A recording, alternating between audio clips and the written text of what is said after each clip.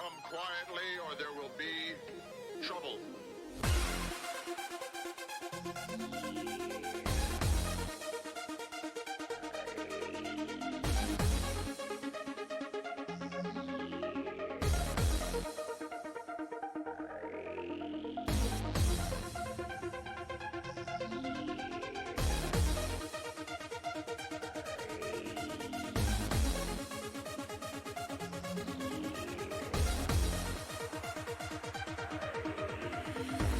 Your move, creep.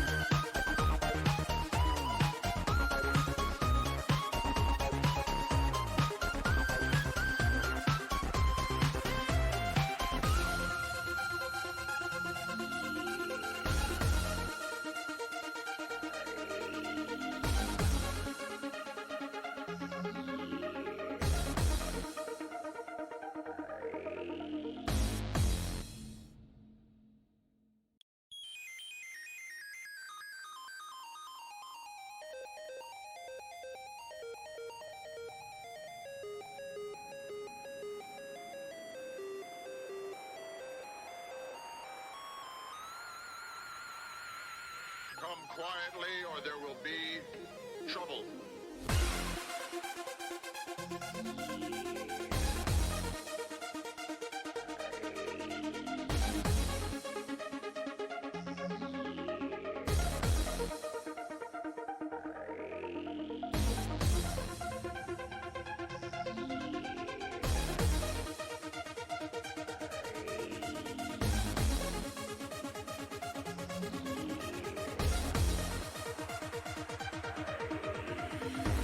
Your move, creep. Da ist er wieder, aber mit Tonproblemen. Alter, was ist hier los? Oder? Ich hoffe, es geht. Warte mal. Also, wieder am Start. Hallöchen, wunderschönen guten Abend, der kleine dicke Mann in seinem Wohnklo. Hallo Freddy, moin moin. Ich hoffe, ich bin gut zu hören. Irgendwie habe ich hier... Ja, weiß ich auch nicht, jetzt geht's wieder. Komisch. Vorhin im Discord habe ich so ein paar Probleme gehabt. Moin moin von daheim. Ja, Wölfchen. Ja, Wölfchen, ne? So. Ja. Also, ich hoffe, ich bin gut zu hören. Irgendwie. Ist heute so ein bisschen der Wurm drin. Im Discord hat man mich vorhin irgendwie kaum verstanden. So, jetzt bin ich wieder nur noch einseitig zu hören. Seht ihr? Es ist irgendwas ist im Busch. Bin den ganzen Tag daheim, sagt sie. Warte mal.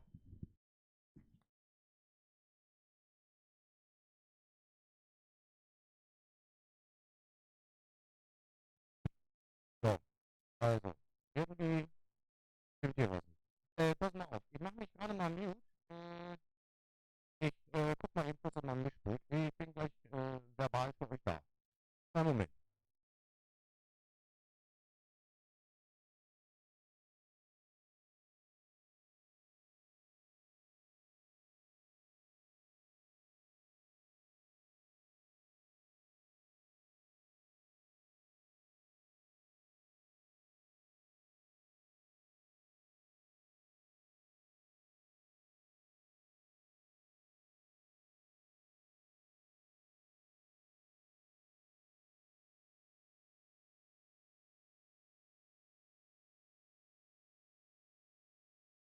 So. Und wieder nur eine Tonspur. Scheiße, was ist da los?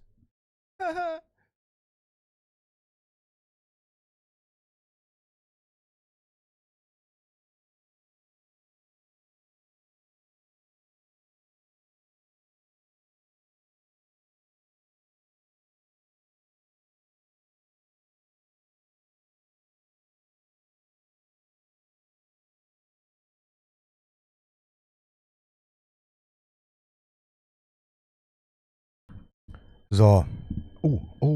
Jetzt scheint's wieder mit voller Wucht zu funktionieren. Oh Jemini. Ich hoffe, das bleibt so. Auch wenn die Kanäle... Oh Gott, was ist... Und schon wieder weg. Habt ihr Störgeräusche? Bin ja komplett am Übersteuern hier. Oh nö, komm, das darf jetzt aber nicht sein. Warten Sie.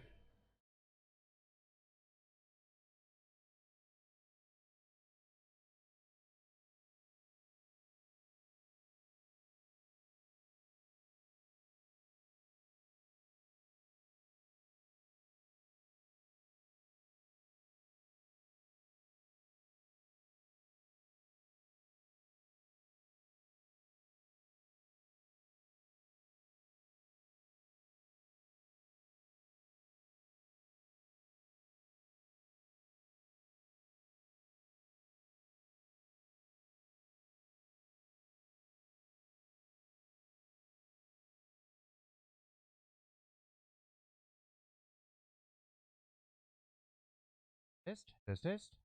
Okay.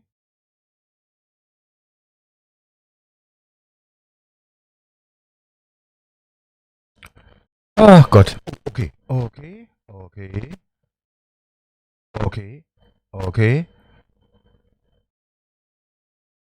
So, jetzt ist schon wieder weg.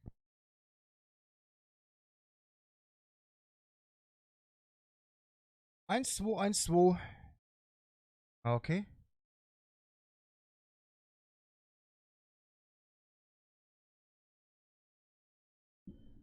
So. Also. Ich weiß nicht, ob es jetzt wieder besser ist.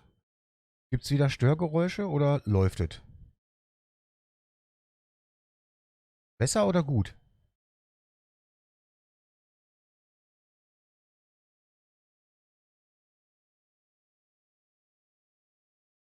Also ich habe jetzt mal den Port gewechselt hier. Äh.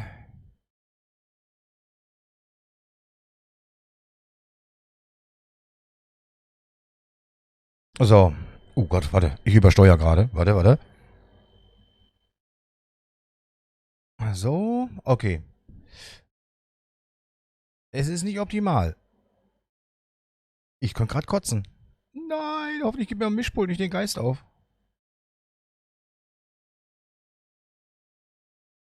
Oh Gott, nein. Das darf so nicht sein. Bitte nicht. Bitte nicht. Bitte nicht. Also ich sehe, dass auf dem rechten Kanal ein erhöhter Ausschlag ist, auf dem linken weniger. Das ist blöd. Das ist sehr blöd. Hm.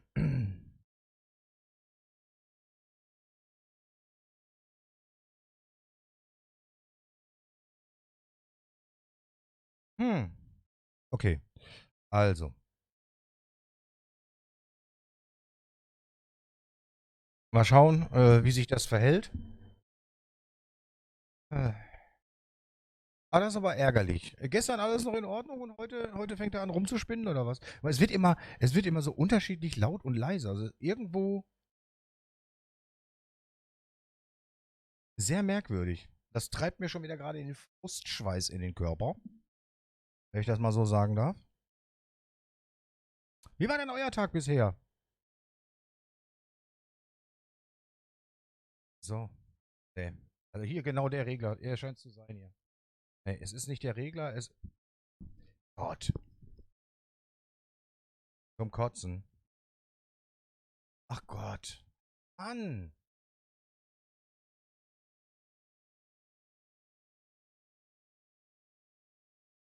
Test, Test. Test, Test.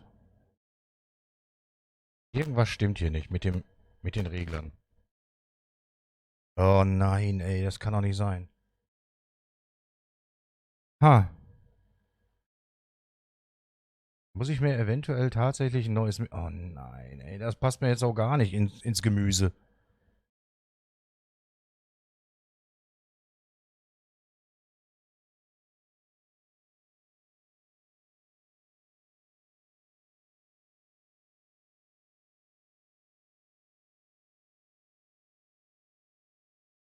Also ein Kanal ist definitiv schwächer als der andere. Ja. Komisch. Ich glaube, ich gehe mal gucken, was das kostet. Ja, ja. Warte mal.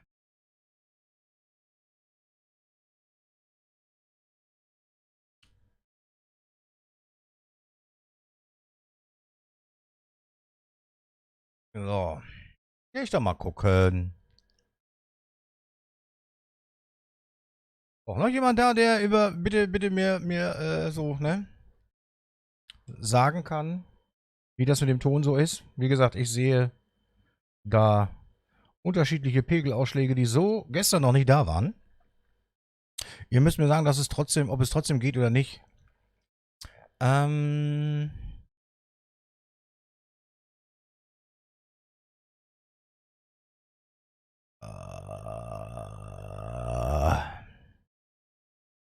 Was habe ich denn da? 802, ne? Ach du Scheiße.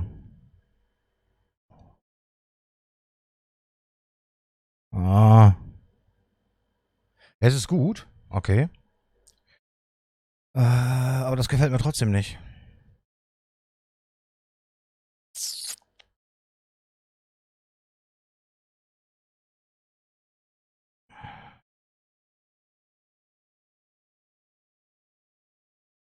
Scheißdreck, ehrlich. So, zeig mir mal was. Was hast du denn hier? Das ist Müll, das ist.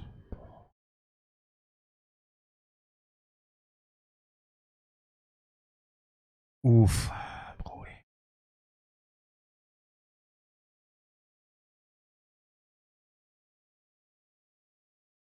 Frau, Hallöchen. Ich habe hier Tonprobleme mit meinem Mischpult oder Mikro. Ne, Mischpult ist das. Es ist definitiv das Mischpult.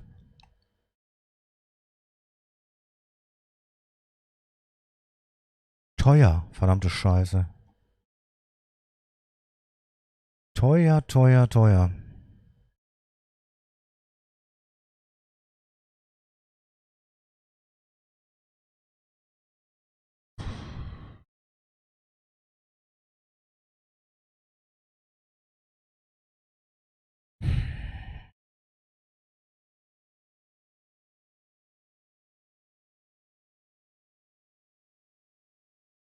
Ja, bei uns hat es heute noch nicht geregnet. Also da geht es.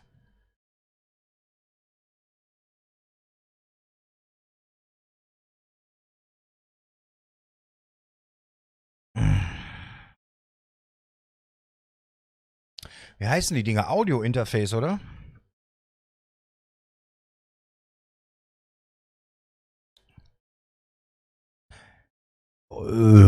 Nee. Nein, ich will aber auch nicht Behringer. Komm, geh mal auf die Hauptseite, bitte. Lass mal gucken.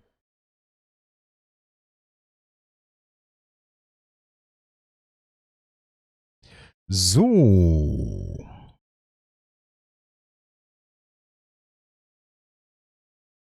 Analog. Oh, alter Schwede. Sag mal, nee, ich will nicht Beliebtheit. Günstigste zuerst, zeig mal. So.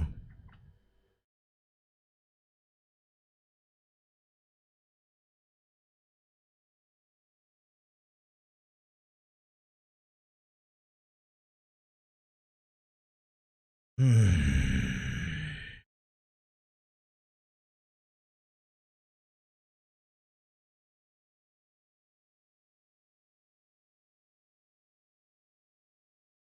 Ja, schwierig.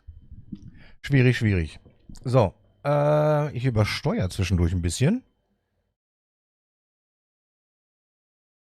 Naja. Okay, ich glaube, das sollte so passen. Ich, ihr könnt euch nicht vorstellen, wie das nervt, wenn der rechte Pegel ein gutes Stück weiter ausschlägt als der linke Pegel. Schwierig.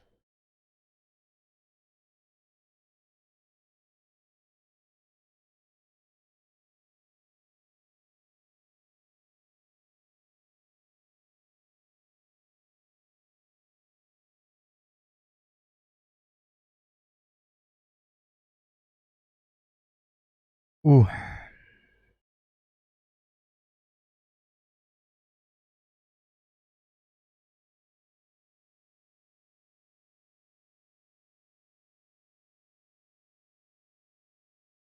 Ich finde, man hört dich gut. Ja. Aber wenn ihr wahrscheinlich mal Kopfhörer aufhabt, dann werdet ihr merken, dass ihr rechts mehr hört als links, glaube ich. Ich versuche mal gerade was. Ich habe jetzt die Spur. Aha, jetzt habe ich die auf. Wie höre ich mich jetzt an? Also in dem Zustand, ja.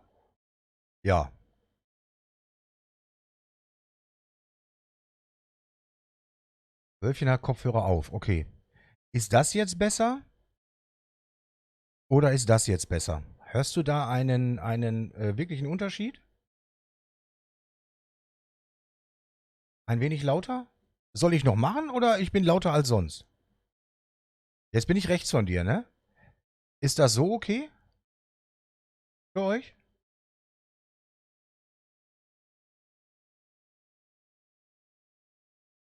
Colonel, Dankeschön für ein Abo für Rongo Schatten.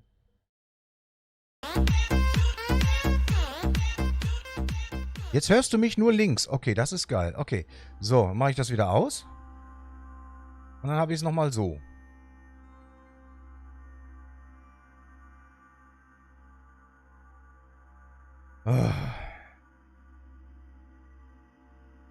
Meine Frau vergisst immer, ihr Prime-Abo zu setzen.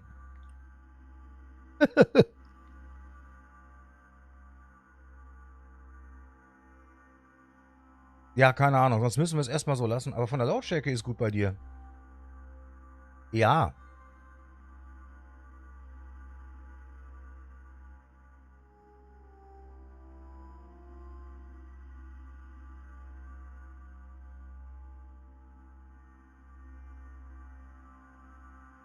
Was soll ich dazu jetzt sagen, Frau? Mal ganz ehrlich. Ja, neues Mischpult. das, was ich jetzt hier stehen habe.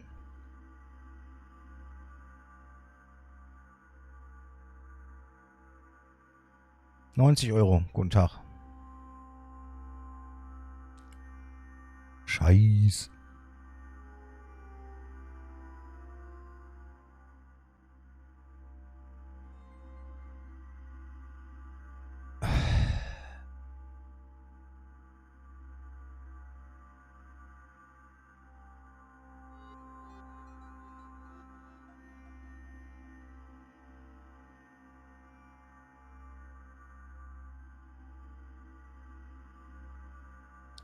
So, ja, €89. Schönen guten Tag.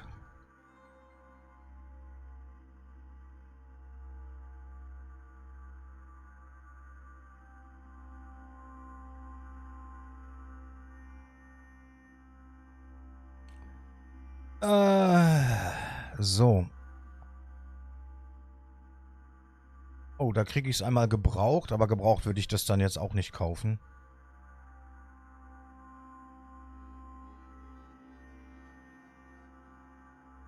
Ja, nee. Oh, es funktioniert. Oder warte mal. Oh Gott, warte, das muss ich auch nochmal ausprobieren. Ob das überhaupt, wenn ich den Bildschirm gleich voll mache. Warte mal, Colonel. Machen wir gleich mal ganz in Ruhe. Ja, wie gesagt, ich weiß nicht, wie der Output für euch ist vom Ton her. Es ist, mich triggert das. Rechte Spur ist ungefähr immer so ein Stück länger als die linke. Und das ist, da weiß ich, dass der Ton nicht vernünftig ankommt. Aber ich weiß auch nicht, woran es liegt.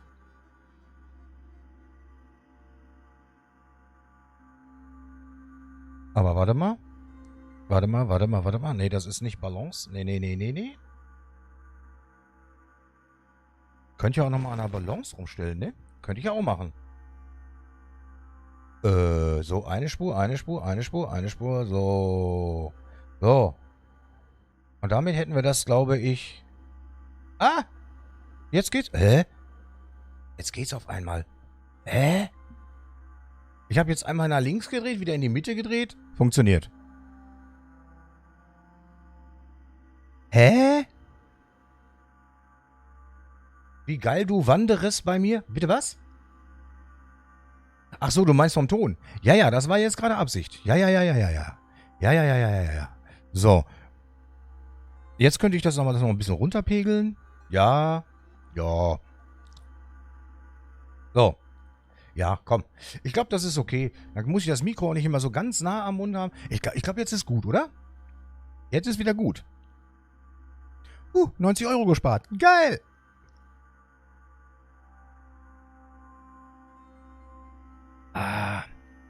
Was ist das für eins? Das werde ich dir nicht verraten, Frau. Du kommst immer nur auf dumme Gedanken, deswegen lassen wir das. So. Gut, dann hätten wir das. So. Also, Colonel, du müsstest ja Punkte bis zum Erbrechen haben bei mir, oder? Würdest du noch mal einmal dieses Holy Light oder irgendein anderes nutzen, ein preiswertes, um zu gucken, ob das jetzt im Fullscreen-Modus auch funktioniert?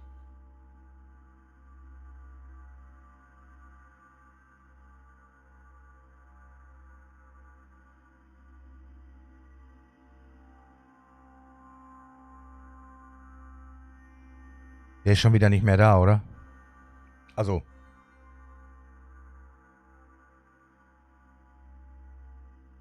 Ah.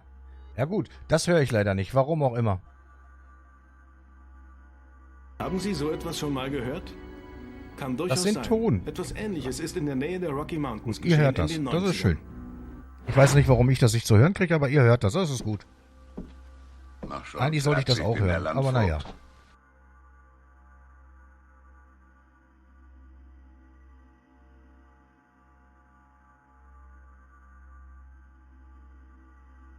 Warte, dann mache ich das mal selber. Warte. Muss ich halt hin und her tappen. Warte.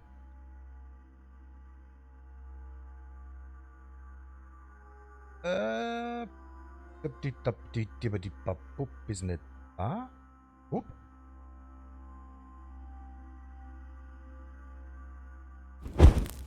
Ihr hört es zwar, aber man kann es im Fullscreen-Modus nicht sehen. Danke, Spiel.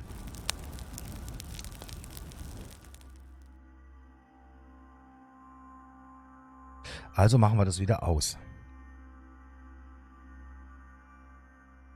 Ach Gott, ich hasse mein Leben. Also heute ist doch schon wieder... Der Tag, der war so gut insgesamt, ja? Komplett gechillt. Und jetzt kommst du online und irgendwie ist alles scheiße. Ja, das Problem ist, nicht jedes Spiel unterstützt das, aber ich weiß noch nicht, warum. Also ich kenne die Bedingungen dafür nicht, wann das denn funktionieren darf und wann nicht. Ja, also mein Problem, ne? So.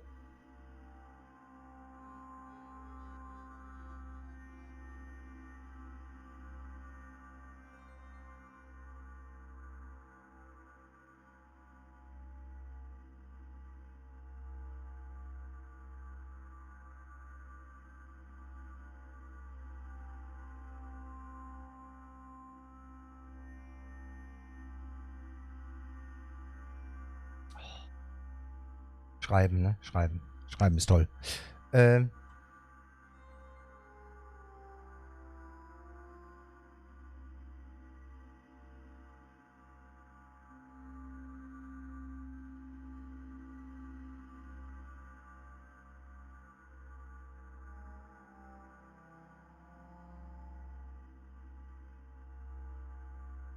So. So.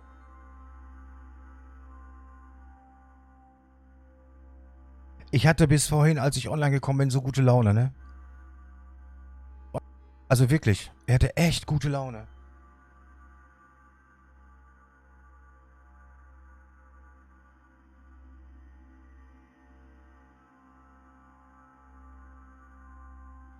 So. Kannst du das bitte Kusi sagen? Er geht mir damit auf den Sack. Wobei, womit? Hä?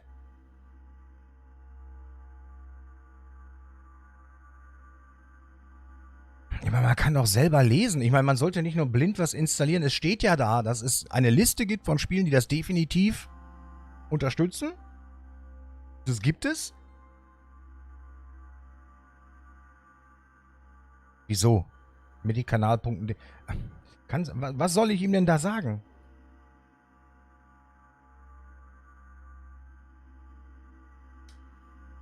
Er hat Probleme, die rauszutun. Rauszubekommen.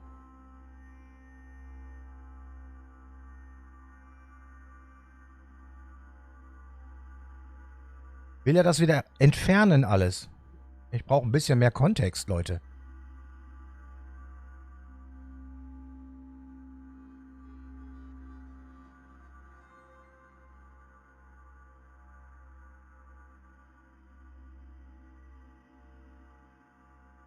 Warte.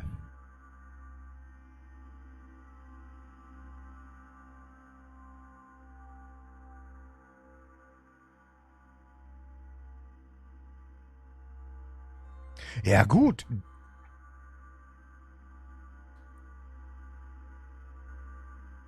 Also, wenn er die selber geändert hat,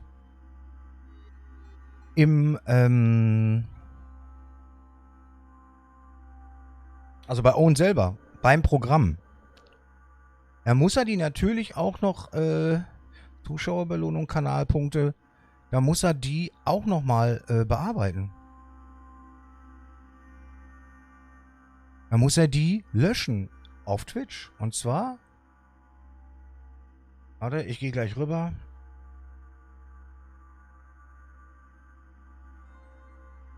Man muss die ja auch einrichten. So. Und hier ist man bei Zuschauerbelohnung Kanalpunkte. Ich gehe da nochmal drauf. Und dann Belohnungen und Herausforderungen verwalten. Und dann musst du die hier rauslöschen.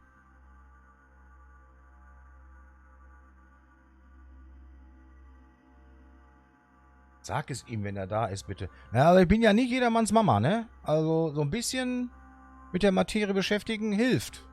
Google auch. Frag mal meine Frau, der sage ich das oft genug. Aber wenn er mich fragt, sage ich ihm das, ja. Aber ich werde da jetzt nicht hinterherlaufen. Ist nicht böse gemeint, aber ich muss mir das ja auch alles irgendwie erarbeiten. Und ich finde, man sollte sich mit dem Thema auch selber mal auseinandersetzen, damit man vorwärts kommt.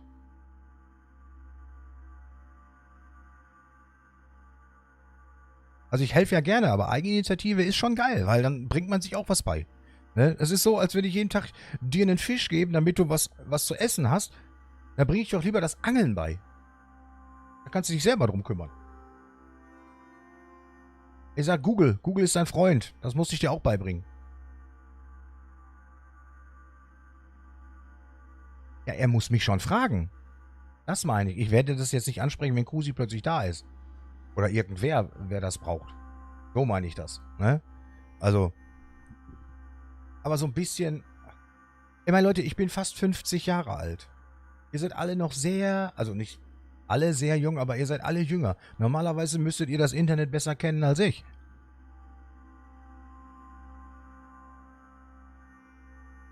Siehst du?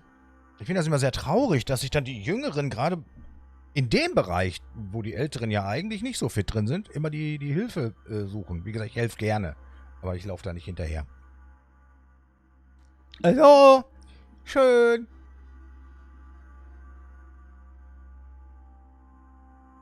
Er ist 40. Ja und? Er ist 8 Jahre jünger als ich. Das könnte mein kleiner Bruder sein.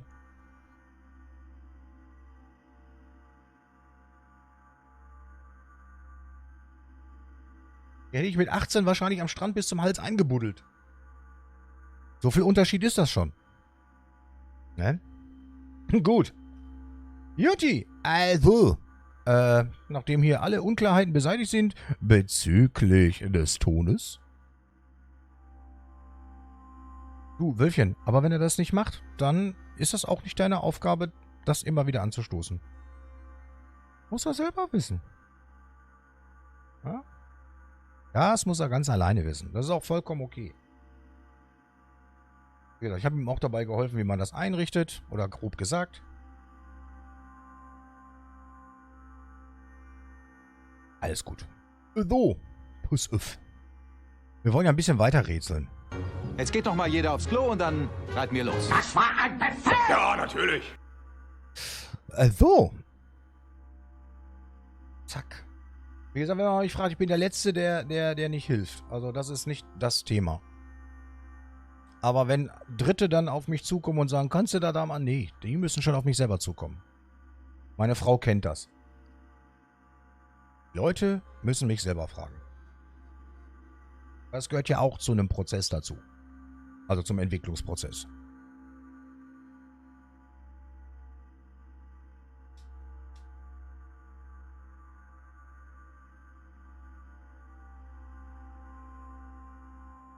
Ich sag zu meiner Frau auch immer, renn nicht allen hinterher, du bist nicht Mutter Teresa. So, wir gucken mal hier. Ja, ruhig mal selber ein bisschen kümmern. Ja, natürlich. How many times must I tell you? You must never put your life on the line for me.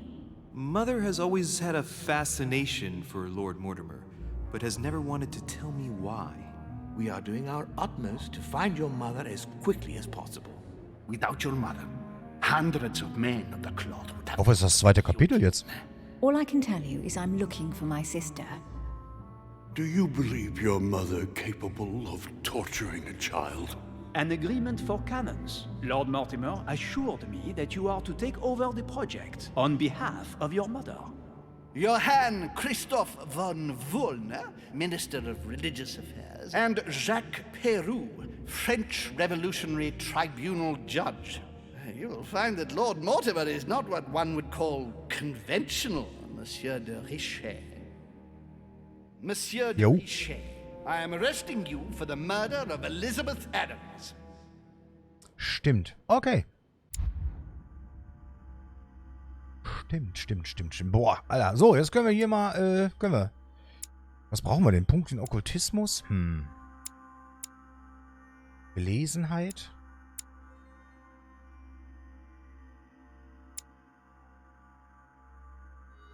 Die gelben haben wir ausgesucht, ne? So war das, oder?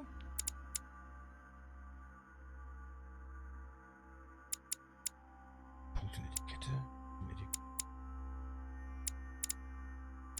Wir nehmen das mal. Das sind gleich 3 Punkte, die wir bekommen. Kann ich euch alle nehmen? Nee. Oh, ich darf aber... Oha. Okay. Ja doch, den Okkultismus nehmen wir auch noch mit. Obwohl Etikette.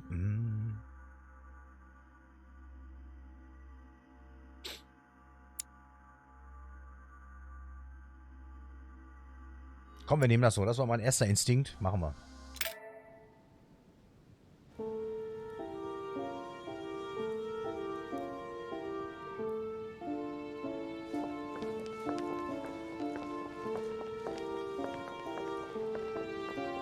At last we meet, Monsieur de Richet. Do you mind if I call you Louis? Please do. Thank you. I wish to apologize wholeheartedly, Louis. I made you cross the seas, and I wasn't even here to welcome you. When I asked you to join us here, it was, of course, in the hope that you would help us find your mother. But an act of horrific violence occurred during the night, and I do not know if this is linked to the disappearance of Sarah. What are you getting at? What act of violence? We found Elizabeth Adams' body in her room. She was brutally murdered, stabbed several times. I'll get straight to the point, Louis. According to the initial elements at my disposal, you were the last person to see her alive. Yes, last night we, Do you suspect me? I want you to tell me everything that happened last night and leave nothing out. Tell me, how did the evening begin? Duchess Hillsborough and I were returning to our rooms when Elizabeth came up to us. She was in a state of panic and insisted that she needed to speak to me. She said she feared for her life. I took my leave of the Duchess and followed Elizabeth to her room. Continue. She insisted we have a drink, without which she refused to confide anything. What exactly did she want to speak about? Scheiß Fliege hier.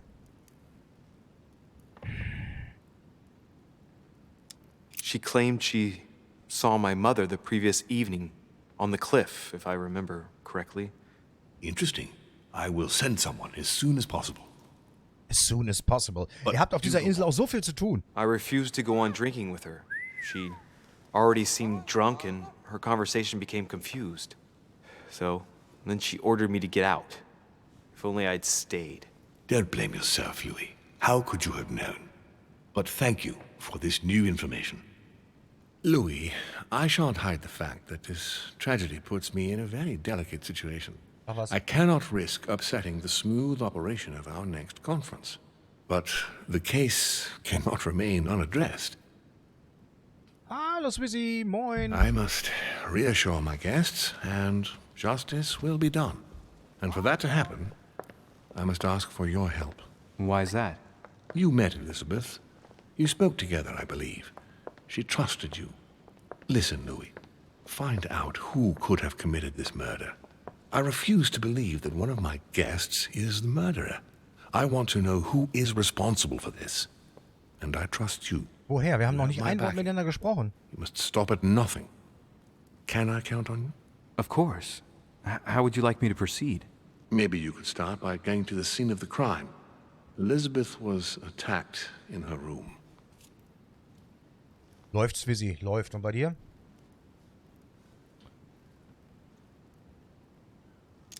Right. I'll get over there immediately. Thank you, Louis. Now, once you've Bin finished, schon wieder am come back Krisseln and hier. let me know your findings. I'll Oh. be waiting. And Louis, Ach ja, ja, der Urlaub. got permission to search through Da the hüt. guests' rooms. They've all been notified and they agree. Guck mal, ich bin schon wieder am Grill. Was ist denn hier los?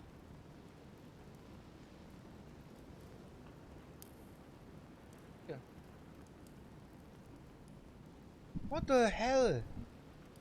Ja. Was denn hier heute? Also, ich kündige. Erstmal ohne Scheiß. Aber der Balken hier, der stört schon sehr da, ne? Der. Also. Ey, das. Ruhig bleiben. Ruhig bleiben.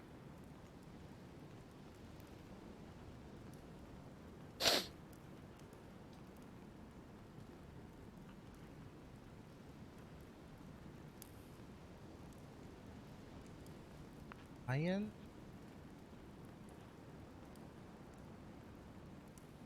Moment. Das alles hin.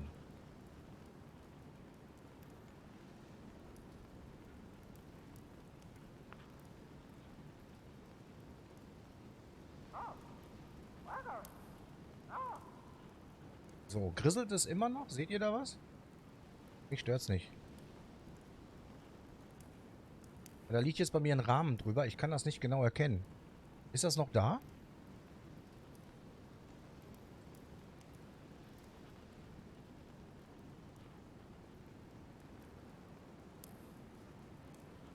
Lalala.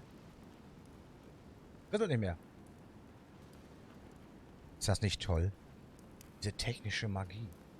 Jetzt hier ein bisschen Helligkeit runternehme, bleibt das weg oder ist es wieder da? Ich möchte nicht ganz so leuchten. Es ist nur noch Swizzy da, ne? Keiner passt auf, keiner macht mit. Naja, komm, ich übernehme. Hey, ist er da. Okay, ich muss noch mal hin. Gut. Dann ist das so. Könnte es doch da auf das letzte Mal.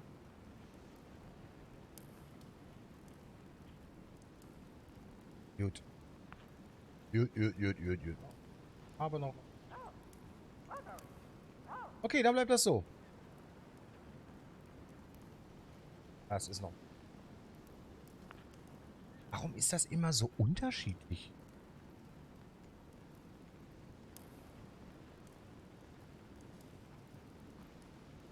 Ich habe doch mit der Beleuchtung nichts anderes gemacht. Ist genau so wie immer.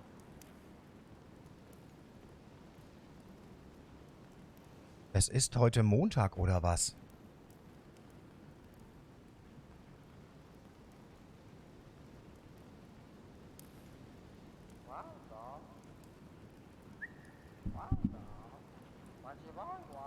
Alter. Mich stört das gar nicht. Ja, da bin ich ein Monk. Was das angeht, bin ich dann ein Monk. Ehrlich. Das bringt mich,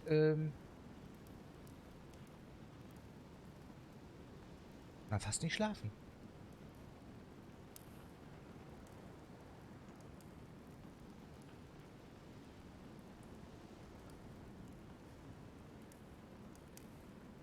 Ich gehe mal kurz hier rüber.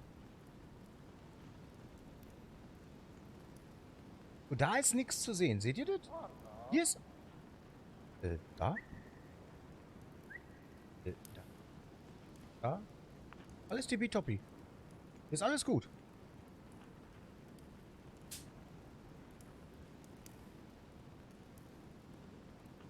What?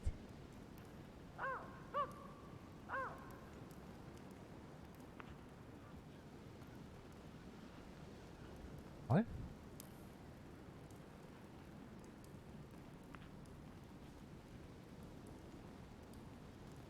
Nee, so nicht. Wie war das denn noch?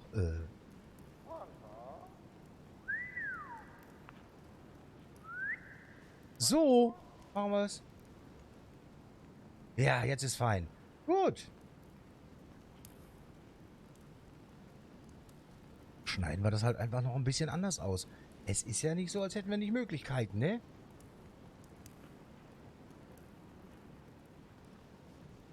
Sehr gut. Okay. So, jetzt bin ich wieder bei euch. Sorry. Oh Gott. Ist das heute ein Tag. So, untersuche Adams ist tot.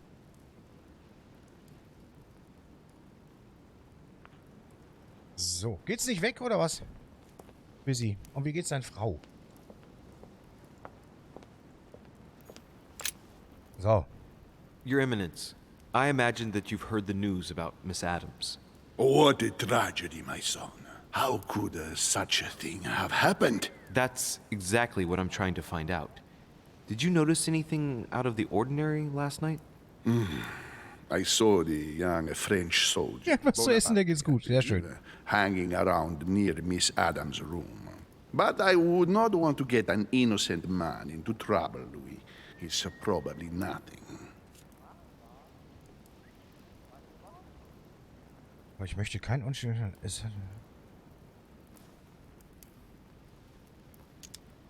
Not to worry, Your Eminence. If he is innocent, then he has nothing to fear. Do you know why Monsieur Bonaparte was hanging around her room like that? Well, I wouldn't be surprised to learn that the dashing young soldier had become infatuated with a fragile young woman who looked a bit lost. But I don't think he got a very warm welcome. Bonaparte and Adams? But they didn't even know each other, did they? Nee. I couldn't say, Louis. But if I were you, my son, I would talk to Monsieur Peru. Ja, der hätte ein Motiv You gehabt, ne? remember Der how Peru. violently he set upon Miss Adams. Die hat Oh, auch don't Urlaub, worry. ja. He's on the list of suspects. Was ist denn das für ein blöder Vogel, der die ganze Zeit hier rumblabert?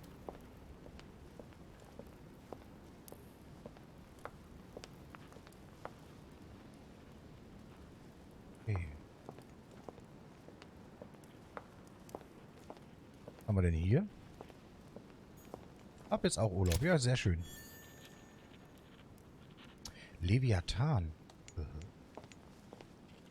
Ja?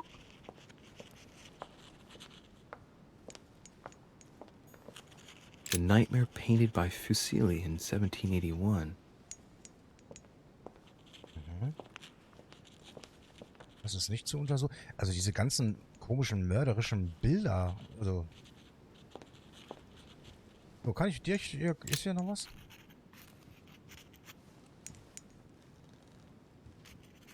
I've come to speak about the findings of the investigation, my lord.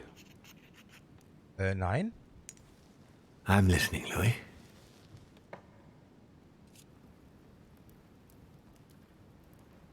I'll be in touch as soon as I have any more information. Wieso, also sofort? Okay.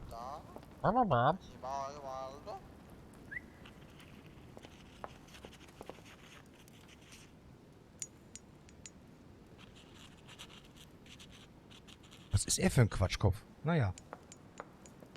Okay. Frage, wie komme ich hier wieder raus? Mal uns eben ob hier noch irgendwelche Sachen rumstehen, weil wir brauchen wieder ein bisschen was im Inventar, nicht? Oh. Wer stellt denn so die Feuerschalen auf, verdammt? Oho. Which four-letter word could open this chest?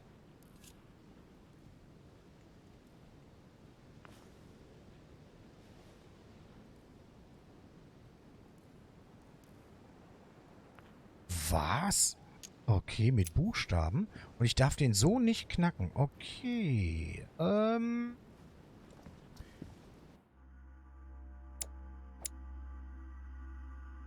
Wir hatten ein neues Buch, ne? Ah, das war das hier. Okay, Punktepolitik. 4 Buchstaben. Wir müssen also irgendwas finden. Wie eine Inschrift oder so. Oh shit, Goldelixier. Ich brauche aber hier Dingensbummens. Fähigkeiten, Energy. Oh, da liegt eine Münz. A Greek drachma. One of the rare ancient coins to be mentioned, both in the Bible and in the Quran. Ich frage mich, warum diese Münzen überall hier rumliegen. Hat der einfach zu viele davon, oder was? Vogel ist wieder am Blabbern. Da hinten ist irgendwas. Aha. Ja, das soll sie wohl mal machen, ne? Schlüssel mit okkultem Wassersymbol. Ja, aber... Dante's Purgatory. Why does your mind presume to flight when you're still like the imperfect grub, the worm before it's attained its final form? Charming.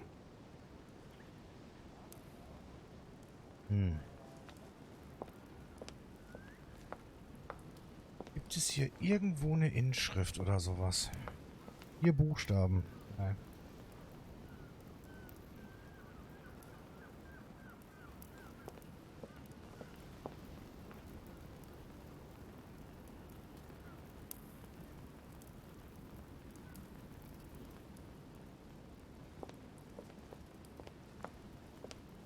Okay, wir gucken nochmal.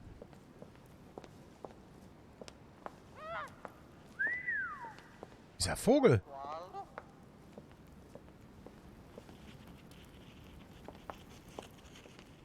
Mach mal, was war hier? Nightmare painted by Fuseli in 1781. Das ist nur eine Jahreszahl. Wir haben da nur Buchstaben. Das ist schlecht. Okay, ein andermal.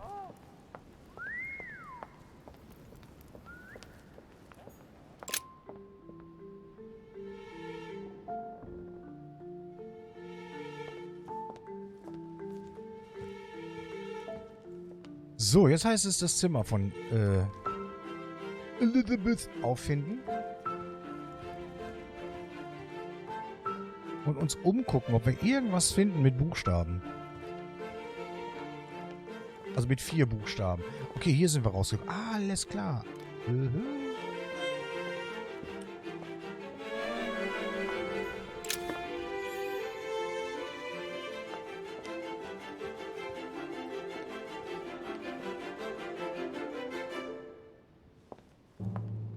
Wir hatten auch eine Karte, ne? Komm.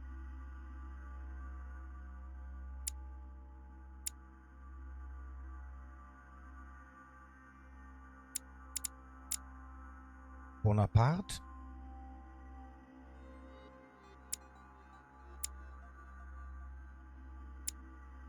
Adams Zimmer. Ah, ich bin am richtigen Weg. Ja, sehr schön. Begrüßung mit 5 Buchstaben. Ahoi! Spectre, moin, grüß dich. Bist du auch schon aufgeschlagen? Warst du noch einkaufen?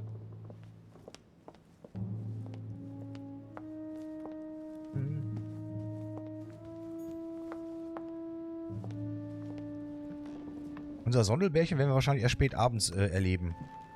Leicht angeschickert. Da freue ich mich schon drauf, wenn er wirklich noch reingucken sollte. Ein Anime zu Ende geschaut. Ich habe heute Battleship Yamato geguckt, 2 Filme. Aha. Wie bist denn du? Muss mal hier, ob noch hier irgendwas rumliegt. Sieht aber nicht so aus. Okay, mein Freund. Ach, das ist der Deutsche. Good day, Monsieur de Richet. Mr. Volner, are you looking for anything in particular? Sondi ist bestimmt ein Trinken. Reiter. No, nothing special.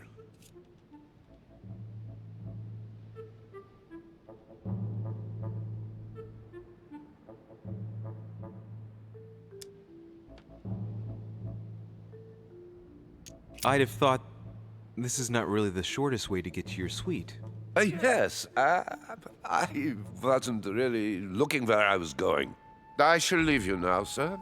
I will return to my room.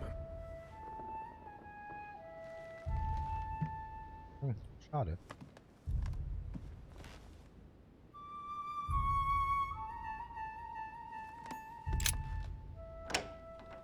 Jetzt müssen wir suchen.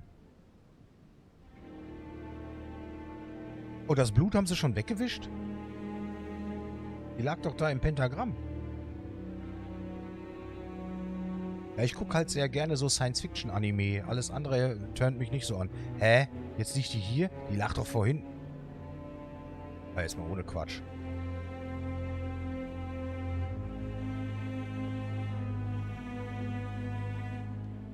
Ach du.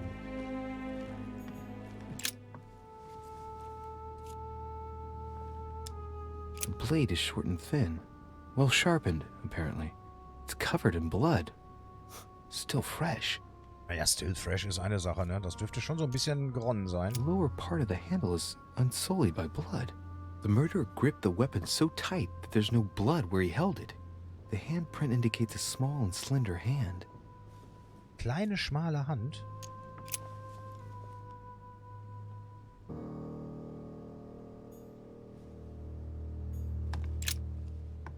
Oh Gott, die sieht echt nicht gut aus. Ist ausgeblutet. Whoever left that footprint has boats for feet. That's at least a size 15. Where's a size like that here? Peru? Washington, maybe.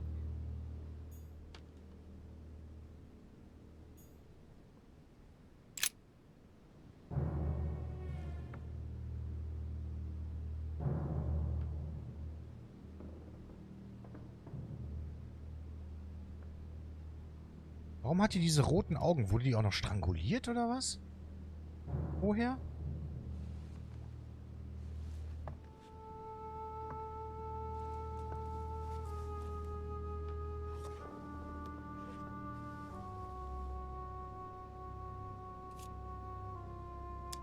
There are numerous marks on the body. She must have fought like a lion. It couldn't have happened without a lot of noise. There are also a number of old scars. Das könnten aber Selbstverletzungen sein. Das sieht aus wie Ritzen. The scars are superficial and were made several years ago. She wasn't trying to take her own life. Nee, ihr wollt sich nur selbst verletzen. Anderen Schmerz zu betäuben. People who scar themselves in this way generally do so to relieve some kind of psychological suffering. Siehste? By trying to master the pain, they establish their self-control.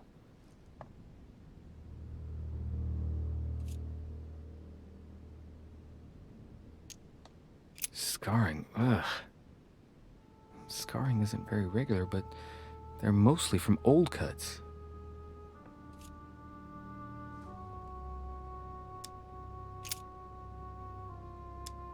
She had the Sigillum de Ameth tattooed on her, the symbol of the living God, written in the language of angels, according to believers.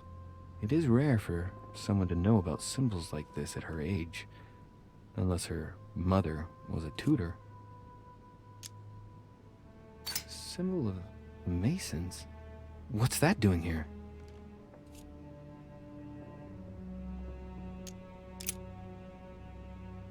Okay, das haben wir jetzt durch.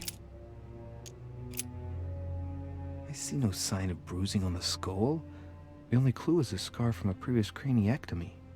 Kraniektomie. Kann das mal jemand googeln? Kraniektomie? She went through all that. That's torture.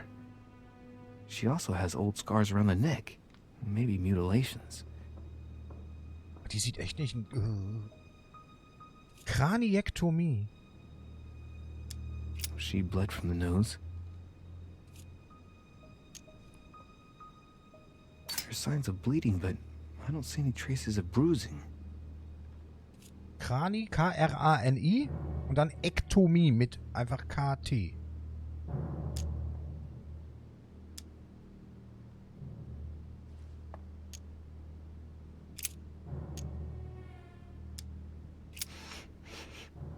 What a strange smell. Her breath smells of alcohol and laudanum. People use it to relieve pain. Entlastungspenetration. Versteht man die Entfernung eines großen Knochenstückes auf einer Kopfseite und die Erweiterung der darunterliegenden Hirnhaut, um Platz für das Gehirn zu schaffen. Oh Gott.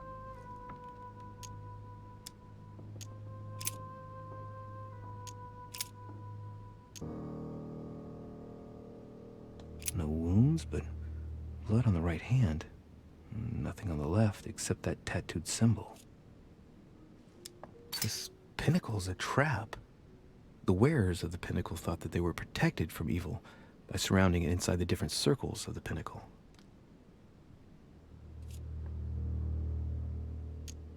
Ich kann die Handgelenke, weil Aufmerksamkeit nicht da ist, nicht untersuchen. Geil. Ach, scheiße.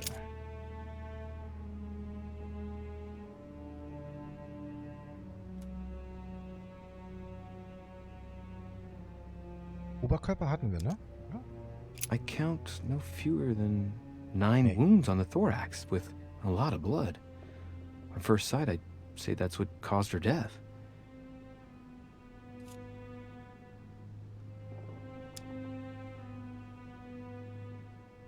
The wounds are clean and look like they've been inflicted by a sharp object.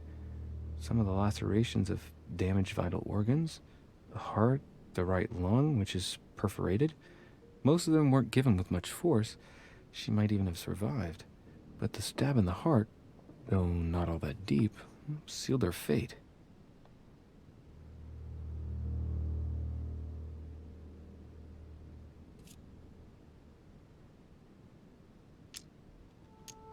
Some of these tattoos are veritable works of... What's that? The skin between her breasts is different. Bloody hell! This tattoo was drawn on a page of leather and stitched onto her skin.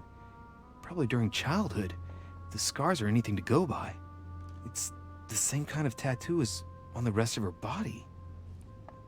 Wir haben hier andere Haut angetackert. Bitte was?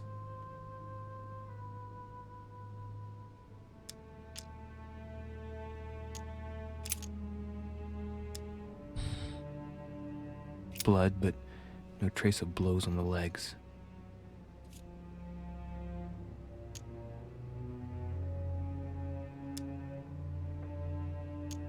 More tattoos, similar to those on the rest of her body. Let's see. No trace of sexual assault or rape.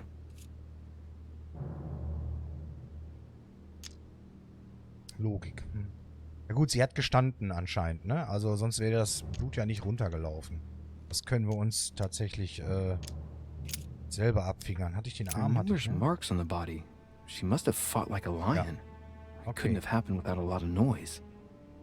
There are also a number of old scars. Bei dir stürzt andauernd Twitch ab. Mach mal Cage leeren vom Browser. Scarring, ugh. Okay, das hatten wir alle schon, Scarring okay. isn't very regular, but they're mostly from old cuts.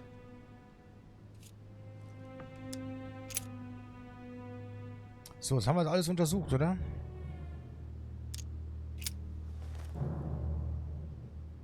Muss ich jetzt nochmal auf das Messer gucken oder sonst irgendwie? Weil ich... Oh, eine Flasche Wein?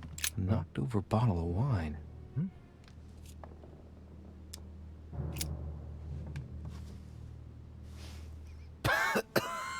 Same thing Elizabeth served me last night. Still just as disgusting. Muss ekelhafter Wein sein, okay. I don't know what's happened to this wine, but it's undrinkable.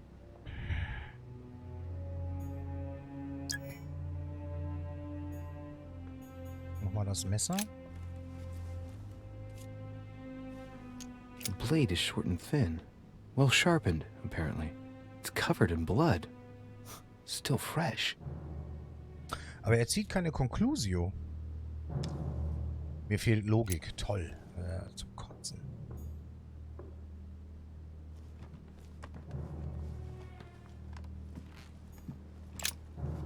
Vials of laudanum. Aber hier, Wissenschaften. Oh, scheiße, ey.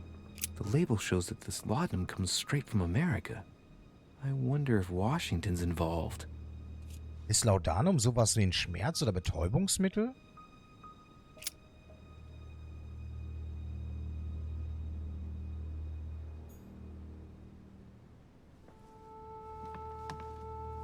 Das Pentagramm hebe ich mir zum Schluss auf. Ich gucke mich erst noch weiter um.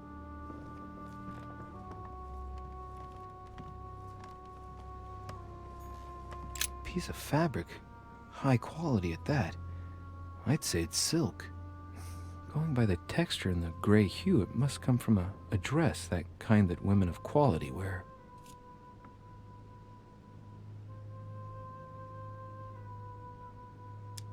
It's a travel dress. The silk has been lightly waxed to protect it from bad weather. And I know the very woman who came up with the idea, given all the traveling she does. My mother. God help us. Why did she come here in the first place? The material appears to have undergone abnormal wear and tear. She must have been scouring the countryside, and that doesn't look good.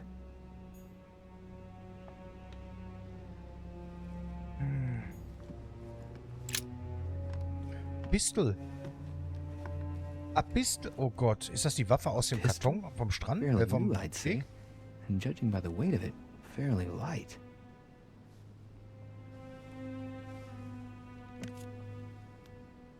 A tribute engraved on the barrel. To the liberators of France. Ob das gestellt ist? Das könnte ja der Peru gewesen sein. It's extremely well maintained. The barrel is perfectly clean. It isn't loaded, and well, there's no traces of gunshot residue. Wie ist I platziert? conclude that it hasn't been used recently. There's a few dried traces of blood on the grip. Difficult to know for sure how they got there. Right. I shall have to find its owner.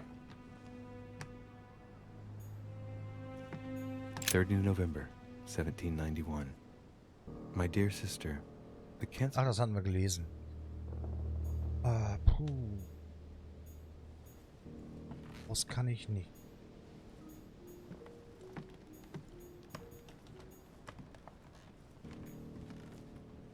Da liegt auch noch was. Warum kann... Na, Leute. Huh. The talisman that I gave back to Elizabeth. I can't exactly say it brought her good luck.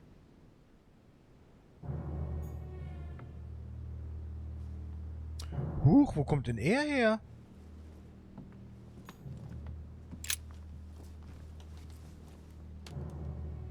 The clock stopped at 3:54. If it was smashed during the murder, then I've just established the time of the crime. Frage ist, wann waren wir denn in dem Zimmer? Has Sir finished with this room? Do you know who could have made such a mess of this room? Miss Adams, sir.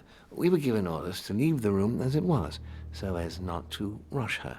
Did she have a fight with someone to get the room into this state? Not that I know of, sir. Miss Adams would sometimes throw a tantrum, during which she would destroy anything that came to hand. Lord Mortimer told us not to enter the room. Thanks for that information. You are welcome, sir. Has Sir finished with this room? No, I haven't gone over everything yet. Sir may take his time. When Sir would like to leave, Sir has only to tell me. Ja, das mache ich. Keine Sorgen. Oh, da liegt... Oh. All right. I've retrieved everything.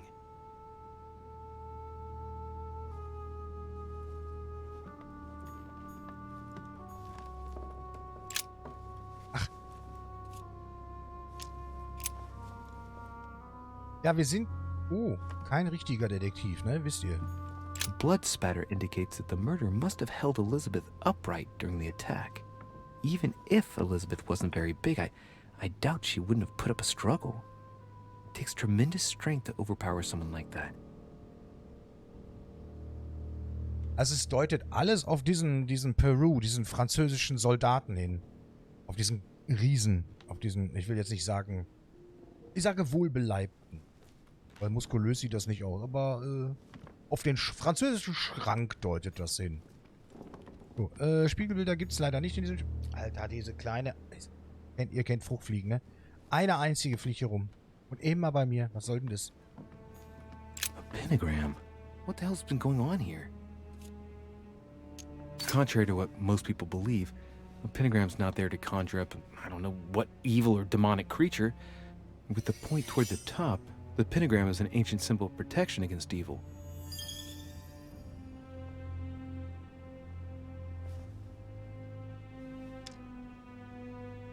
Logik noch nicht erlangt. Many esoteric rituals are based on this shape. Could Elizabeth have been sacrificed during an occult ritual?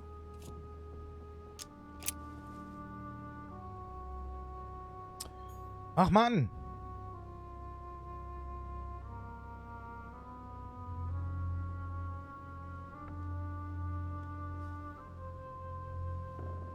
Ist das da unter der Decke auch ein Pentagramm mit den Schnüren? Sieht so aus, ne? Jo. Das ist auch ein Pentagramm.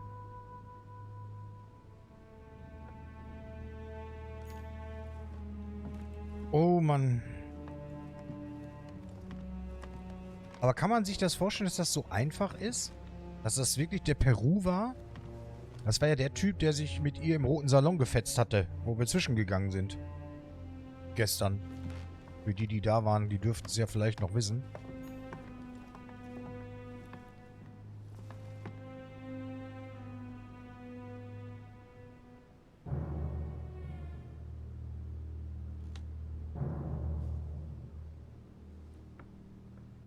Jetzt aber auch bestimmt nichts nutzen, ne? Kette, Etikette. Ist auch nichts mit Logik dabei. Scheiße.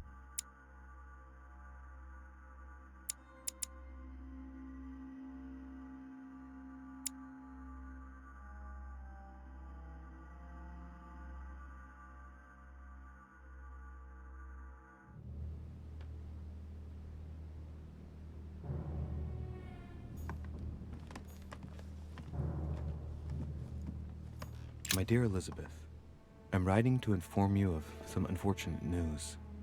We won't be able to meet as planned on the first Sunday of May. I've been told that you're no better, and, unfortunately, your brothers and I are absolutely snowed under by the work required to govern this new country. Please excuse us. As soon as we can get free, even if it's just for a day, I promise we shall come and see you. Your loving father, John Adams. Das haben wir beim letzten Mal nicht P.S. gelesen. Don't hold it against your mother. She still isn't ready. Please don't judge her. I'm sure you'll be able to put all of this behind you one day. Okay. An den Papa-Brief kann ich mich gar nicht erinnern, dass wir den schon gelesen hatten.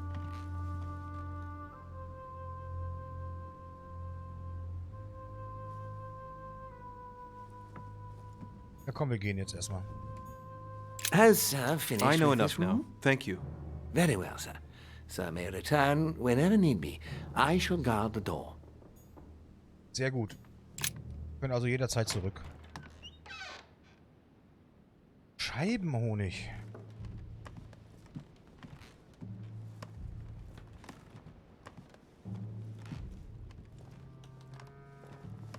Also entweder bin ich einfach nur zu spekulativ, dass ich sage, man will, dass man denkt, dass dieser Peru das war.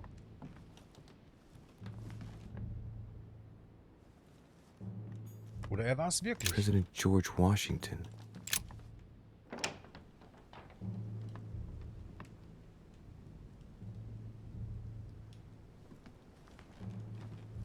Ich habe keine Punkte zum Verbrauchen.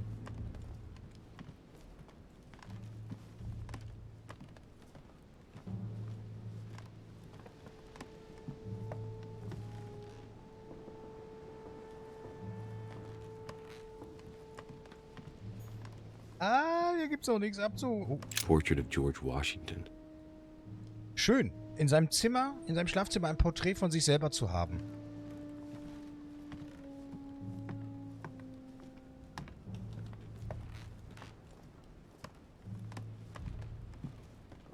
Lässt wieder Raum für Spekulationen, aber den werde ich mich jetzt nicht hingeben. Oh. Goldelixier. Ich will kein Goldelixier. Mano.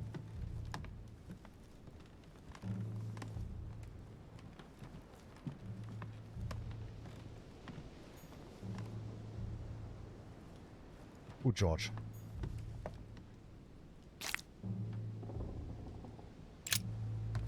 Greetings, Louis. Mr. President, you can guess why I'm here. Of course. Lord Mortimer has sent me to ask you a few questions about last night. It's... How am I going to tell Elizabeth's father that she's dead? I know, Mr. President. I shall endeavor to find out the truth about this tragedy. I must ask you to help me, though. Please. Find the degenerate pig who did this, Louis.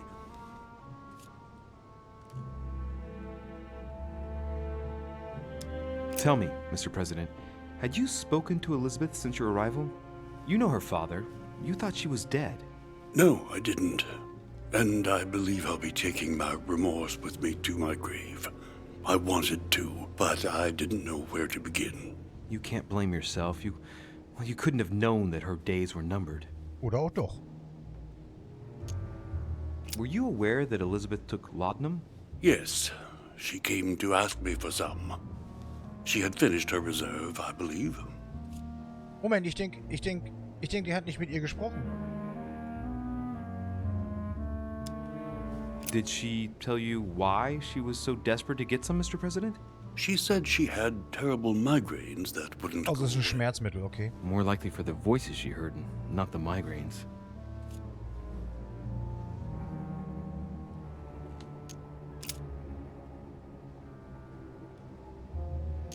Do you know why she came to the island? To get help, if I'm not mistaken. Isn't that right? Indeed. Sir Gregory suggested to her father that he introduce her to Lord Mortimer to see if he could help her. Yes, Lord Mortimer has a talent for healing, apparently. I'm not surprised Sir Gregory advised her to come. Agreed. Der Lord Mortimer, also der Gastgeber, scheint ja ein Tausendsasser zu sein, oder?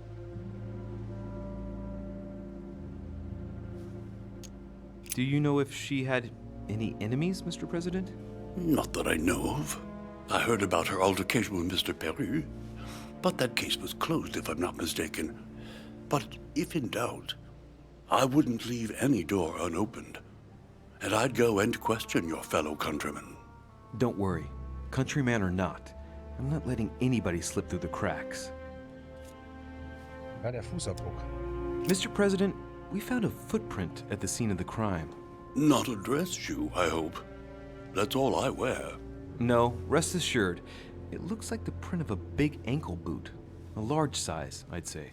Perfect. That should help you, Louis. It's a clue. Okay. Ich werde den jetzt auch nicht weiter interviewen bezüglich meiner Fähigkeitspunkte, die ich noch über habe. Oh, jetzt ich kann sehen, was ist hier los. It looks like a note between Emily and Washington about trade deals. It looks like a note between Emily and Washington about trade deals. Wollte eigentlich den anderen. My dear George, I'd like to invite you to join me as planned at my place. I have a project to show you. It is time that the United States played a more important role on the world stage. I understand your reluctance of playing with fire. I know your new country is very young, but rest assured that I would do nothing to jeopardize what we have built together. I look forward to seeing you soon. Your friend, William. Okay. Das war also die Einladung vom Gastgeber. Ich würde gerne hier rausgehen. Nix darf ich. Nix. Jetzt gucken wir, ob eventuell jetzt hier ein paar Punkte noch aufgetaucht sind. Das können wir ja nicht nehmen, das Ding, weil voll im Bestand. Jetzt ins Schlafzimmer gehen. Die Schatulle da hinten geöffnet, aber naja. Oh. Ja. Gelee Royal. Gleich mal reinpfeifen. Sehr gut. Kurz oder lang müssen wir das eh machen. Das haben wir uns angeguckt, das Porträt. Okay, dann gibt es hier anscheinend nichts mehr. Was haben wir denn gerade für eine Uhrzeit? Ist das 9 Uhr abends oder ist abends? Oder morgens kann es nicht sein. Oder es ist gerade Hochsommer da. Ich weiß es nicht. Gut. Dann versuchen wir mal den nächsten zu interviewen.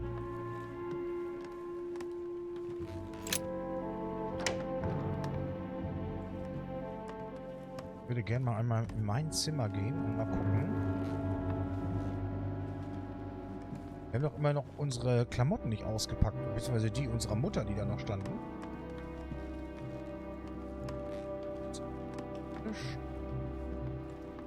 Ach, hier sind wir jetzt.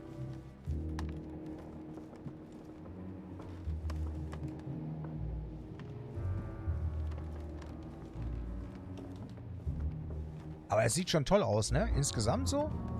Sehr viel Mühe beim da darf ich nicht. Monseigneur, His Eminence Cardinal Piaggi. Aber der war ja auch unterwegs. Ich glaube, deswegen ist das Zimmer abgeschlossen.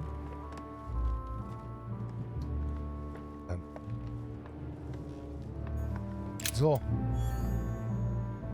Doch was gesehen. Guck mal. Kann mal jemand danach googeln, wofür die Sammlermünzen gut sind?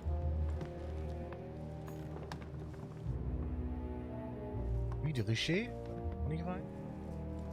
Gucken, wo die alle sind, oder was?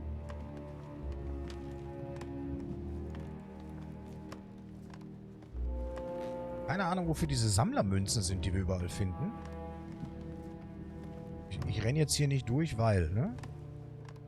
Muss nichts verpassen.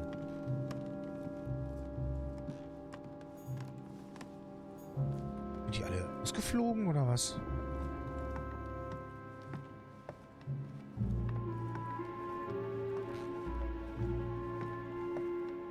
Wo ist denn mein Zimmer? Wo war das denn noch?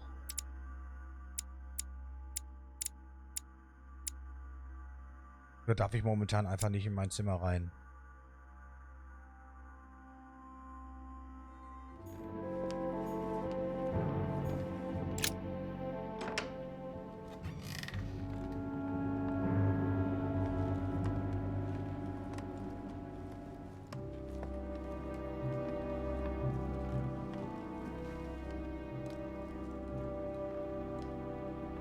Oops.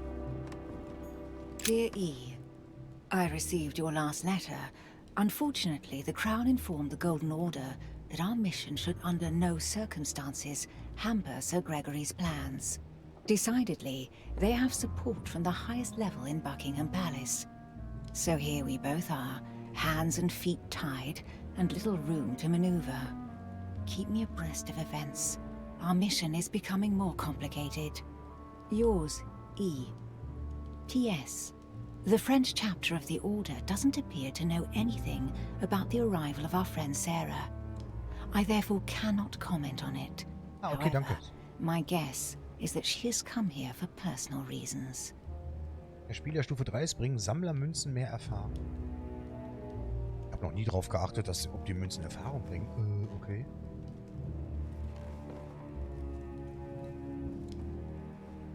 Was heißt The Lady's Waldegrave by Reynolds, painted upon the request of the Waldegrave family, in an effort to find them a husband. Displayed like meat. It's disgusting.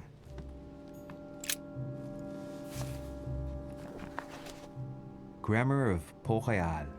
Ah, the artistry of the French language and all its splendor. Whoever masters French commands the world. At least une partie of it. Belesenheit und Etikette. Aha. Das sollten wir uns merken. Belesenheit und Etikette. King George III in coronation robes. Nice touch for the room of an English duchess. Tending children at the orphanage in Harlem. I find it a little hard to understand this painting choice. Er hat doch irgendwas mit weißen Kindern da am Start gehabt oder sowas, ne? Da hatte doch der, komisch, ich nenne ihn immer Clown, diesen gepuderten. Der hatte doch da irgendwie erzählt, dass er da irgendwas aufgebaut oder wieder aufgebaut hat. A letter from William Pitt the Younger, addressed to Emily. He's the present Prime Minister of the United Kingdom. Emily has indeed some powerful backers. Madam, thank you for consoling the Queen. The King's situation is worsening, but I wager he'll recover from this present fit. Next time you speak with Her Majesty the Queen, would you please be so kind as to ask her to look into my petition to raise taxes with the King? I will personally see to it that our nation will recover from this impasse. But King George's mental situation is slowing down our decision-taking. Thank you in advance for all your help. King William George Pitt, hat einer Klatsche. Prime Minister of the United Kingdom of Great Britain.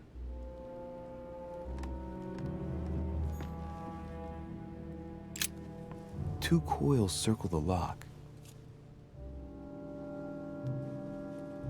Nee, Schloss knacken werde ich jetzt nicht. Also noch nicht. Oh, ohne Text. Also ohne vorgelesen. Pass auf, Herzogin. Sie können König George davon in Kenntnis setzen, dass ihm die Unterstützung des Heiligen Vaters gewiss ist. Wir werden Sie bei der Rekrutierung von Regimentern aus emigrierten Royalisten, die gegen Frankreich kämpfen sollen, finanziell unterstützen. Ihr Freund, seine Eminenz Giuseppe Piaggi. Ah, guck mal. Die Kirche unterstützt Queen also Charlotte. die Briten. All the royal family of England is there from what I can tell. A letter from William Pitt the Elder, addressed to Emily. He was the English Prime Minister. This letter dates from 15 years ago now. Oh. Madam, I shall never thank you enough for all your care and attention. I shall be indebted to you until my last breath. If you have any request of me, you only need ask. With regards to my son William, I shall never thank you enough for looking after him. You know the latter's preferences, and you will understand he needs you desperately. Ooh. For that, and as agreed with Queen Charlotte, our friend Duke Hillsborough will carry out his task and meet with you within 6 months. From then on, you'll be free from want. Yours sincerely, William Pitt. Also die hat sich Count wohl of um Chatham. den Sohn von dem William Pitt gekümmert und wird... Also der Brief ist wie gesagt 15 Jahre alt. also wird dann von dem Zeitpunkt aus in einem halben Jahr später sich mit dem Herzog von Hillsborough treffen und danach wird sie keine Not mehr leiden. Das heißt, sie wird beträchtlich monetär bedacht worden sein, möchte ich sagen.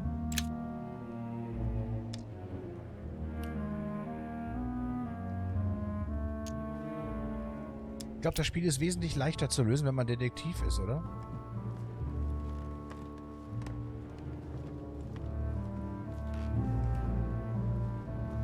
Na gut. What can I do for you, Louis? I've come to see you about last night's tragedy. Did you hear anything about what happened to Elizabeth? Yes, we all did.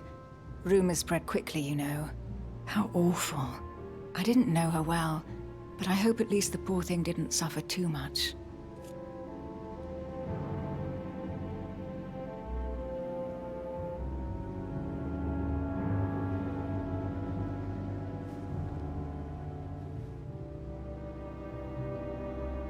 Gestern war ja davon die Sprache, dass sie eine eineiige Zwillingsschwester hat. Jetzt frage ich an dieser Stelle, wird ja gerne in YouTube-Videos gesagt, pass auf. Wenn ihr jetzt die Person wärt, egal jetzt ob männlich oder weiblich, und ihr hättet den Abend gesagt, ich bin auf deinem Zimmer, ich lasse dich hier reden, ich warte auf dich. Jetzt ist er ja nicht erschienen. Wäre nicht die erste Frage irgendwie, warum bist du da bloß mitgegangen? Oder ich habe dir doch gesagt, komm besser mit mir mit. Worauf ich hinaus will, ist folgendes. Ist die Zwillingsschwester da? Tauschen die permanent die Rollen? Also wäre nicht das Gespräch von ihr aus eigentlich direkt darauf gekommen, siehst du?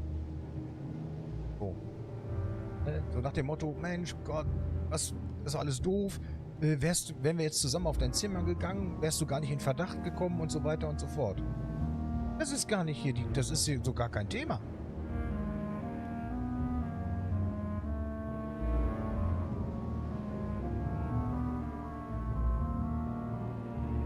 Wieso läuft jetzt hier die Musik doppelt? Death came quickly. You can be assured of that. If such a senseless act can happen here, then none of us is truly safe anywhere. Lord Mortimer must be mortified that one of his guests could have committed such an act, don't you think? He is indeed very upset about it. It's only natural after such a violent murder. Violent? What do you mean? Elizabeth was stabbed 9 times. Oh my God, Louis. How awful. The murderer must have had a serious grudge against her to set upon her like that. It must have been a crime of passion. Do you know what happened exactly? In fact, Lord Mortimer has asked me to look into this case, Emily. Really? Are you Lord Mortimer's snoop now? I'm doing it for Elizabeth, not to please Mortimer. Good for you. Quite right, too. Have you found out anything? Wo war sie gestern Abend? Das ist eine gute Frage. Nochmal ganz kurz, wo wir gerade so kuschelig zusammen sind, nicht? Werde dazu noch eine Ankündigung im Discord machen und bei Twitter und Kram. Morgen, irgendwann 17, 18 Uhr, werde ich online gehen und dann machen wir einen Open-End-Stream. Und dann schauen wir mal, okay? Nur mal so, wenn Interesse besteht, ihr wisst Bescheid. I'm now interviewing all the guests to establish the alibis for each person. Just so that I can cross you off the list of suspects, can you tell me what you were doing on the night of the murder? Am I given to understand that I'm on the list of suspects? Don't take it the wrong way, but I must consider every possibility. Well, if you absolutely wanted to be sure of my activities that evening, you only had to join me. Siehst du, da kommt es I know, jetzt. Emily. Okay. Especially since I couldn't prevent the murder, even though I spent part of the evening with Elizabeth. You're sure it's not too hard to bear for you? The fact is, I don't have a choice. Spectre, nein. But I will find the murderer. I owe Elizabeth that, at least. Did you and Elizabeth get to know each other? I must admit, Louis, I didn't take much interest in her. I feel a bit guilty about it, but I never actually spoke to her. She seemed burdened by her problems, and as she wasn't invited to the conference, I didn't really seek her out.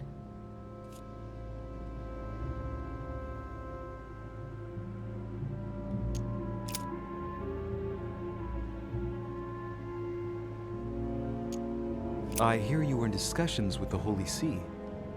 Oh, either His Eminence can't keep his tongue from wagging, or you've been poking your nose where you shouldn't, sir. Even so, Emily, you're raising a royalist army. That's no small matter.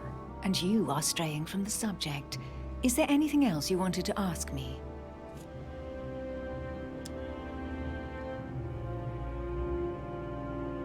I found a torn piece of dress in Miss Adams' room. Gray silk. Where's it from? That's what I'm trying to find out. The color doesn't match any of Elizabeth's dresses, but I might not have found all of her clothes yet. Good Lord, Louis, do you realize what this means? If this piece of dress isn't from Elizabeth, then it's... I don't have any grey silk dresses, Louis. Neither does my sister, since we wear the same clothes. Yeah, that's exactly what I wanted to check with you. I'm so sorry, Louis. Thank you. Are you all right? You know, I'm sure there's a good reason why your mother was at the scene. Thank you, Emily.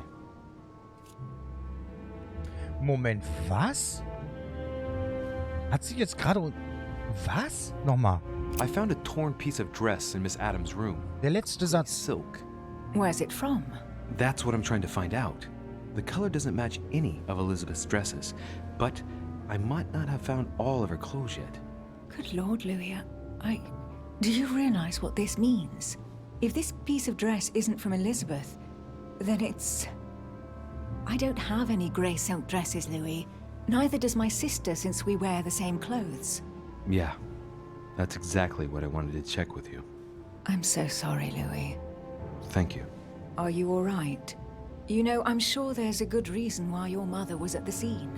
Thank you, Emily. Ich bin mir sicher, es gibt einen guten Grund dafür, dass ihre Mutter am Tatort war. Das haben wir gar nicht erwähnt.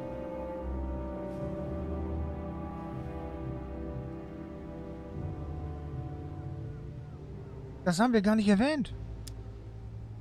We found the murder weapon. What is it? A dagger, quite slim. Have you found its owner? Not yet. Still searching as it happens. That said, since the blade penetrated the body several times, the murderer's hand will have been covered in blood. You think that's a clue? The handprint was a very slender hand, Emily. Probably that of a woman.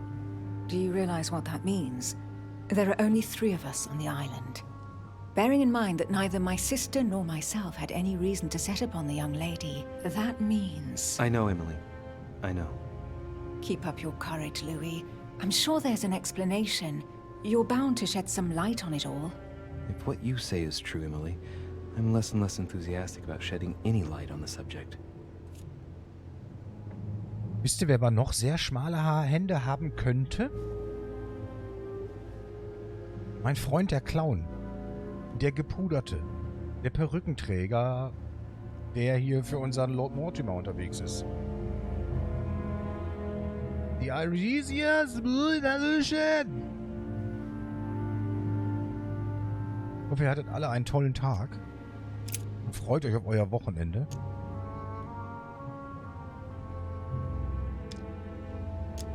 I won't keep you, Emily. Thank you for answering my questions. See you, Louis. Okay, mir fehlt noch ein Schlüssel. Den werden wir wahrscheinlich ein andermal finden. Boah, Junge, das mit den Schlüsseln ist jetzt aber auch so ein Ding, ne? Oh, da hat was geblinkt. Da liegt die Münz.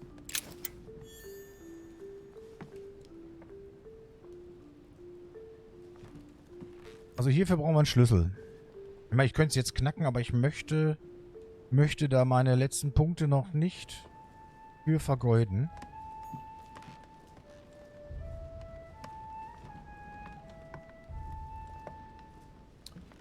Das Zettelchen haben wir gelesen.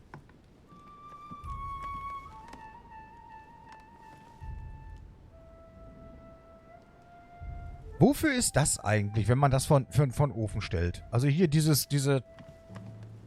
was soll das? Also ist das etwas, das ich erhitzen kann und dann quasi die Wärme weiter in den Raum verteilt? Oder wofür ist das? Ich meine, es ist mit so einem roten Stoff bezogen, wie auf dem... Hier, ne, so. Ich kann mir das kaum vorstellen. Oh. Amber. Amber.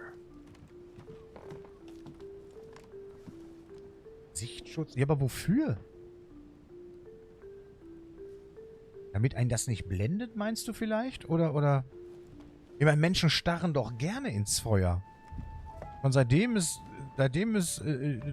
Feuer erfunden wurde, man kennt man doch selber, wenn man irgendwo an einem Lagerfeuer steht oder an einem Osterfeuer, wie oft glotzt man da in die Flammen?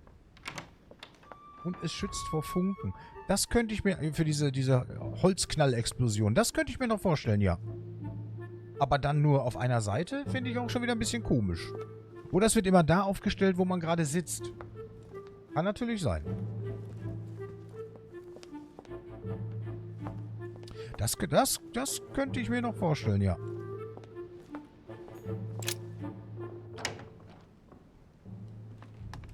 Moin. Ach, unser Freund, der französische Kriegstreiber. Oder so. The Prince by Machiavelli. A perfect read for anyone with a surfeit of ambition. That might come in handy.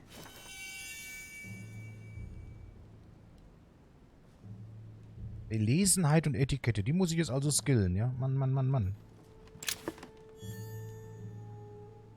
Was machte denn Erdsternchen nochmal? Also das ist so doof, dass man das nicht... Dass da so kein Tooltip zugibt. Was ist denn das Ziel hier? Einen Mord aufklären? Unter anderem, ja.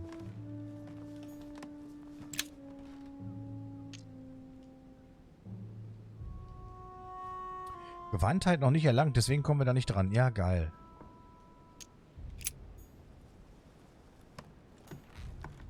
The Battle of Alexander at Issus. Ich empfehle dir da... Alexander the Great triumphed over King Darius. Also es geht ja auch um Intrigen, um Politik und solche Geschichten. Ja. Das ist ja geschichtlich angelehnt, sag ich mal, aber dennoch fiktiv gehalten. Vercingetorix throws down his arms at the feet of Julius Caesar. Historische Figuren, aber great army chiefs. Ein bisschen umgestrickt, sodass die Begebenheiten ein bisschen zusammengeknotet, dass sie aber für unsere Zeit heute einen Sinn ergeben. Ein Ofenschirm, auch Kaminschirm oder Feuerschirm genannt, ist eine frei ausstellbare Tafel, die dazu dient, über große Hitze des Ofens in der offenen Kamin von Personen und Möbelstücken fernzuhalten und im Raum zu verteilen. Ich war gar nicht so schlecht unterwegs. Das mit dem Aufheizen und Hitze abgeben.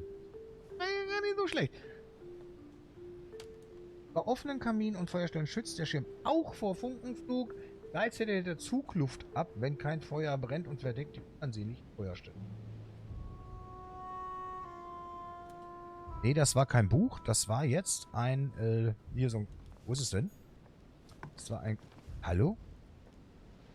Also, zeige ich... Also, das war so ein Köpfchen. Und wenn ich nicht gewandt genug bin, komme ich da nicht ran. Ja. Jetzt bin ich gerade ein Tölpel. There's just one holster in Bonaparte's gear, and the pistol is missing. On the other hand, his cleaning equipment is in mint condition. That's typical of the soldier in him. Wie gesagt, wir haben die Pistole aber untersucht. Der Lauf war sauber, es gab keine Schmauchspuren. Die Waffe ist meiner Meinung nach dort platziert worden. Meine Theorie. My dear Napoleon, Ein Wiki geklaut. Ja, aber so, I would ne? like to ask you to join us in January on my island to participate in the High Society meeting Ja, okay, bla bla. organized for the occasion. We shall be able to continue our discussion about our Also der Lord Mortimer führt überall, also hat überall seine Finger drin. In Amerika will er George Washington unterstützen. In Frankreich will er Napoleon Bonaparte unterstützen. Der Piaggi unterstützt offen die Briten. Alter, also der hier Kardinal oder was auch immer der ist, also der Geistliche. Ja. Oh Junge, das ist aber ein Geflecht. Oh, hier liegt aber nichts, ne? Nichts übersehen. Wie gesagt, das gehen wir gleich nochmal ab. Ich habe immer so das Gefühl, wenn wir gerade mit den Leuten gesprochen haben, French actor Talma is Nero in Britannicus. dann ergibt sich nochmal was an The Funden. last emperor of the Caesar dynasty. Amber crystals. Noch ein Amber. Oha.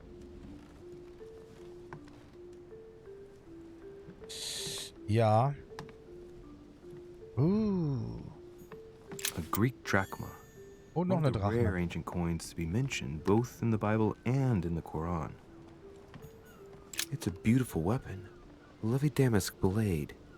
It's marked with the Damaszenerstahl. initials of the manufacturer in Versailles.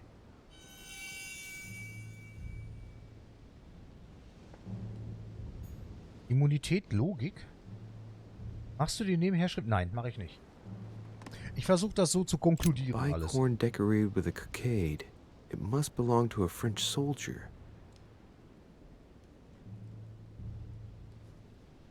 Wird bestimmt einen französischen Soldaten.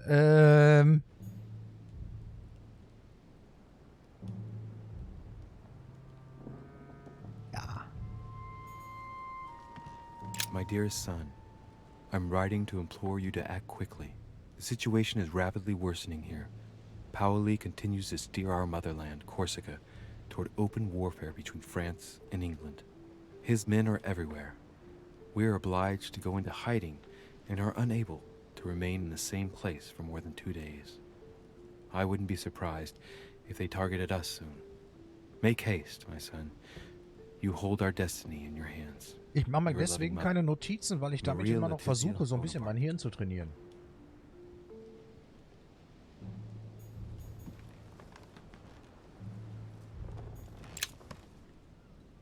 Ich kann es nicht durchsuchen, weil ich keine Aufmerksamkeit habe. Alter Schwede. Wir müssen irgendwie doch alles skillen. Es ist ja Scheibenhonig.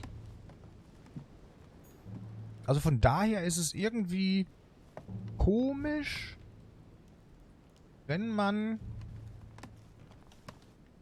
sich auf eine Art des Weges seiner Kenntnisse beschränkt. Also so wie wir jetzt erstmal Okkultismus als Schwerpunkt genommen haben. Ja, weiß ich nicht. So, Napoleon Bonaparte. Und ich finde es immer, ich feiere das. Er spricht Englisch mit echt geilem französischen Akzent. Monsieur de Richet, please be quick. We are both very busy.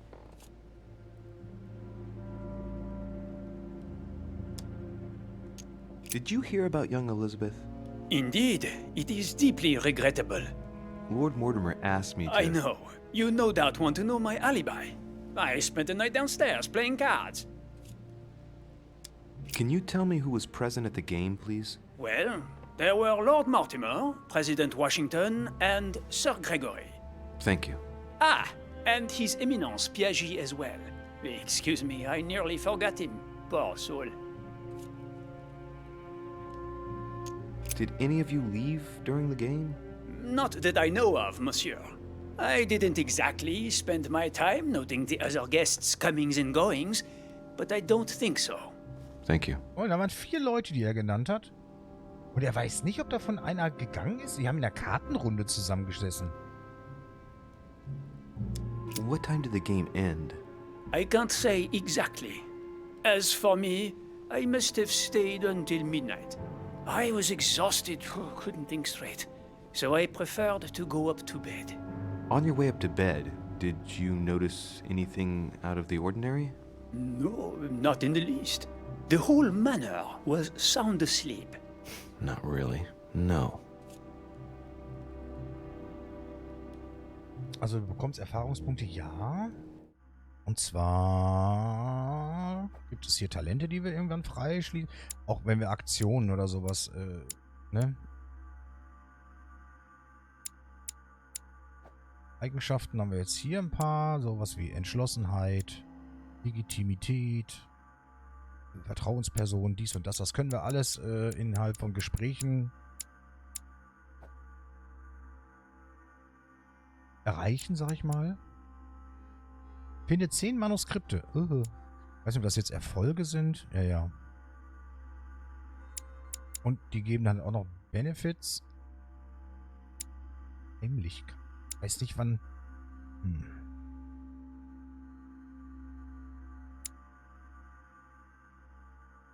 Ja, dann kannst du dir den Charakter skillen. Du bekommst dann immer beim Stufenaufstieg, kriegst du, glaube ich, 4 Punkte. Haben wir dann. Und können die dann hier verteilen.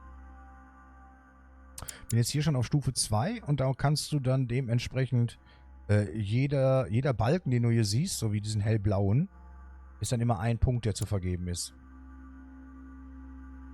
Am Anfang noch sehr großzügig, da sind es nur 4 oder 3 Mal hier so. Also, beziehungsweise die muss ich noch investieren, um die überhaupt zu beherrschen, weil wir sind eher im Okkultismus zu Hause und alle anderen Fähigkeiten muss ich freischalten. Das heißt, hier Aufmerksamkeit muss ich noch einmal reinskillen, damit ich Aufmerksamkeit-Level habe.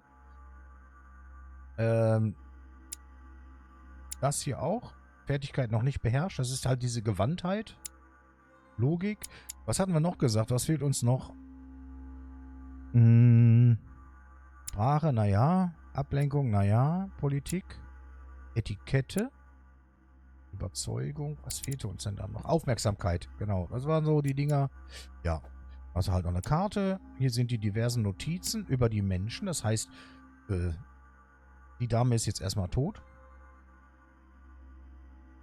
Also die bleibt, glaube ich, auch tot, würde ich mal behaupten. Die war jetzt ziemlich war die zugerichtet.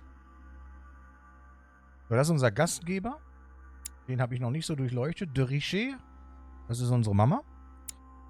Hillsborough Emma, das ist halt die Gräfin oder sowas. Ne? Emma und Emily. Ach, dem Mann Vanille kaputt. Wie gesagt, die hat eine Zwillingsschwester, ne? Also Emma und Emily. Da muss man auch so ein bisschen aufpassen. Anhand von ehemaligen Gesprächen, die man geführt hat. Ich glaube, sie haben wir noch gar nicht getroffen. Wir wissen nur von ihr, weil Ermittlung und so. So, Sir Gregory Holmes, das ist der Clown. Also wenn ich mal sage, der Clown, dann meine ich ihn. Und ich wette, der hat auch sehr zierliche Hände. Der könnte für mich auch der Stabber gewesen sein. Also der Elizabeth Adams getötet hat. Peru. Das ist dieser Große. Wobei er kann nicht der Täter sein, meiner Meinung nach. Wie gesagt, das war so ein zierlicher Griff. Na. Da haben wir uns ja schon festgelegt, das war eine Frau. Der von Wöllner, das ist halt auch noch jemand, der ist immun gegen Okkultismus. Das ist schlecht für uns. Oben sieht ja krass aus. Ja, oder?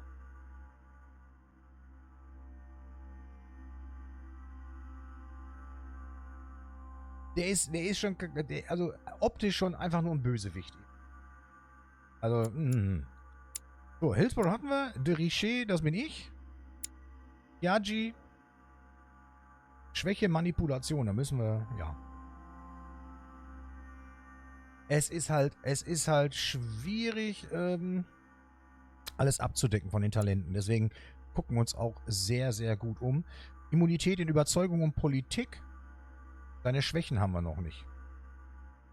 Also ich brauche ihm nicht duellieren mit Politik oder Überzeugung. Da zieht er alles ab. Da macht er alle platt. So, dann gibt es noch George Washington. Mit dem habe ich auch noch nicht gut genug gesprochen. Von dem wissen wir jetzt auch noch nichts. Aber wir sind gerade im 2. Kapitel von 5. Also, und diese Diener, die können gut manipuliert werden. Wollen wir mal schauen. Ja. Did you notice anything unusual during the evening? Nothing at all, except the luck of the devil of Lord Mortimer and Sir Gregory at cards. Did they win much? Oh la la, monsieur, they cleaned us out more like. But I plan on getting it all back before we leave.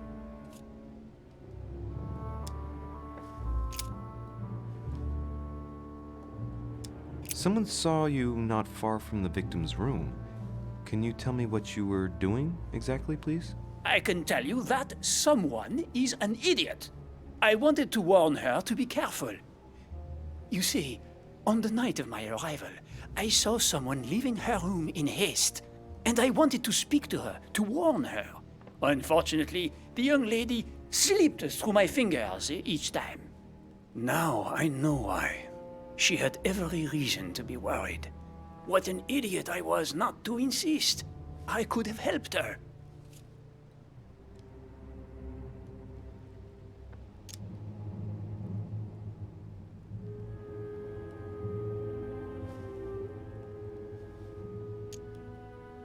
Were you able to recognize the Prowler? Unfortunately not, no.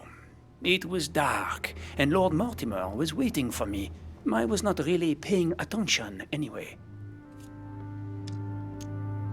Excuse me for insisting, but if you saw him or her, I'm sure you would have more information than that. It's just that you don't think it can be of help to me. What do you mean? I don't know. Was it a woman, for instance? Bearing in mind that all the women here... Naja gut, die können sich auch verkleiden, die Frauen, ne? Which is rather noticeable. A man, I should say. I don't recall seeing the silhouette of a dress. You see, you saw many things, in fact. Hang on. Laissez-moi réfléchir. Let me think a minute. A wig? His height? The sound of his footsteps, maybe. Ah, his height. Oui, somewhat imposing. A tall man, and straight. As for the rest, I don't know, Monsieur de Richet. Not to worry. That's already quite a lot. Thank you for everything. Mit aufrechtem Gang. As any good soldier would, I imagine you own a firearm.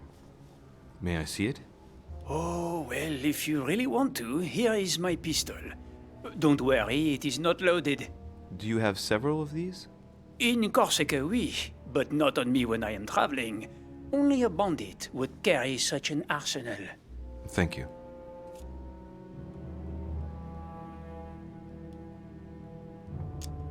Well, have we finished, monsieur? Exactly. Thanks again for all your answers. Good day. Okay, der hat seine Pistole da.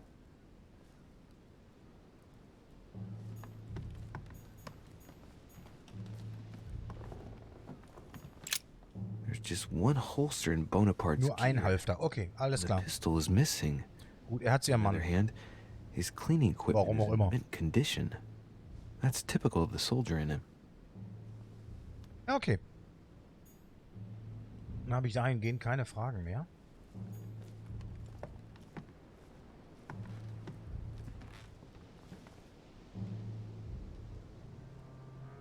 Wieso ist dieses Bild umgedreht? Und lehnt einfach an der Wand.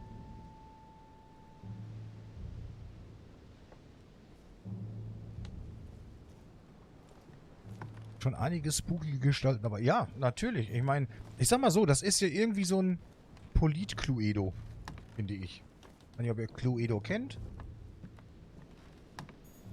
Und hier oben, wie gesagt, ohne Gewandtheit komme ich da nicht drauf. Wahrscheinlich stellt er sich hier auf den Stuhl, dann an das Gefäß da oben dran zu kommen.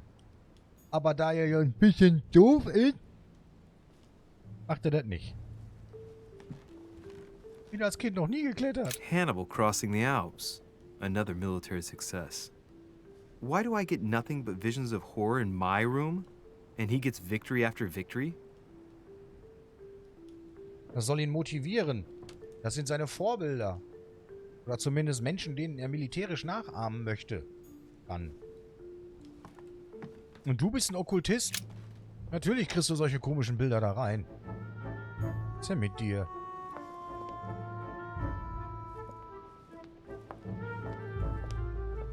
Manchmal fragt man sich, warum er sich das fragt. Wer ist hier? Oh, Meister Peru. Oh, shit. What do you want from me, de Richet? Greetings. It's fallen to me Cut that... the crap! Get to the point. We both know why you're here. Ja, dann frag doch nicht. You got anything to tell me? What does it matter? It's too late anyway. Do what you have to do and get out.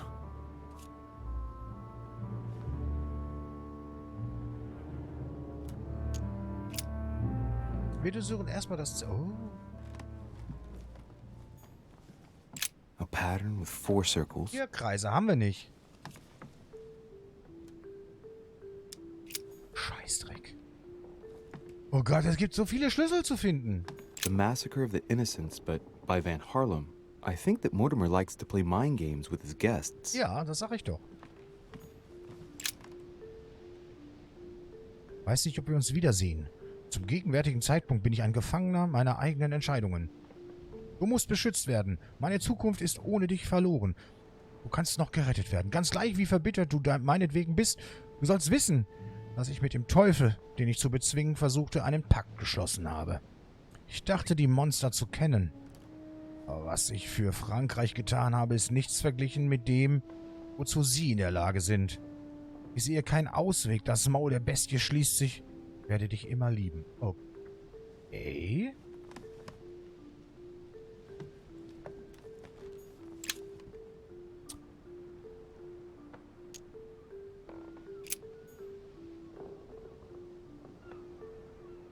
Scheibenhonig, Mann.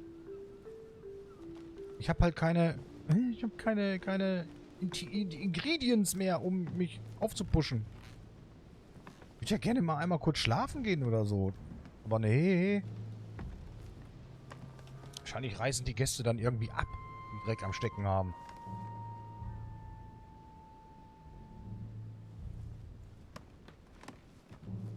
Oh.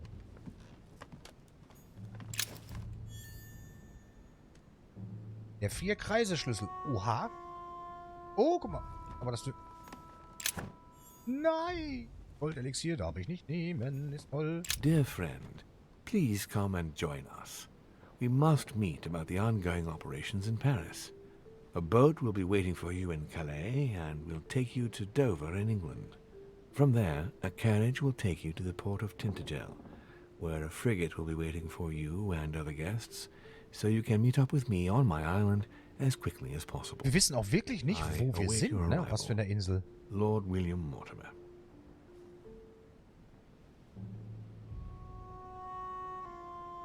Aber warum lädt ein Sir Mortimer jemanden wie den Perü ein, der eigentlich nur jemand zu sein scheint, der Drecksarbeit erledigt? Wo jetzt natürlich der Napoleon Bonaparte ist ja eine wichtige Gestalt der Zeitgeschichte damals. Französische Revolution, bla bla. Uns hat er eingeladen, weil unsere Mutter verschwunden ist und wir quasi ihre rechte Hand sind. Das ergibt nochmal ein bisschen Sinn. Records of the police. Notes intended for the police lieutenant of Paris. It's a list of people under surveillance in Paris, and there's some well-known names on it. This is valuable information. It shouldn't be lying around. Psychologie. Gut. Mein Problem ist, ich habe nichts zum Aufpushen. Ein Schuhanzieher. Das ist mal ein Löffel. Gut.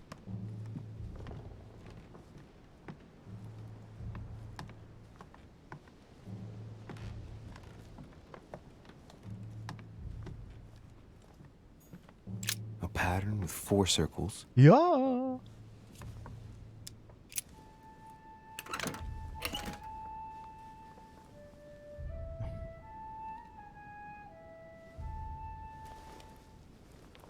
Dear Monsieur Peru, I'm writing to thank you for the funds you sent. These funds will be crucial for the renovation of the western wing of the orphanage. The children you sent are doing marvelously well, and little Pierre will soon be walking. Some of them still sometimes suffer nightmares about their parents on the scaffold, but I expect they will cease in due course. Should you decide to send us more, please note that another 20 beds will soon be ready. The children and myself will never thank you enough. Long live the Republic. Long live France. Sister Marie-Hélène. All right. I've retrieved everything. Ich wollte gerade sagen, er scheint ein guter zu sein. All right. I've retrieved everything. Herzsternchen, nein, ey. Ich finde, Mann. Ja, es ist schon fast egal. Weißt du was? Wir machen das jetzt auch. Wir knacken das jetzt. Ich brauche unbedingt... Great. Honey. Na, immerhin. Der Typ hat fürs Waisenhaus gespendet. Und persönlich... Es wurde tatsächlich namentlich ein kleiner Pierre genannt, der ihm wohl ein bisschen am Herzen lag. The Massacre of the Innocents by Rubens. A bit gloomy. Guess my room is not that bad. Haben wir den falsch eingeschätzt? Gut, vielleicht ist er ein schlichter Geist. Kann ja auch sein. Wenn er halt psychologieanfällig ist, ist er vielleicht nicht die hellste Kerze auf der Torte. Emotional vielleicht ein bisschen ungehobelt. Aber heißt ja nicht, dass er ein schlechter Kerl sein muss. Also er kann auch, also meiner Meinung nach, nicht der Mörder sein. All right. Have you finished? Not quite. I'd like you to answer a few questions.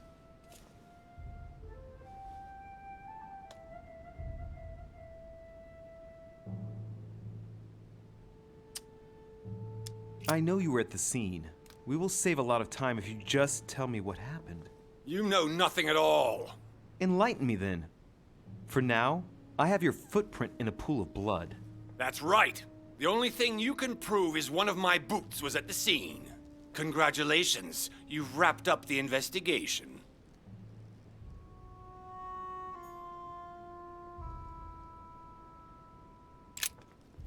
All right. Have you finished? Wie soll er das quite. Gespräch verlassen? I'd like you to answer a few questions. I'd like to talk about the letter you're writing. What woman is it addressed to? Who says it's a woman? I'm not saying any more. There's no point you insisting. Oh Gott, der ist schwierig. Ich muss tatsächlich... All right. Have you finished? Not quite. I'd like you to answer a few questions.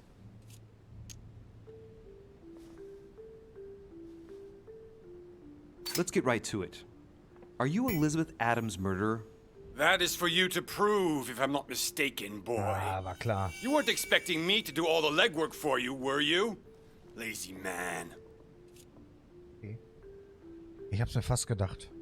You were armed the night of my arrival. Can I see your weapon? No. You do realize you're not helping, don't you? You're making it worse for yourself.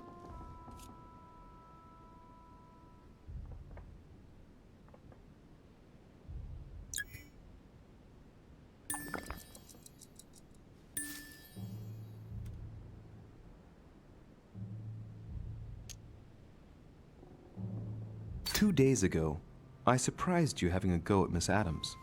What happened? Did you want to give her another beating? She wouldn't let you push her around again, huh? Shut up, you little shit!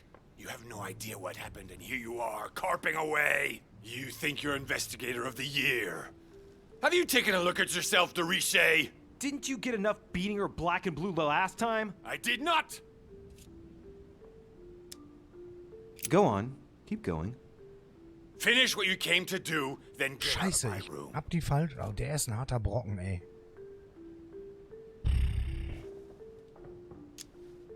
I know you were at the scene. We will save a lot of time if you just tell me what happened. You know nothing at all. Schade, ich dachte, das Gespräch wird sich jetzt then. anders noch entwickeln, aber For nein. now, I have your footprint in a pool of blood. That's right. The only thing you can prove is one of my boots was at the scene. Congratulations, you've wrapped up the investigation. Okay. Ich glaube aber nicht, dass er was mit der Tat zu tun hat. Vielleicht wollte er sie nochmal zur Rede stellen, ist aber zu spät gekommen. Das könnte ich mir vorstellen.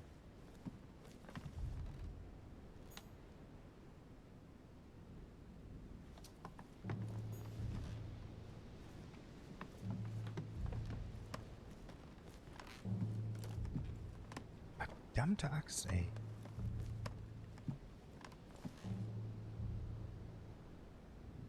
Wieso steht da Obst? Okay.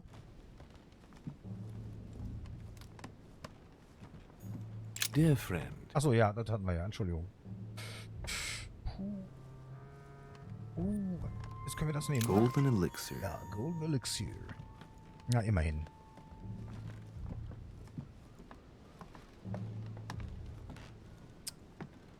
Wir brauchen mehr Honig und so ein Kram.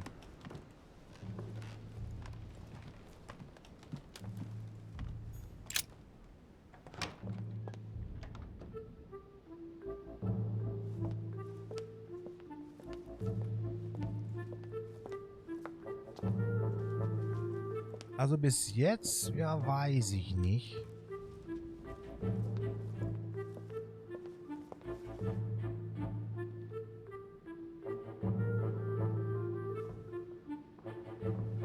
Aber war der Home, war der nicht derjenige, der mit der Elizabeth, also mit der Getöteten, im ersten Kapitel in der Gegend rumgelaufen ist?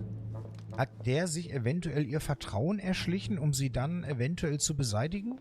Aus welchen Gründen auch immer? Lecker Kuchen? Wo siehst denn du Kuchen?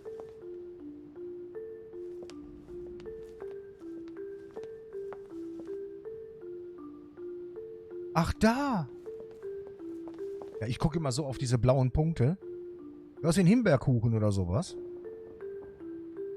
Ja, gehe ich mit.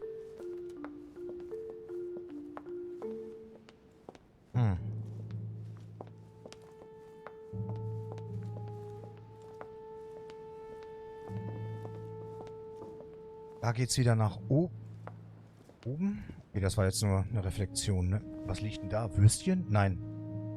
Handtücher. Würstchen.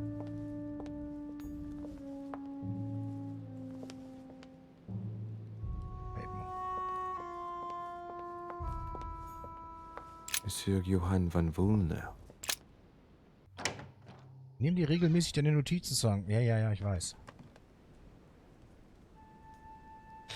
Ja, los. Oh, da blinkt schon was. An old Sesterce from Roman Gaul.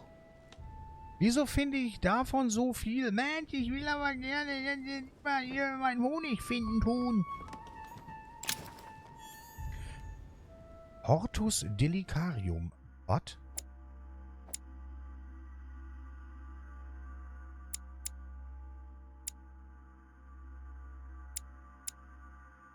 Belesenheit? Okay. Tagung. Ja, hätte ich vielleicht auch mal nehmen sollen. Sprachen, Manipulation, Belesenheit.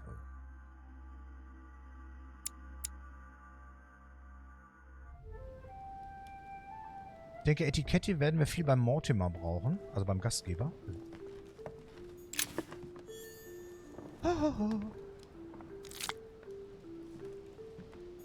The Sorrows of Young Werther. There's a handwritten text signed by von Werner on this first page. Dear Elizabeth, I know that this book is but a small token compared to the delightful moments you gave me, but I hope that this will nonetheless keep the memory alive. Your ever-obedient servant. So, Volner had a relationship with Elizabeth. So. But that's hardly surprising given his fondness for the occult. Das stimmt.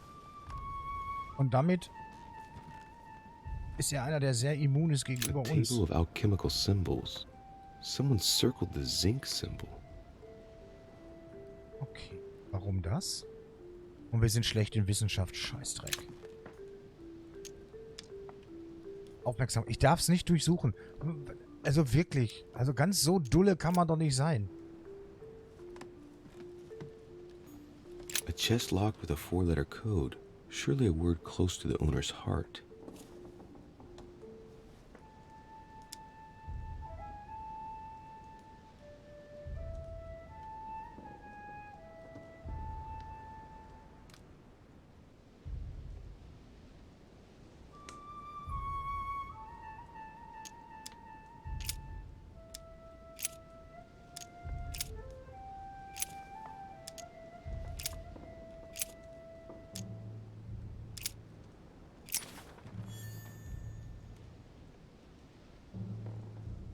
Haben wir gut aufgepasst, oder? Mysteriöse Notizen. Alter, was ist denn hier los? Ach, das Ding hier. Ah, okay.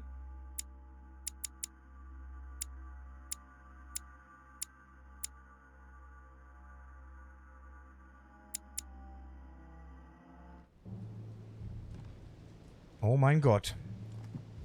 Das haben wir gut gemacht. Er hatte Zink. Also da eingekreist und so, ne? Deswegen habe ich jetzt gedacht, komm. The signs of the zodiac.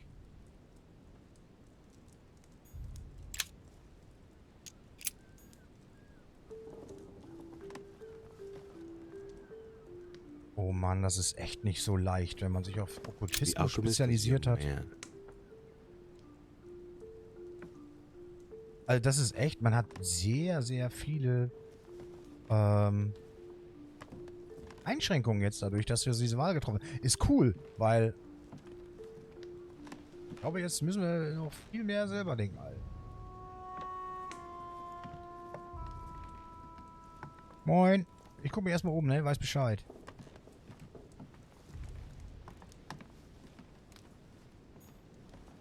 Wenn die waren. Das geht wahrscheinlich auch nicht. Amber crystals. Oh doch. The alchemist is an old man. Mhm.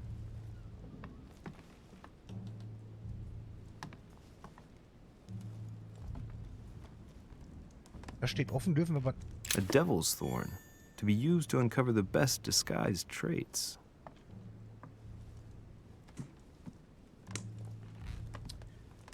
Alles klar. Verborgenen Eigenschaften. Gut. Dann würde ich das mir gleich mal vor dem Gespräch reinpfeifen wollen, oder?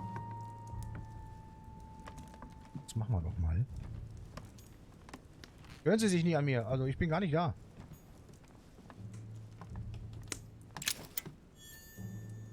Alter, diese Sammlermünzen, also gefühlt finde ich die ja alle.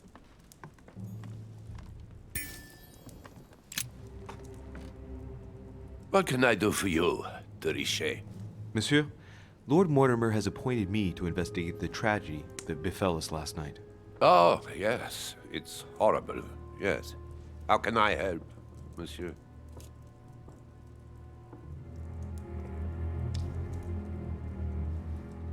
Ablenkung noch nicht erlangt. Where were you last night? In my room. I read a few ancient manuscripts before going to bed. But I didn't stay up long. I was tired. Thank you kindly. Excuse me for asking, but did you know Miss Adams? Oh, she... not really, to tell the truth. Er lügt. I found the Werther dedication, signed by your hand, monsieur. Would you like to change your version now? Be careful, de Richet. Don't push your luck. My relationship with Miss Adams was pure, and has nothing to do with you. Well, continue playing the detective as you see fit. But if I find the bastard who did that to Elizabeth, I will... Yes! I would have preferred a simple response, but I see I have my answer now.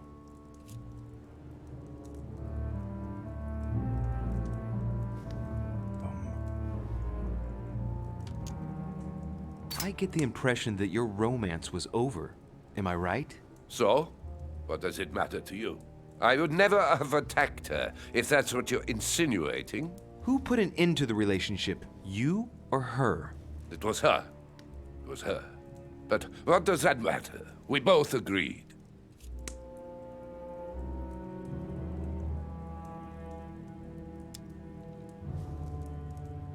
Please, tell me a little more about the nature of your relationship. That is a personal matter, monsieur. Yes, that is true. So, tell me.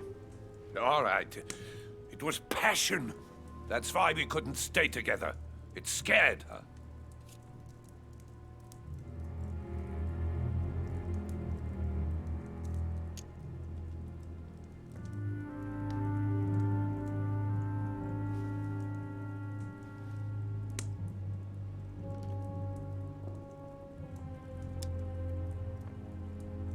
You loved her, didn't you? That is none of your damn business. Your feelings betray you, sir. So what? Yes. I loved her, like a moth loves the flame of a candle. That's why we could never be together. Okay. Und dann machen wir nochmal das. Exactly how long had you been seeing her? I have no reason to answer you. I see. Is that what you want me to tell Lord Mortimer when he asks what I found out? It's only been a few weeks.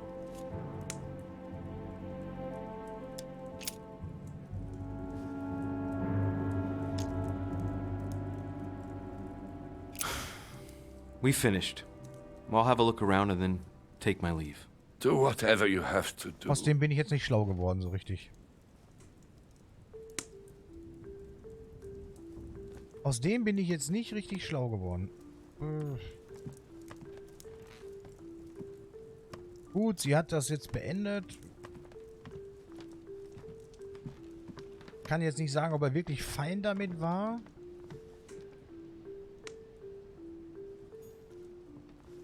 Er hat mir jetzt auch einen sehr rationalen Eindruck gemacht, was die Geschichte angeht. Allerdings ging es angeblich auch nur ein paar Wochen. Es ist alles irgendwie komisch.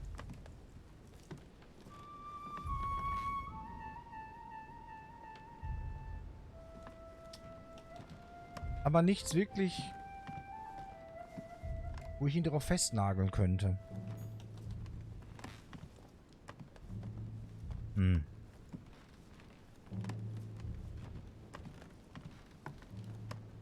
Warum gut?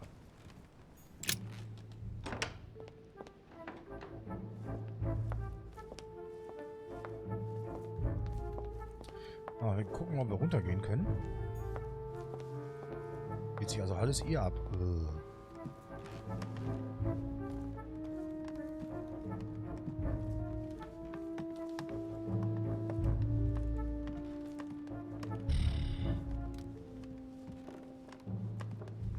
Ich glaube, wir sind dann damit durch, ne?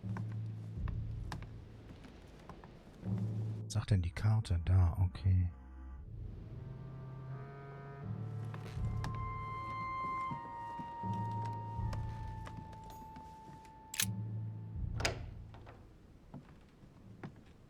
Ach, das war das Zimmer.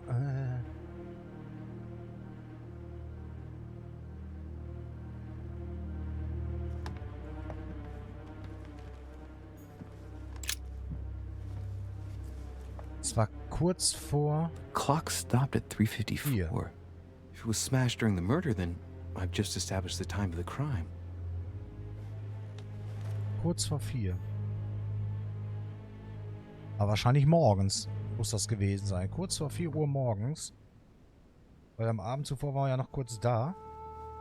Die anderen haben angeblich Poker gespielt. Blablub Sülz. Laudanum.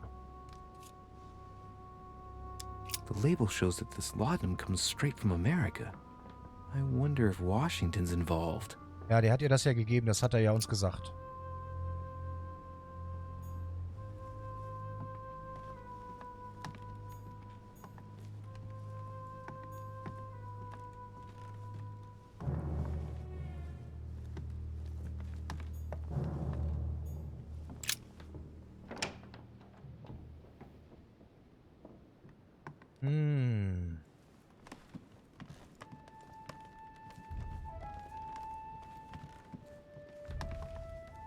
So, wer war das hier noch? President George Washington. Den hatten wir, alles gut. Den komischen Motorroller haben wir noch hier, den Piaggi. Oh, es hat geblitzt. Schwung. Habe ich nicht gesehen, bis jetzt. Ich sag ja, du darfst hier nicht zu viel rennen. Du übersiehst was.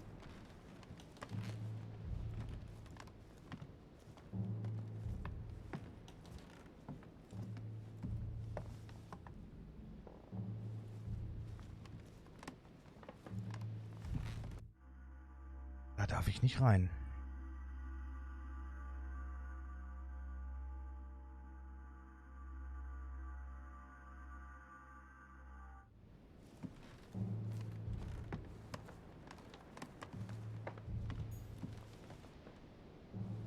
Der Motorroller da? Nein.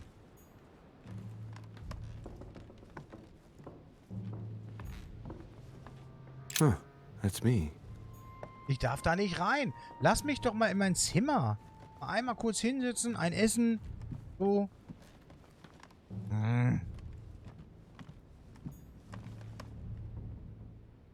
Und Bordeaux fehlt mir noch.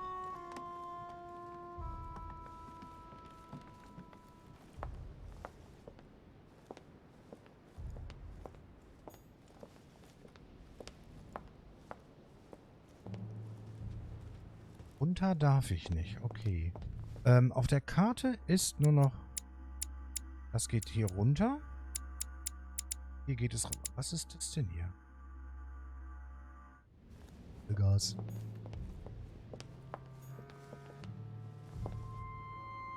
Peru? Okay, das war ja. Der war ja... Not amused. Nicht very friendly, aber ich glaube... Der hat damit nichts zu tun. So, das ist genau. Okay. Hier war zu? Natürlich. Der war auch zu? Nein, war nicht. Das war hier der von Wöllner. Okay. Außerdem bin ich ja nicht schlau geworden. So, kann ich denn hier runter? Auch nicht.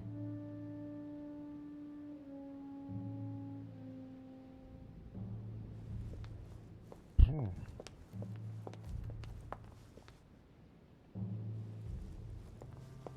Okay.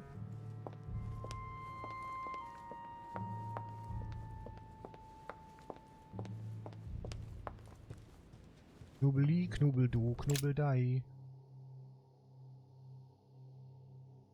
Jo. Okay.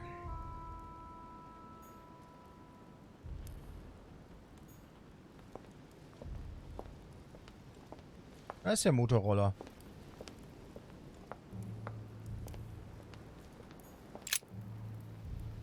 What a tragedy, my son.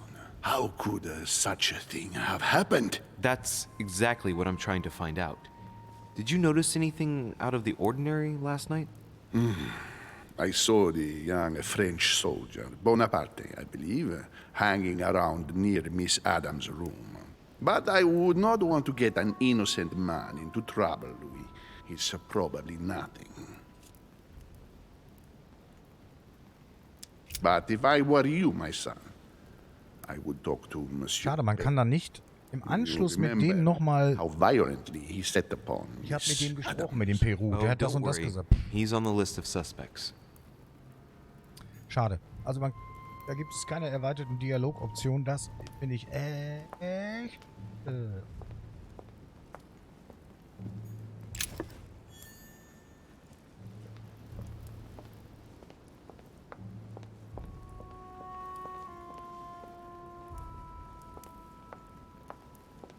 So, das war doch auch hier...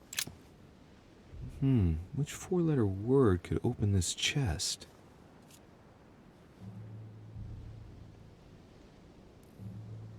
Was könnte das sein, diese 4 Buchstaben? Bei dem,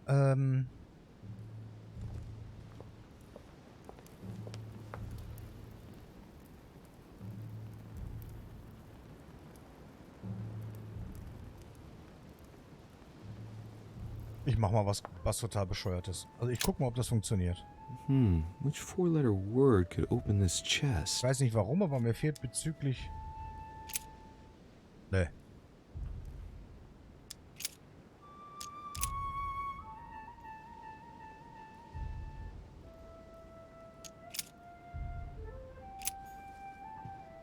Boah, was könnte das sein? Na klar, man könnte jetzt alle möglichen Kombinationen versuchen durchzugehen, aber ich glaube, das dauert ein bisschen lang.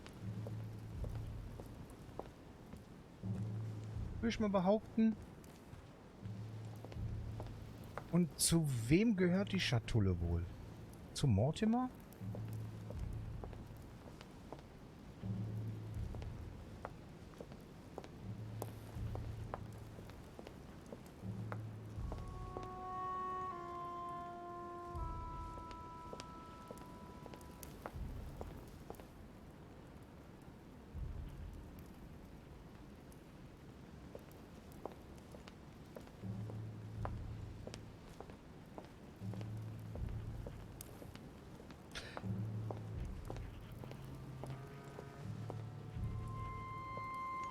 Waldo!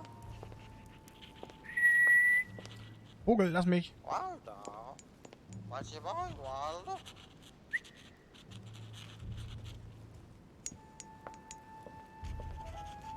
Honey, the remedy of the gods.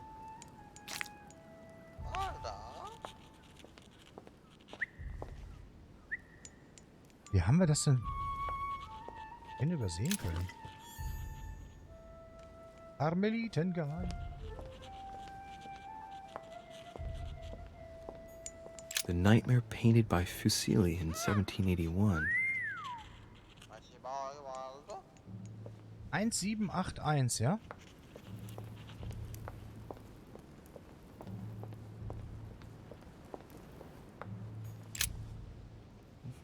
Which four-letter word could open this chest?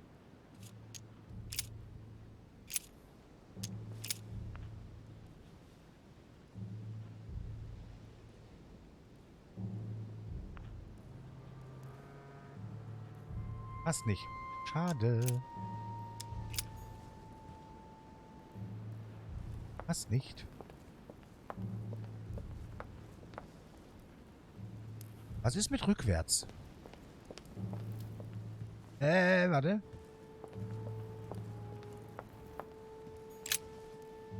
Which four-letter word could open this chest?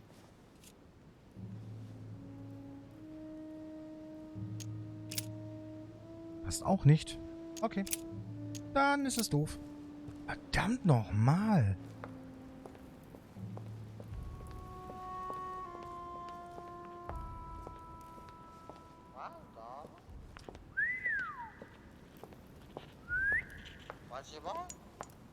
Blabla. Pass auf. Ich gehe mal zu ihm.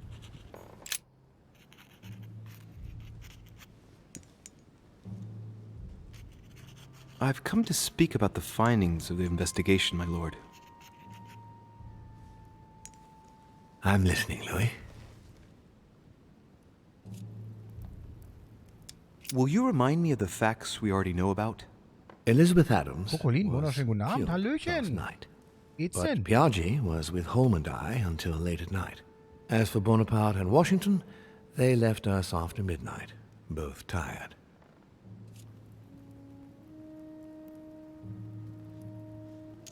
I'm sorry, my lord, but I don't have any evidence conclusive enough to allow me to name the culprit with certitude. Really? I see. Well, that's your decision, Louis, and I accept it. Given the distinguished guests and the sensitive political issues Nein, das involved wollte at the ich conference, nicht. I trust you'll leave me to conclude the case in my own way. Right. It's time we spoke about your Nein. mother, Louis.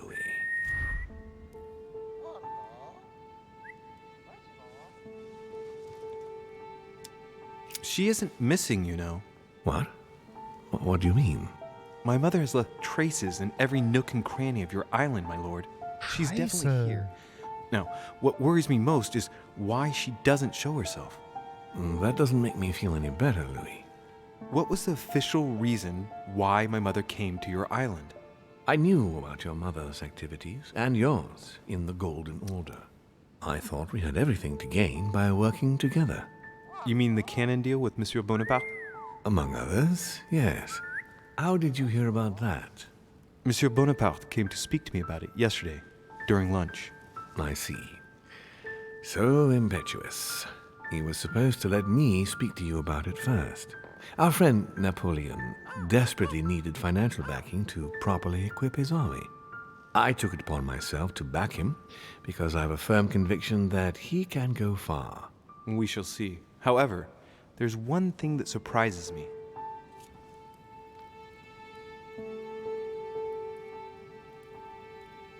Ich könnte gerade kotzen, weil ich habe gedacht, nach dieser Antwort können wir wieder gehen.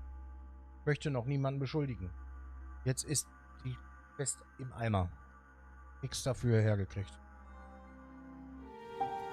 Isn't Bonaparte a bit young to deserve so much attention? Well, you come straight to the point. I like that.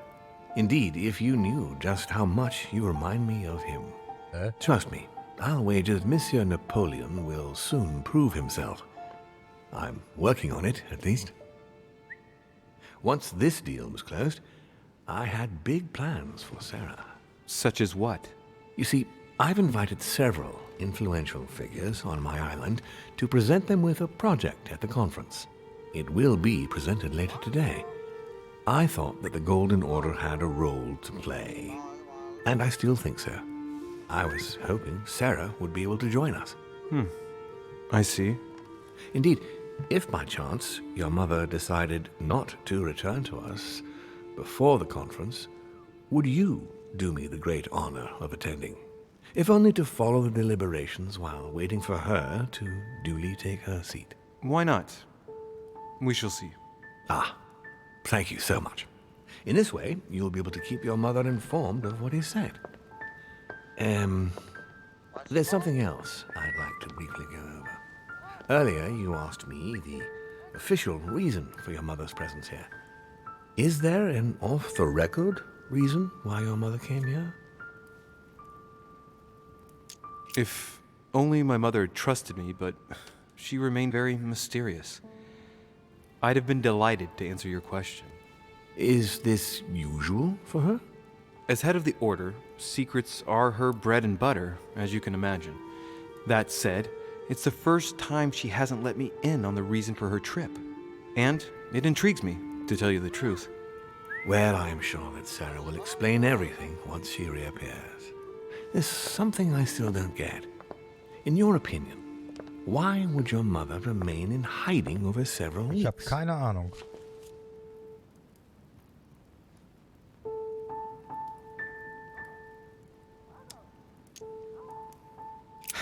Her not coming back to the manor after so long makes me wonder if she is wary of someone. Well, certainly. But whom? The only ones who were present during her stay were Sir Gregory, Duchess Hillsborough, Mr. von Wollner, and myself. Wie geht's, Coco?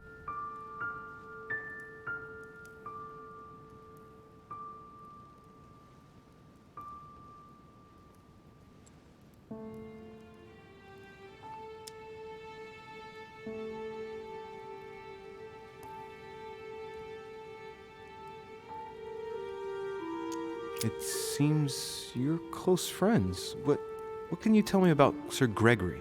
Gregory? Oh, he's Der sagt schöne Grüße. Nein, cantankerous old man who hates losing at chess. Is a little eccentric and rather conservative. I'm sure you've met the type. Well, actually, I don't judge people on how they look. And you do well not to. What with his manner Bist du auf of Besuch und continuing guckst to bei wear uns rein? Da makeup, fühle ich mich aber everything geehrt. else, Gregory often gives off an unhealthy image. The only thing I can tell you is that Sarah had indeed changed. At the beginning of her stay here, we enjoyed spending time together, solving the world's problems.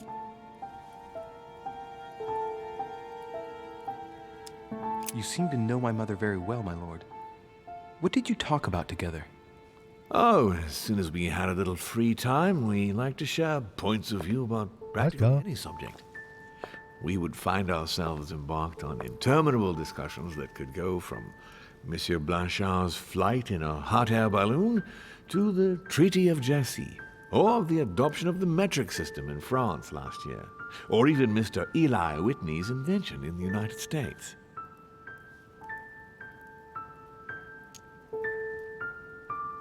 Ah, yes. His famous cotton gin. It was supposed to revolutionize cotton production in the United States. It will revolutionize the world, Louis. The potential of this invention is much greater. Tomorrow, all industries will be switching to simple but large-scale production. Of that, I'm sure. I'm surprised she didn't get you started on the Crusades. It was her favorite subject. Are you joking? Sarah and I spent entire days together reliving them. It so happens that the Crusades are also my subject of predilection, especially the third. My ancestor distinguished himself brilliantly during the siege of Saint-Jean d'Acre.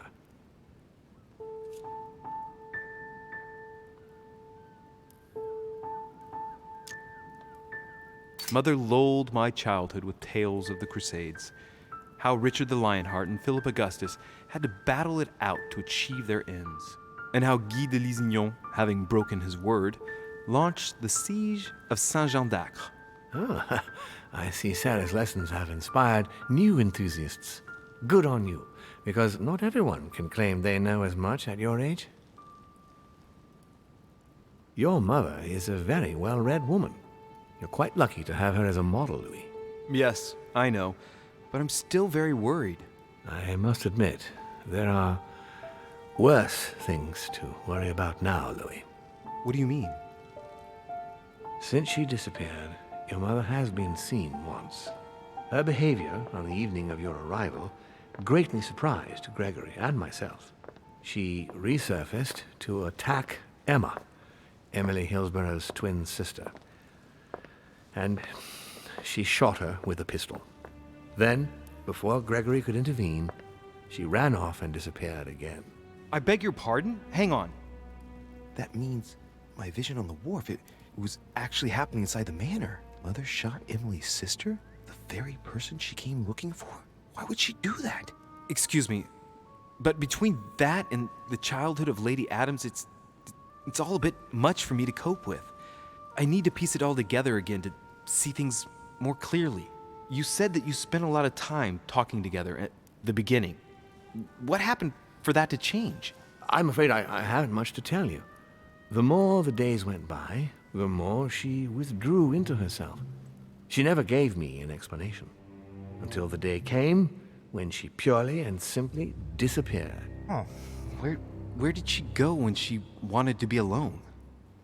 She would shut herself away in a room we use as a box room upstairs. Would you allow me to go there? Naturally, Louis, of course. I'll send you a servant to open it. Thank you. That's all I can tell you about the disappearance of your mother, Louis. I would like to have been more helpful. I shall stay on her trail and follow up any leads. Thank you. We will meet later on to welcome our last guest. In the meantime, I shall get someone to open the box room upstairs for you. Thank you. Habt die Ermittlung so verkackt? The room is just opposite Mortimer's study. Zum Turmzimmer.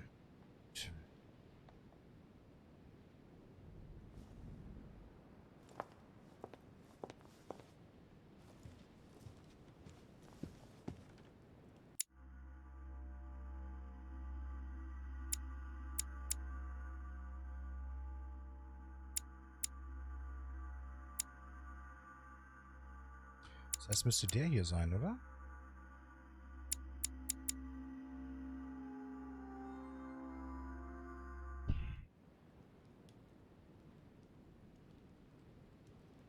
Egal, komm, wir rasen da mal hin. Ja.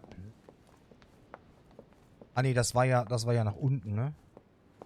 Oh, nach unten, ne? Da dürfen wir immer noch nicht hin. Es ist ja Restricted Area, ihr wisst Bescheid. Ne? Personal only.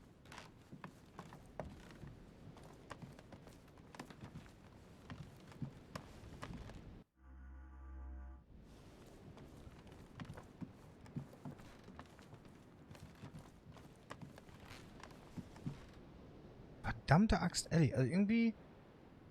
Also das ärgert mich jetzt mit der Ermittlung, ey. Mann!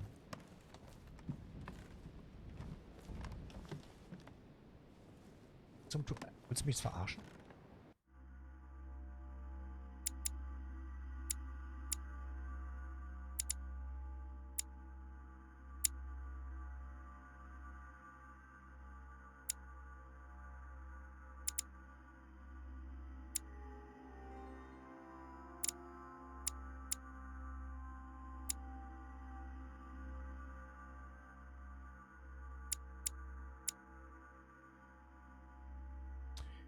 Hä? Ich glaube, ich habe gerade nicht richtig zugehört. Naja, egal. Wir laufen, wir gucken uns um. Hier durften wir nicht rein, genau. Scheibenhonig.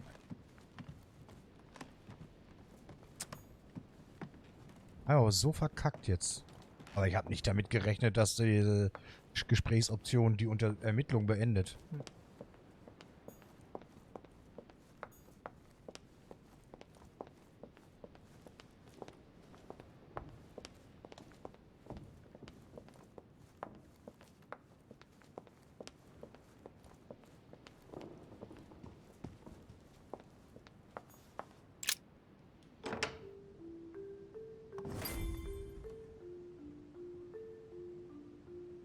Ha.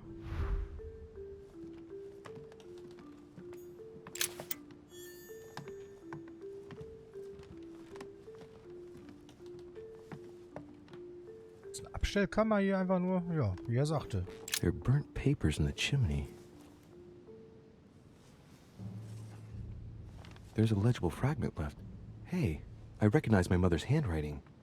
She says, we must find a safer way to communicate. Someone is onto us. Trust in my faith in the man with the sword. So Mother had an accomplice here. Who could it be? Der Mann mit dem Schwert könnte doch Napoleon gewesen sein, oder? Who could she be suspicious of? I must find the next part.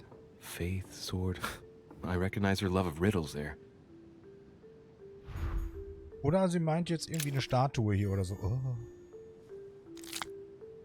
Mal reinpfeifen den Kram. Wir müssen eine sichere Kommunikationsmethode finden. Jemand ist uns auf die Spur gekommen. Haben Sie Vertrauen in meinen Glauben an den Mann mit dem Schwert?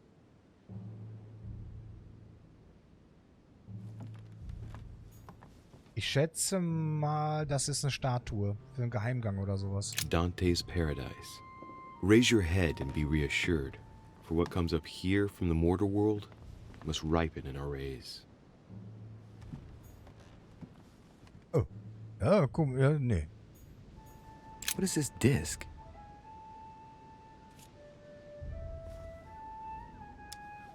Oh, that reminds me of the ones my mother collects.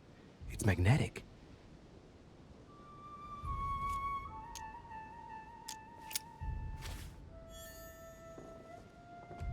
Magnetstein. Wofür auch immer.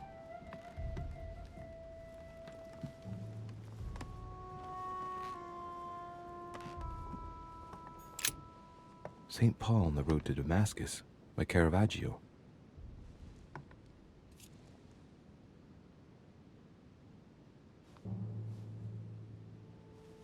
Caravaggio attained a magnificent command of black and the play of colors too.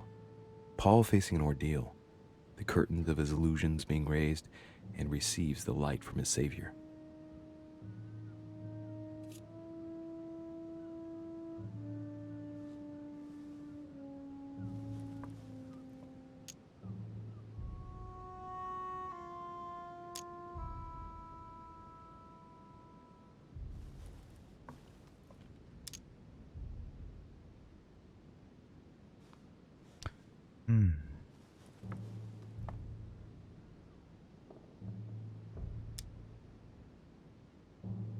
A fierce opponent of the first Christians, St. Paul is suddenly struck by the call of Jesus Christ and converts. It's the best known conversion in Christian history, which teaches us that even enemies of Christ can be saved, and even become his greatest apostles after finding faith. From what I can recall, the account of his conversion could be found in the epistles to the Galatians, the Philippians, the Corinthians, and the Acts of the Apostles.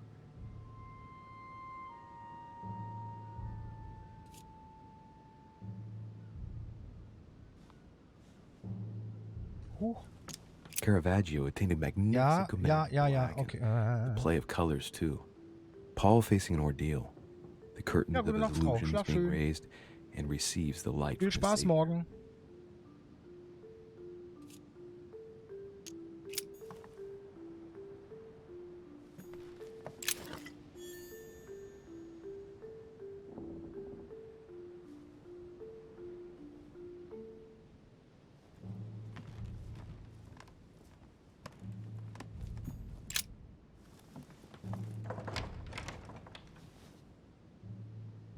The door appears to be locked on the other side.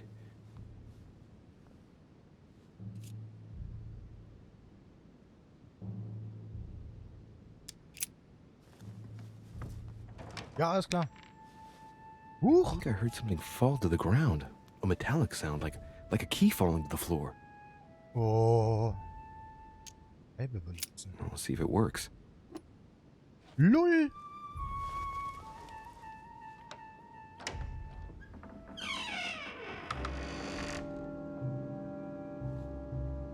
It's open. Ja? Ja. Vertraue mit dem Mann mit dem Schwert.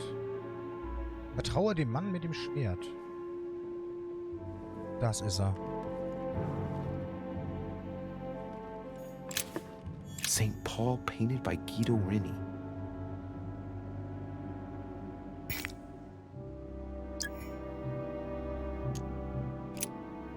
St. Paul is shown holding a sword. Strange. There's hardly any dust, as if the painting's been cleaned recently. There's a small inscription engraved on the frame. Let's take a closer look. This is how Paul spoke to his pilgrims from Rome. Just above that, someone's written down the figure 11 on the painting and underlined it twice. I don't know, what does that mean?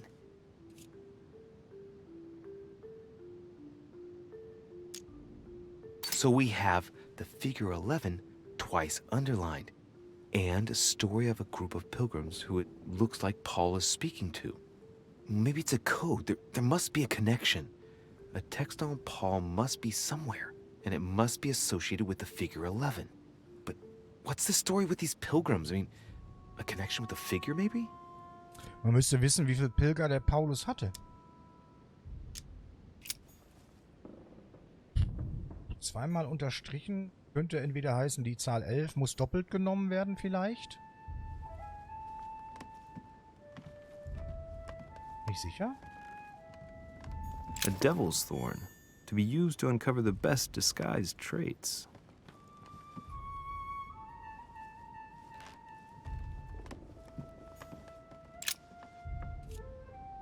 Painting of St. Mark from the collection of the Apostles by Guido Reni. Painting of St. Mark from the collection of the Apostles by Guido Reni. Several portraits of apostles, all signed by Guido Reni. Looks like someone touched this commode recently. There are fingerprints on the sheets and in the dust.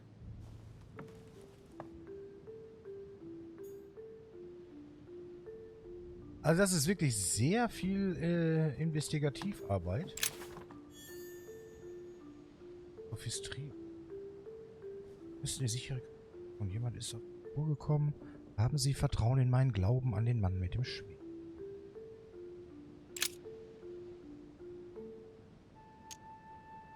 St. John is known as the youngest of Christ's apostles.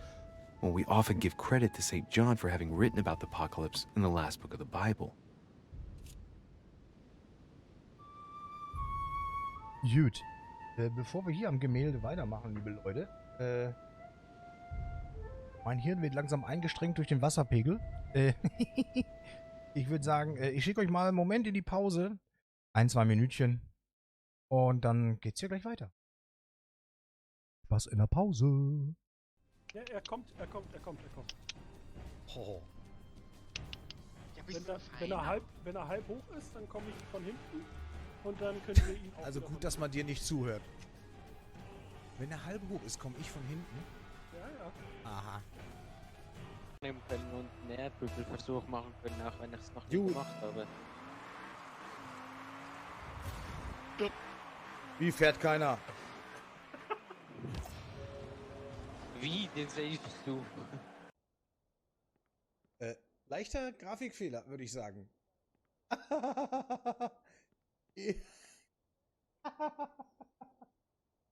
Leichter in.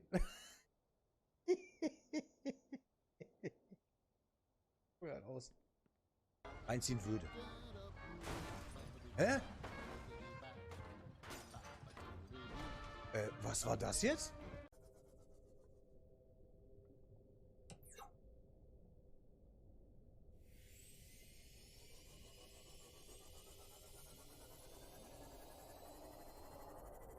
Nein! Alter Wichser! Nee, genau das nicht. Genau das nicht.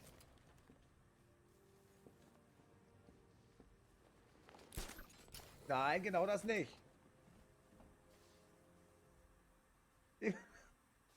Er will mich verarschen. Denn ich kenne deinen Darmrhythmus, Alter.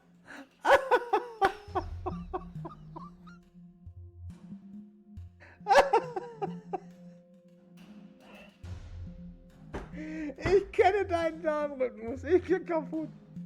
Ich kenne deinen Darmrhythmus. Der leckt mich am Arsch. Oh.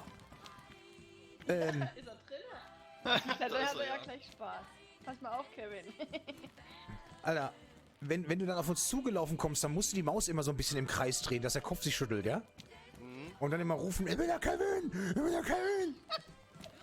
Das mache ich auch. Keine Na bitte!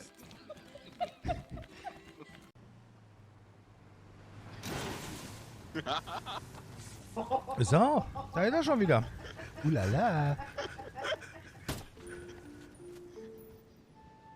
So. Das war gut. So. It's St. John, painted by Guido Rini. Alles von dem Guido Rini. Merken wir uns mal den Namen Rini, bitte. The New Testament.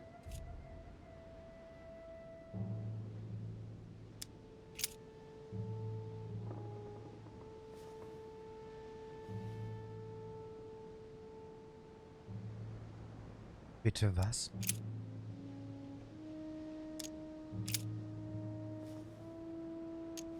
This volume dates from the first edition of Gutenberg. It's the first book that was ever printed. The pages are covered in annotations in Latin, French, and Hebrew. Someone spent years studying this Bible. Oh nein. Nein, ich will so... I guess I'll just come back later. Oh Gott. Alter.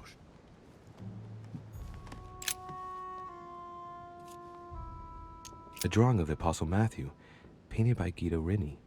He's represented as writing the word of the Lord, transmitted by the Holy Spirit, who appears here in the guise of an angel.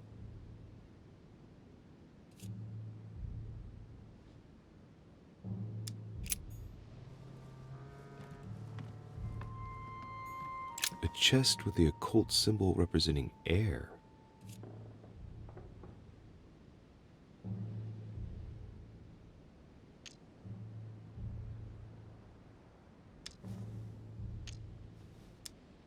Mir fehlen die Schlüssel.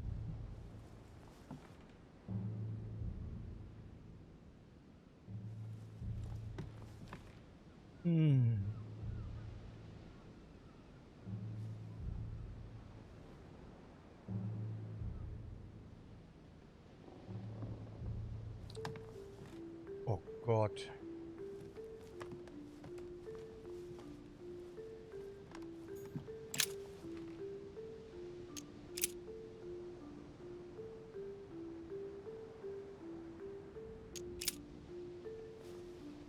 Oh mein Gott, das ist doch bestimmt ein Rätsel. Da komme ich doch im Leben nicht drauf.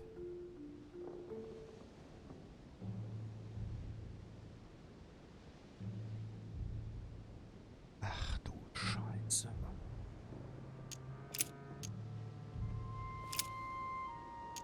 I guess I'll just come back later.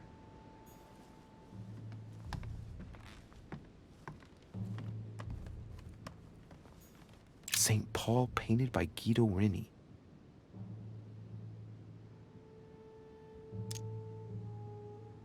Of the 4 apostles shown in this piece, Paul is the only one who isn't an evangelist. He is the 13th apostle.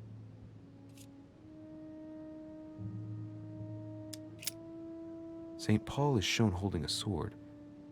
Strange. There's hardly any dust, as if the painting's been cleaned Willkommen zurück, recently. Coco. There's a small inscription engraved on the frame. Let's take a closer look. This is how Paul spoke to his pilgrims from Rome. Just above that, someone's written down the figure 11 on the painting and underlined it twice. I don't know, what does that mean?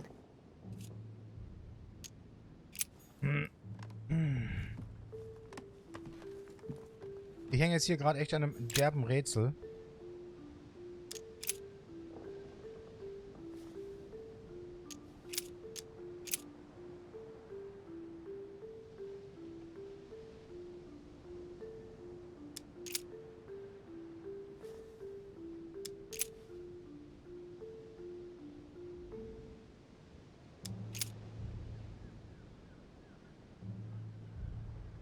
Then they suborned men, which said, "We have heard him speak blasphemous words against Moses and against God." Oh mein Gott, das werde ich im Leben nicht lösen können. Ach du feiliger Harter.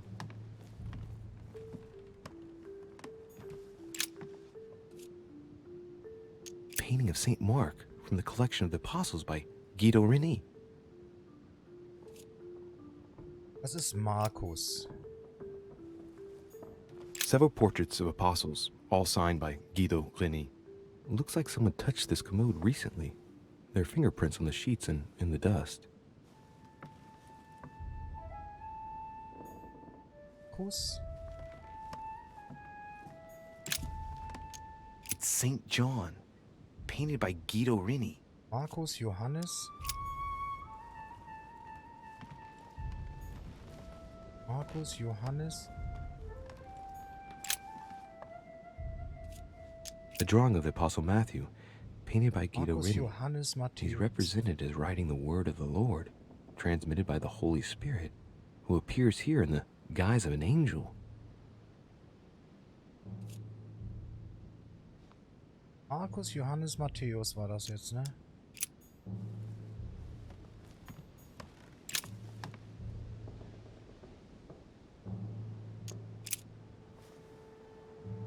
A volume of the Gutenberg Bible.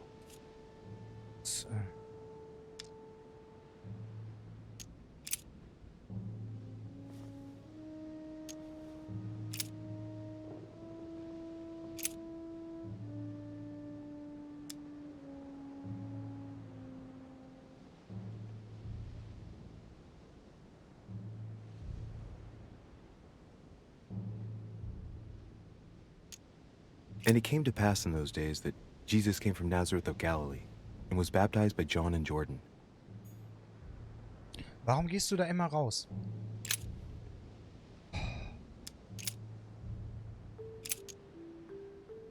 And as they did eat, Jesus took bread and blessed it and broke it and gave it to them and said, "Take, eat. This is my body."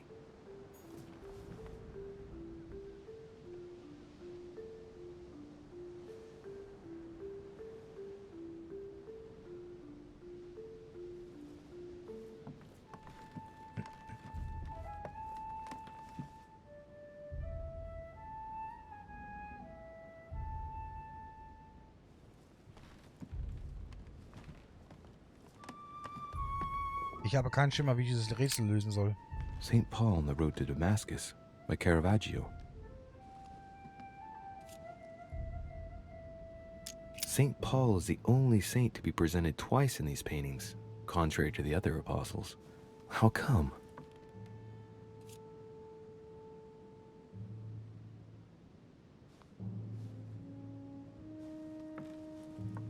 Gibt's noch jemanden, der da draußen wach ist und eventuell mal nachstöbern könnte? Caravaggio attained a magnificent Und mir vielleicht den einen oder anderen Tipp geben könnte? play of colors too. Paul facing an ordeal, the curtains of his illusions being raised, and receives the light from his Savior.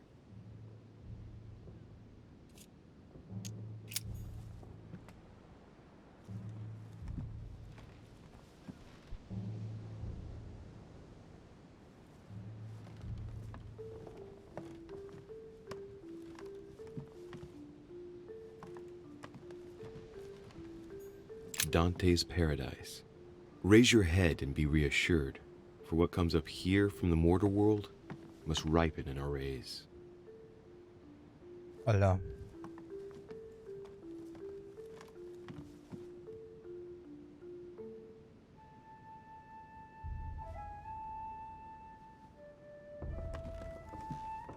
Drücke, ja. Wir müssen eine sichere Kommunikation.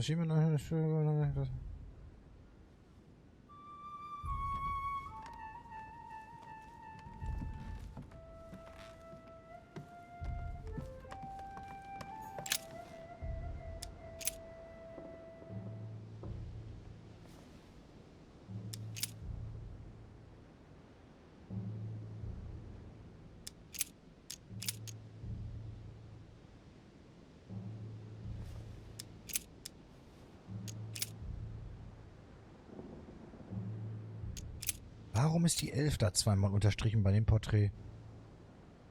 Paul and Silvanus and Timotheus unto the church of the Thessalonians, which is in God the Father and in the Lord Jesus Christ. Grace be unto you and peace from God our Father and the Lord Jesus Christ.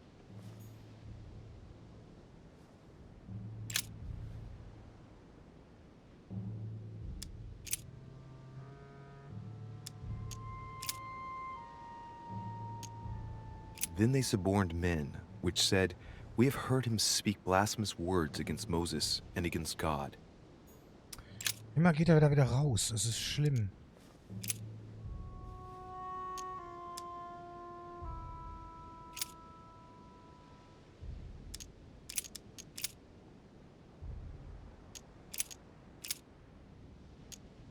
Wherefore, as by one man sin entered into the world, and death by sin, and so death passed upon all men, for all have sinned.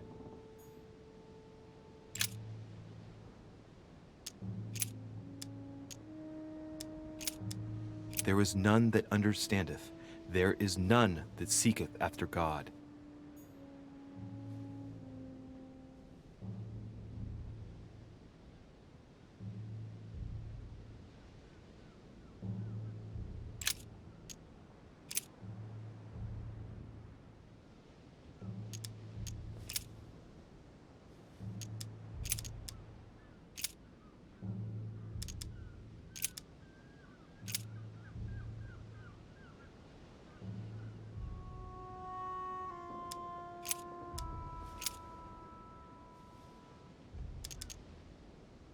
Paul and Silvanus and Timotheus unto the church of the Thessalonians, which is in God the Father and in the Lord Jesus Christ.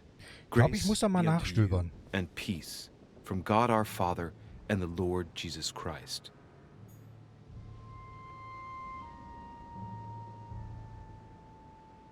Ich glaube, ich muss da mal ein bisschen cheaten, weil ich brauche einen Hinweis. Weil jetzt gerade keiner da ist, der da irgendwie mitstöbern kann, muss ich das mal selber machen.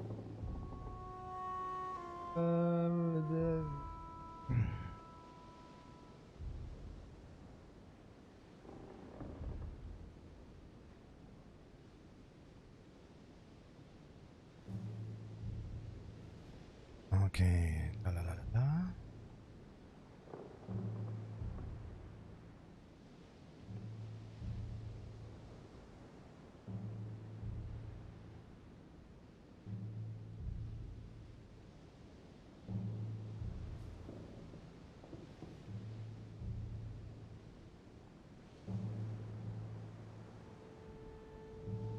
Oh Mann.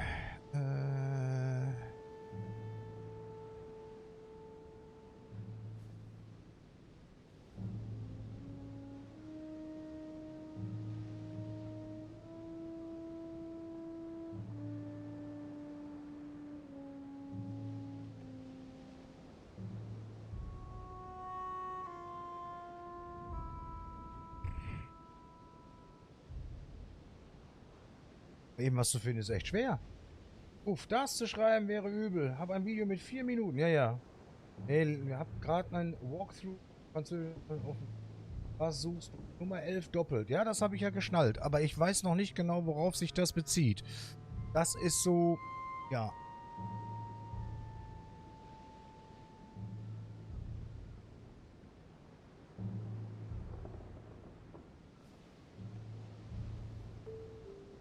Also, bevor ich jetzt weiter gucke, das ist ja schön, dass ihr da seid und noch mitguckt.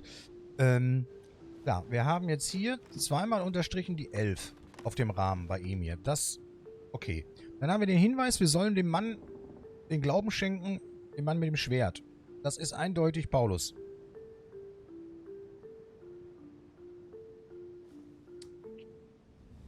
Aber wieso? Okay. Paulusbrief oder was meinst du damit? Nummer 11 doppelt. Chapter 12, Vers... Ja. Und was?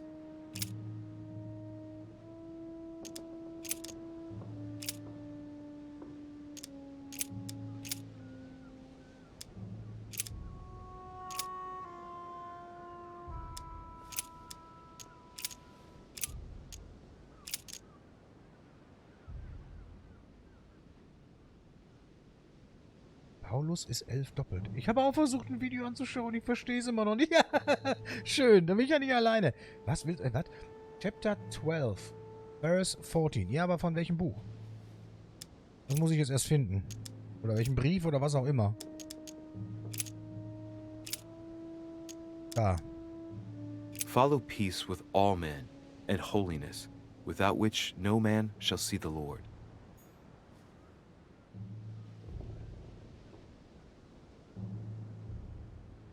Paulus ist doppelt. Ich weiß nicht, was mir... Also ich greife halt das Rätsel gerade nicht, muss ich jetzt mal ganz ehrlich gestehen.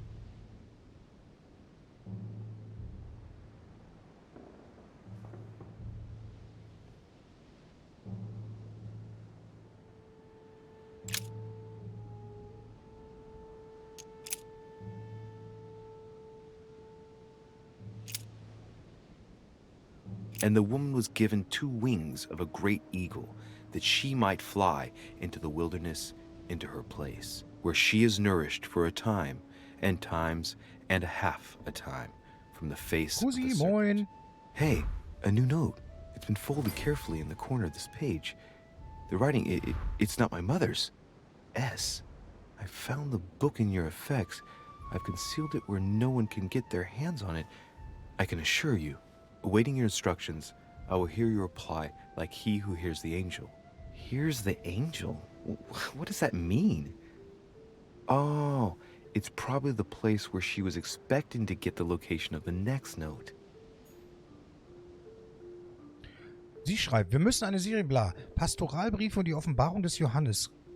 Offenbarung des Johannes, Kapitel 12, Vers 14. Ich habe das Buch unter ihren Sachen gefunden, habe es an einem Ort versteckt, an dem es niemand finden kann. Das ist sicher. Ich warte auf Ihre Anweisung. Ich werde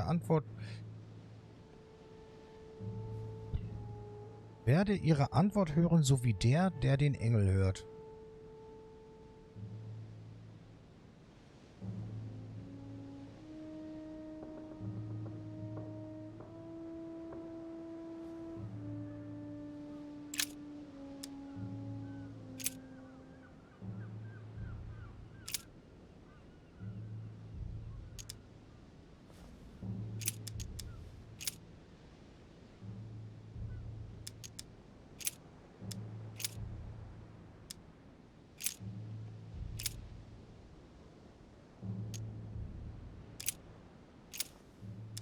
And he became very hungry, and would have eaten, but while they were made ready, he fell into a trance.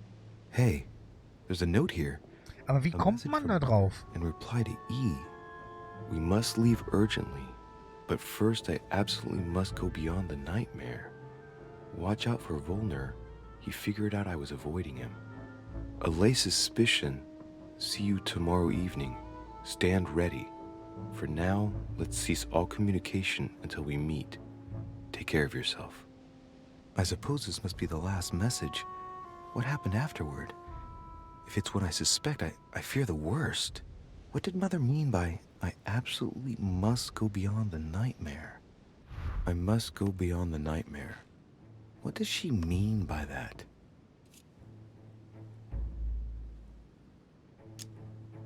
I'm guessing it's a metaphor. I need to figure out what this means. Mortimer's getting his guests together. I ought to join them so I don't look suspicious.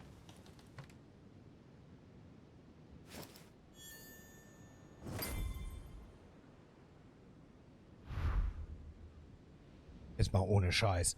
Also Spaß beiseite, aber das hätte ich nie gecheckt. Never, ever. Ich wäre da nie drauf gekommen.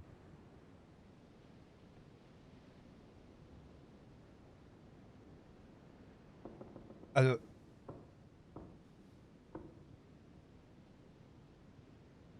to be honest, ich hätte mich komplett, ne. Gut, ich hätte wahrscheinlich jetzt dieses Buch eine Stunde lang irgendwie versucht, so, weißt du? Aber... A chest with the occult symbol representing air. Das hätte ich nie... Also, gelöst durch Wissen. Also es scheint jetzt erstmal so zu sein, dass ich soweit fertig bin, ja. Schließe dich den anderen Gästen an, heißt es jetzt.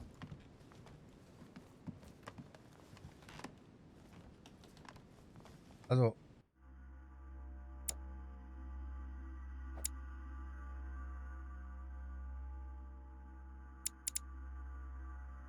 Nachricht von meiner Mutter aus der Gutenberg-Bibel. Sie lautet, wir müssen dringend aufbrechen. Aber zuerst muss ich unbedingt über den Albtraum hinausgehen.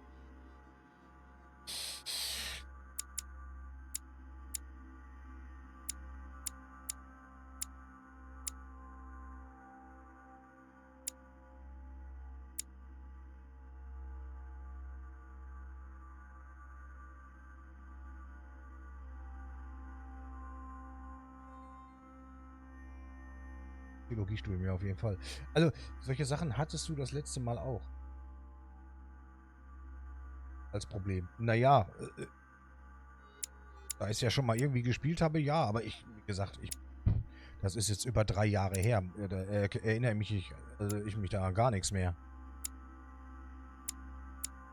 Ich würde gerne Politik noch klar machen hier. Bitte, bitte, bitte, bitte, bitte.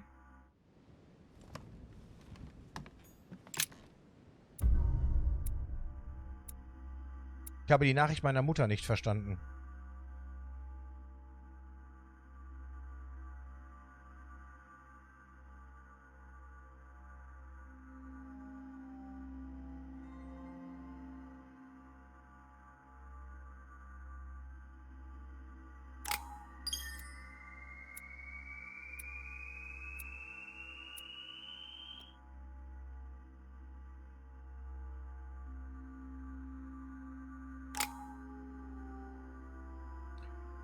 So, wir haben 4 Punkte. Was ist das? Politik. Fähigkeit noch nicht beherrscht.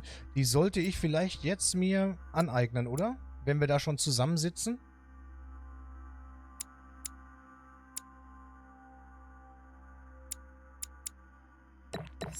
Die nehme ich mit.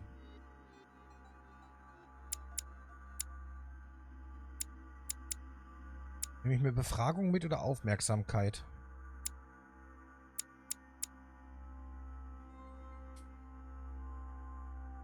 Ja, aber jetzt in dem Kapitel, wenn wir da zusammensitzen am Tisch, das sind alles Politiker. Ich glaube, da macht das Sinn.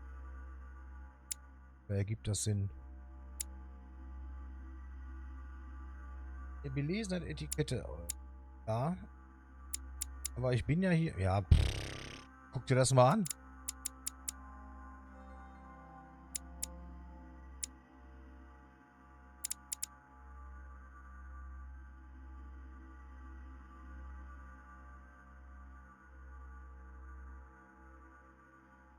Wie viel muss ich denn da reinballern?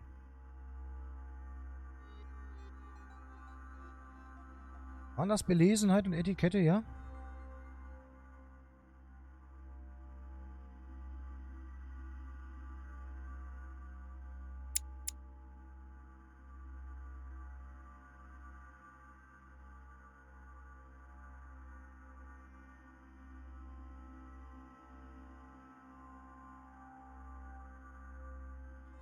Ja, ja, richtig.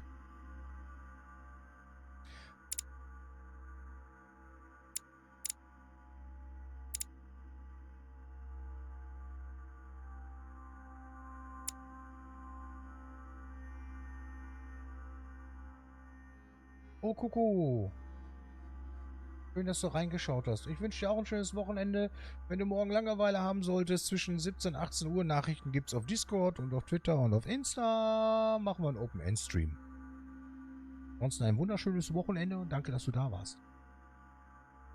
Bis bald.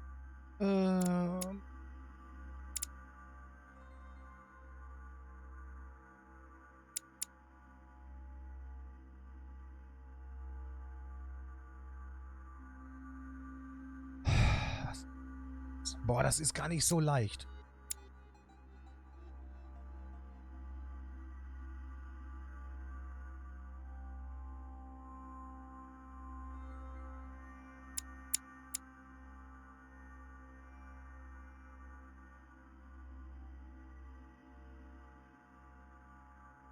Boah.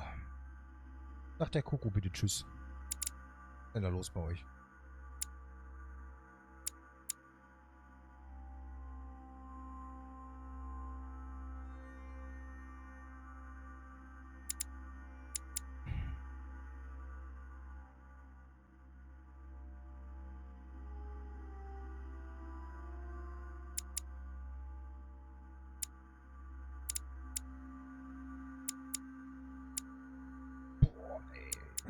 Komm, Aufmerksamkeit.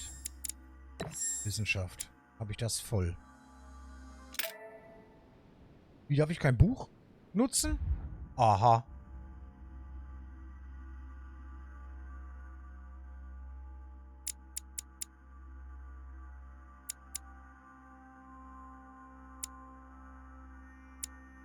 Punkt in Belesenheit. Ich darf 3 Manuskripte wählen. Politik, Etikette, Etikette.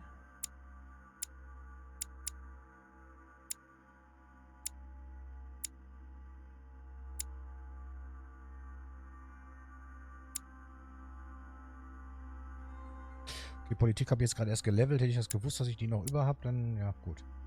Nee, das habe ich ja schon eingesetzt. Soll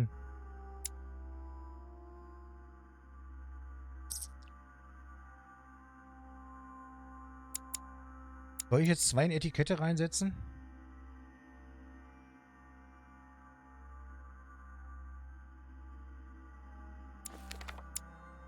Pass auf, machen wir. Ah, jetzt 2 mal Etikette. Lehrling. It's Talent time I went freigeschaltet. back and joined everyone in the small salon.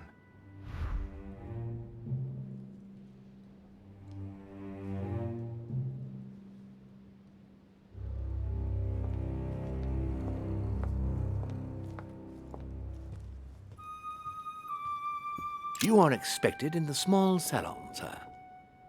Ich weiß. Ich hätte aber gerne nochmal mit dir gesprochen. Was ist denn der kleine Salon?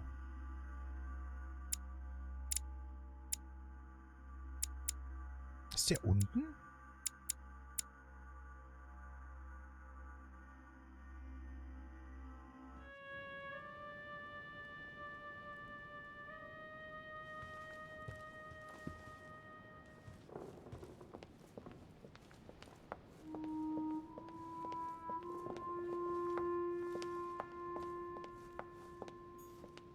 Aha.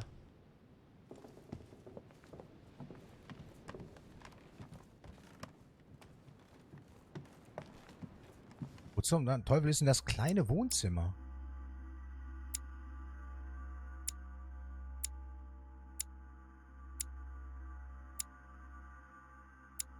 Also hier nicht. Nö. Ja gut. In mein eigenes Zimmer werde ich wahrscheinlich auch nicht gehen dürfen, denke ich mal, weil ich muss ja unbedingt jetzt direkt dahin und nicht über losgehen und keine 2000 Euro einziehen. Also ihr kennt den Spiel.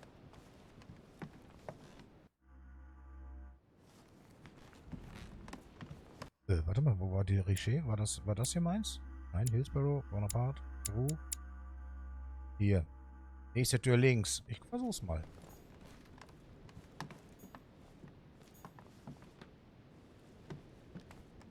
Of course not. Manu. Aber das jetzt mit diesem Christentum-Gebibeldingsel, alter Schön.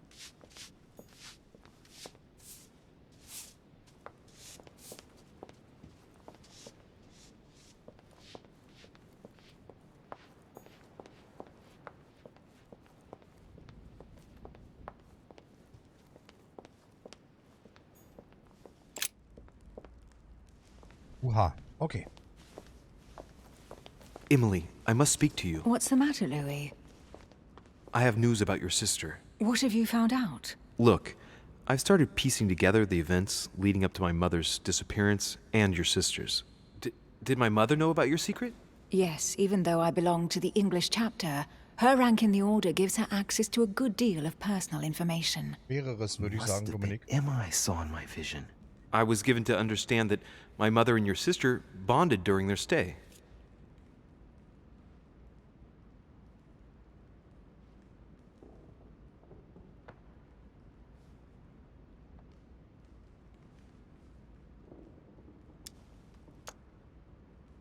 They kept up a secret correspondence, which makes me think they were suspicious of someone. And did you find out who it was? No, but von Wollner is mentioned. They were planning to make a quick getaway and were looking to hide something beforehand. Have you got these messages? Yes. Go ahead, take a look. I see. I must say, thanks for your honesty, Louis. Should I speak to her about my vision? If what I saw is true, she might want to take revenge. Ist egal, wir erzählen ihr davon. Wir machen das mal. Risiko. Emily, there's something else. Go on then. It's about your sister. I don't know what happened exactly, but it's possible that my mother had a go at her. I know, Louis. I found out that same evening. Oh, Gott sei Dank. Well, thanks for not trying to hide it. What? Why didn't you tell me? I didn't know if I could trust you. Now I know I can. Sehr It gut. seems that your mother tricked Emma. She apparently asked her to hide an important book so that even she wouldn't know where it was. And then she shot her like a dog to make sure no one would ever find it again. Also sagen wir mal so, ist ja gut, dass sie uns vertraut, aber ihr vertraue ich nicht. Why would she do that? I don't know, Louis, but I'll find out. You can count on that. I'm sincerely sorry, Emily. Thank you, Louis. But you do realize your mother will have to accept the consequences of her acts. There must be an explanation, Emily. That's what we shall see. Come, Louis. They're waiting for us.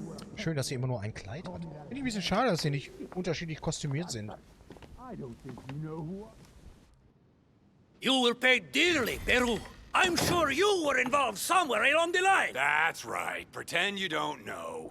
One piece of advice. Don't travel through France on your way back, or it'll cost you dearly. Calm now, my friends. Let's calm down. Everyone seems to be a little unnecessarily heated. Don't forget where you are, please. What's going on here exactly?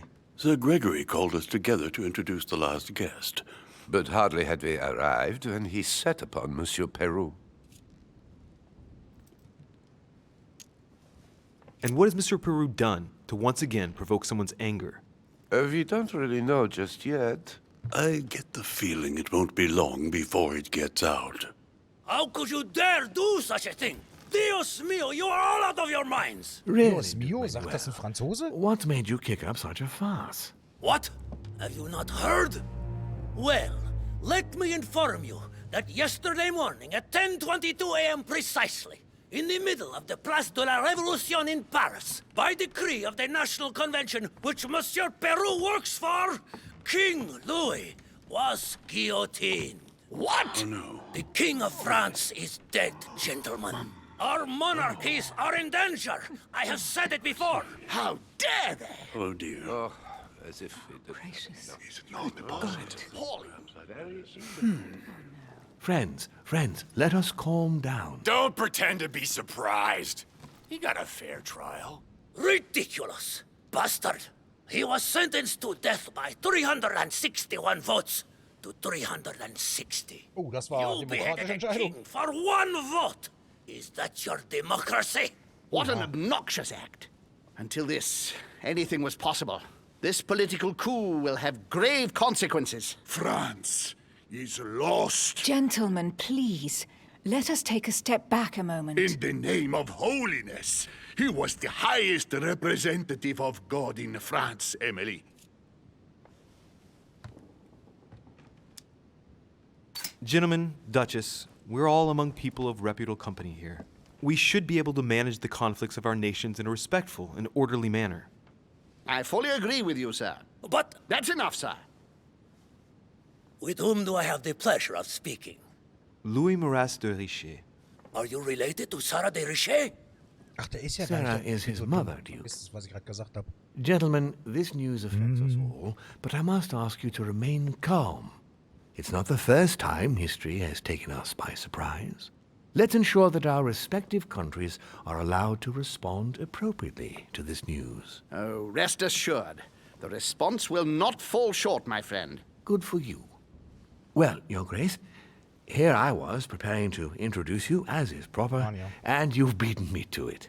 I'm delighted that we are all together at last. Our meeting will therefore be able to kick off shortly. I have just a few more little preparations to take care of before you all find out the reason for your presence here. In the meantime, I shall leave you to get to know one another.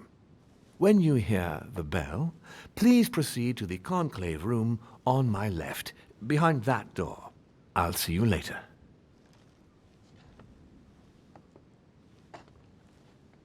Ja, guckt. Und macht keinen Mist. Macht bloß keinen Mist.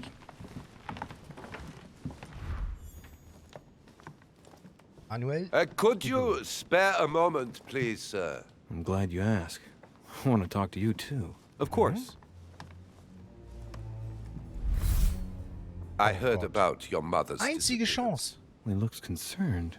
I don't know why, but I doubt it's from sympathy alone. Well, let's see what he wants from me.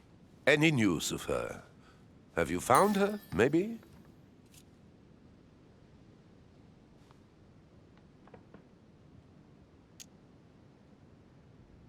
Why?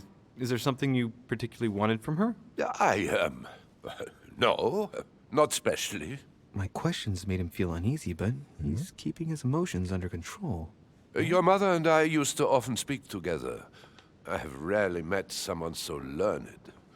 To tell you the truth, I was about to make a deal with her. Did she tell you about our arrangement?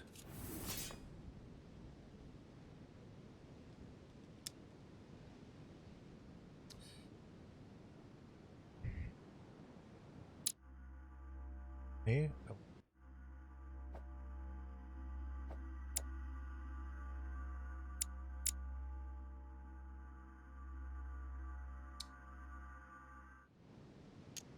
The cat's out of the bag now.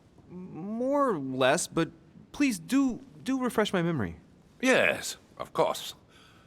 Nothing of great importance in itself. During one of our discussions, she spoke of an old book which might have been of interest to me, and she had agreed to let me have it. A book about what? Ancient occultism. As you are aware, I am a doctor of theology. You might have come across some old books in her belongings, perhaps?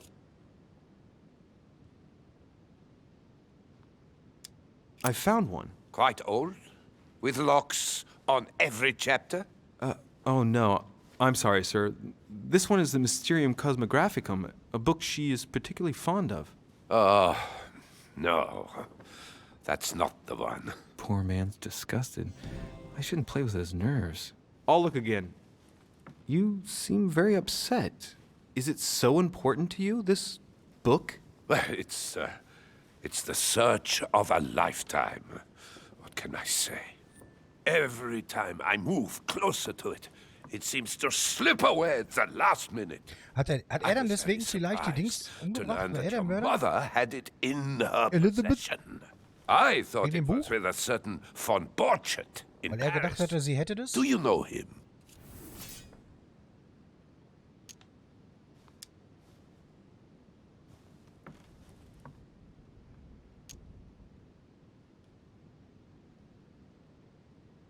I've never heard of him. I'm sorry. I haven't been much help to you. Well, too bad.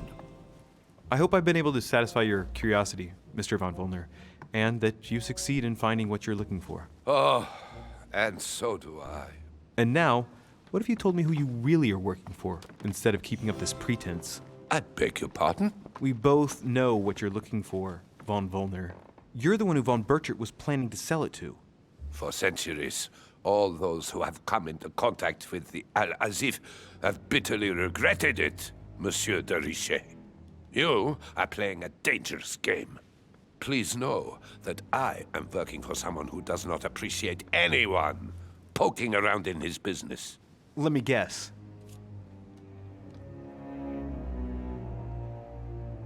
Oh, wer ist das wohl, für den er arbeitet? Der Mortimer, der Home oder der König von Preußen?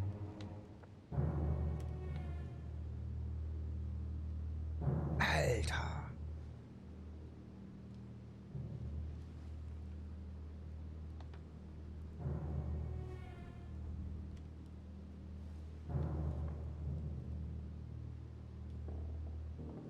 Oh Gott.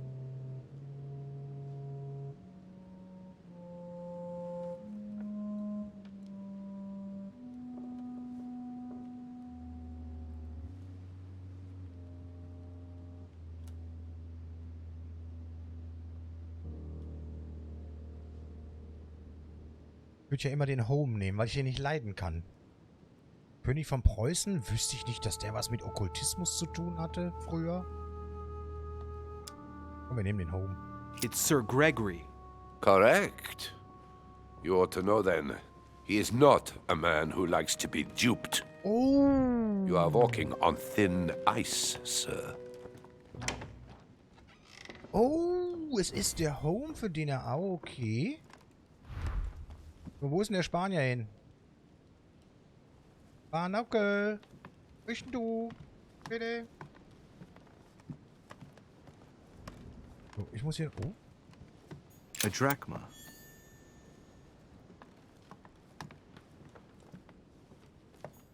Chronicles of the Amber Princes. As I recall, Dorkin was my favorite character. Finde mehr Hinweise zur Nacht.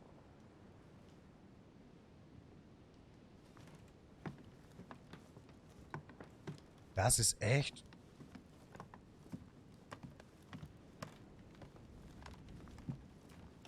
Tricky Ricky, sag ich mal.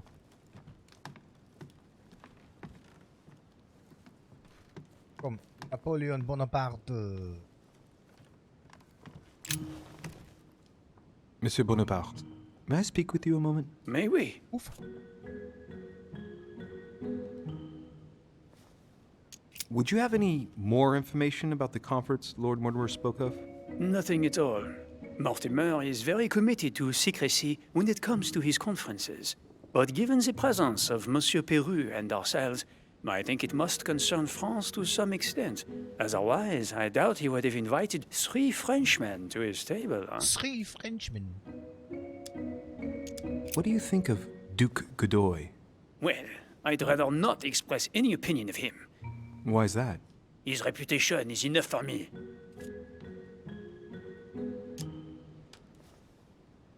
Ja, komm. Meaning? This gentleman enjoys people talking about him for too many reasons. His undeserved titles, more than 10 in just 4 years, and each one more prestigious than the one before. You don't think he deserves them? If I had seen him on the battlefield, there might be some doubt. But that is not the case.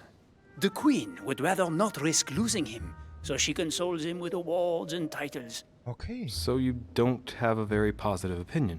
His coveting French Catalonia does not encourage me to have one. I understand your point of view.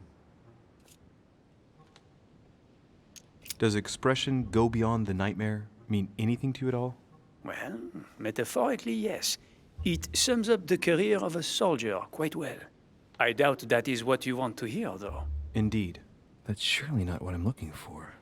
Well, monsieur, if you are looking for a phrase book, Lord Mortimer must surely have one, given the number of books he has. Ja, you ought to check in the library of the tower. Ja. You never know. Well, I'll be leaving you now. Shall we meet up again later? Wait, monsieur.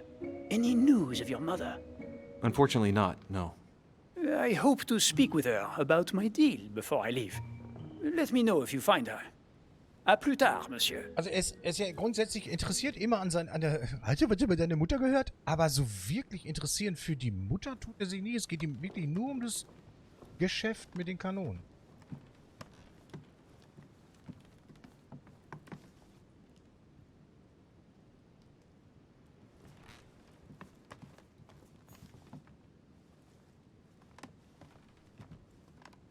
Wieso sind hier... Okay, warte mal. Es geht ja... Warte mal. Es geht ja hier noch in den...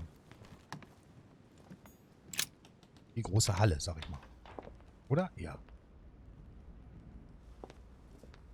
So, ich hätte gerne sehr... Oh, da ist da einer. Hallo?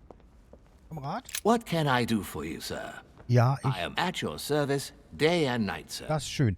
Ich brauche Hilfe. As I was unable to bring my personal effects with me, I was wondering if you could find me a few items. Of course, sir. What would you require?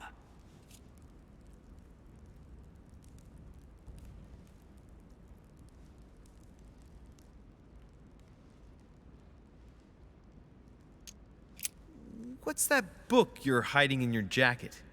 The Sorrows of Young Werther by Goethe, sir. And I am not hiding it. Hand it to me, please. It is damaged, sir. I would never dare lend sir a book in such a pitiful state, sir. I took it to restore. Indeed, this masterpiece must not become more damaged. Let me have it and I'll take care of it personally. I love antiquarian books. It bothers me somewhat, It isn't Sir's job to take care of it, really. No, but I would love to. You'll be doing me a favor by letting me have it. In that case, sir, I shall leave it in your care with pleasure. May I do anything else for Sir? My good fellow, would you have any amber available? I would, but unfortunately I don't think I am authorized to give it out, sir. I believe it is a precious stone.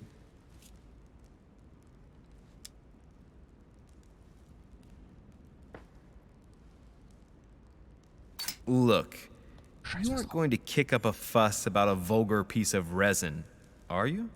Don't believe what they say about amber. It does nothing to warm up infants' bodies, let alone prevent toothache. And neither does this fossil oleoresin stimulate fertility. You can believe me. Thank you for educating me. I didn't know. Here you are, sir. Does Sir desire anything else? So, jetzt habe ich mich einen Punkt mehr. Das hatte ich noch im Hinterkopf, aber ja. Bekomme nichts.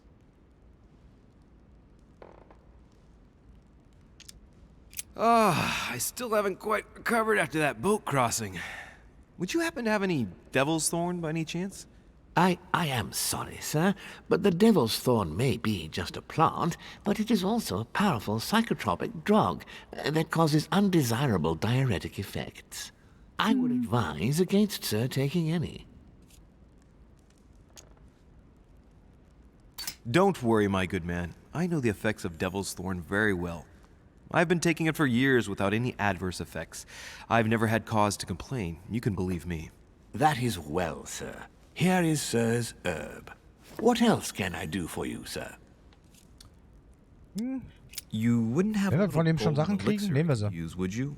Oh, unfortunately, sir, I have orders not to give any of that medicine to any of Lord Mortimer's guests. Some guests are here to follow a very strict treatment. Mixing or combining certain substances would be dangerous for Sir. Oh, geil. My good fellow, you're right. One should never mix treatments without the advice of an expert. It so happens that I usually make my own golden elixir, but I haven't brought my kit with me. Perhaps, in that case, would you fetch a spoonful of ethyl alcohol, ethereal oil, and 10 milliliters of ethanol for me? Along with that, a small Wasser? quantity of gold, please. Just a few crumbs. Was ist levitiertes Wasser? I see that Sir knows his subject. Therefore, I see no reason why I shouldn't give them to you. I hope that will be enough for you, sir, because I haven't any more. Thank you. That will be fine. May I help with anything else, sir? Komm, wir nehmen den Karmelitengeist noch, A wenn es little geht. Carmelite water would do me a lot of good. Could you find me some, please? Oh, the tonics are under lock and key, sir. Lord Mortimer only allows access to them in cases of emergency. Listen, I suffer from terrible migraines, and the voyage by boat has brought on my rheumatism. So, unless you have anything else to alleviate the pain, please give me some quickly. Thank you. Oh, and the one from Bordeaux, right? I prefer it to the one from Paris. Immediately, sir. Here, I hope Sir will get well again quickly. Anything else, sir? Das war's, wir haben ihn ausgenommen. What can you tell me about the guests? Do excuse me, sir, but I am bound by discretion to say nothing about Lord Mortimer's guests, sir. Perhaps Sir would like to know something else?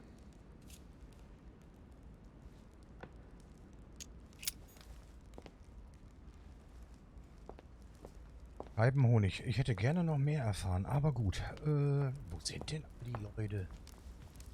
Ja, schon alt. Brauchen. Oho.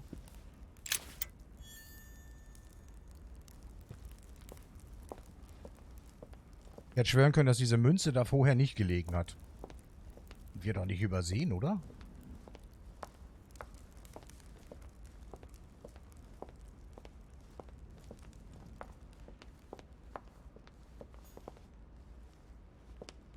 Da ist ja unser Präsident, El Presidente, hätte ich bald gesagt.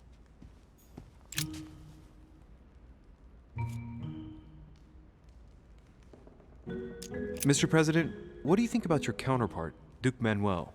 I'm very surprised he was able to accept Lord Mortimer's invitation, given the political situation in Spain.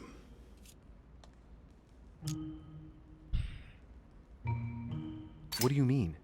The situation is ready to explode with France over Catalonia. Well, the Duke must have a darn good reason to be absent and come here, mustn't he? When Lord Mortimer invites you, Louis, you come. It's always in your best interest. I wouldn't say that personally, but... Mr. President, can you tell me a little more about the coming conference? Of course, Louis. That's why we're here. Lord Mortimer or Sir Gregory regularly organize meetings like this to put forward major projects. What do you mean by major projects? I'd prefer to let Lord Mortimer explain that to you, Louis. Let's say he brings together influential people in order to consider possible actions to undertake to guarantee the future of nations.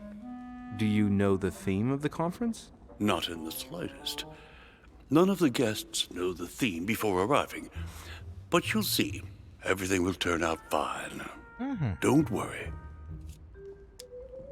Go beyond the nightmare. Does this line remind you of anything in particular? You've caught me unaware here, Louis. Let me think about it a second. No, nothing comes to mind. Sorry, Louis, but I am unable to help you. Was meint der Spectre? Was ist los? Und so zerbröselt der Keks nun mal? Well, thank you for your time. Don't mention it, my young friend. Regarding your question on the nightmare, don't hesitate to question the others about it. Maybe one of them knows more than I do. That's a good idea. Thank you once again. I'll see you in a little bit. Hallo? Mann. Frage ist, wo sind die anderen denn alle?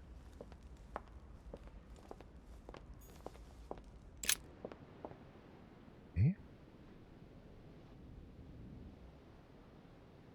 Ich würde ja gerne den Pfaffen danach fragen. Falsche. Wo war denn das Motorradzimmer? Adam?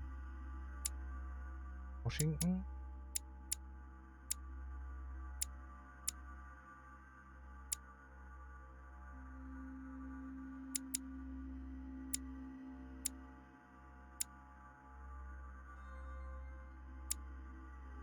Alles klar, links hoch. Okay, wir gehen mal gucken.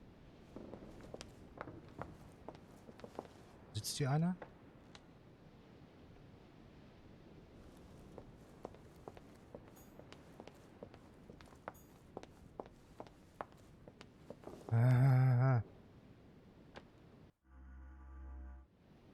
Das war das hier, oder? Hinter mir. So, warte. Ich versuche bei dem reinzugehen, weil sie haben ja so ein bisschen in der Tasche, glaube ich. Ich darf da nicht rein. The heck? Ach, das ist ja Peru. Ja, so doof. Was hat denn der Motorradfuzzi? Wie ist er denn noch? Yaji? Wieso, ne?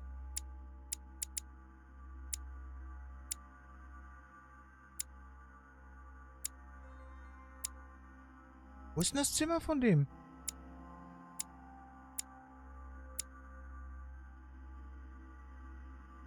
Peru? Wohnzimmer? Und Wöllner. Ems?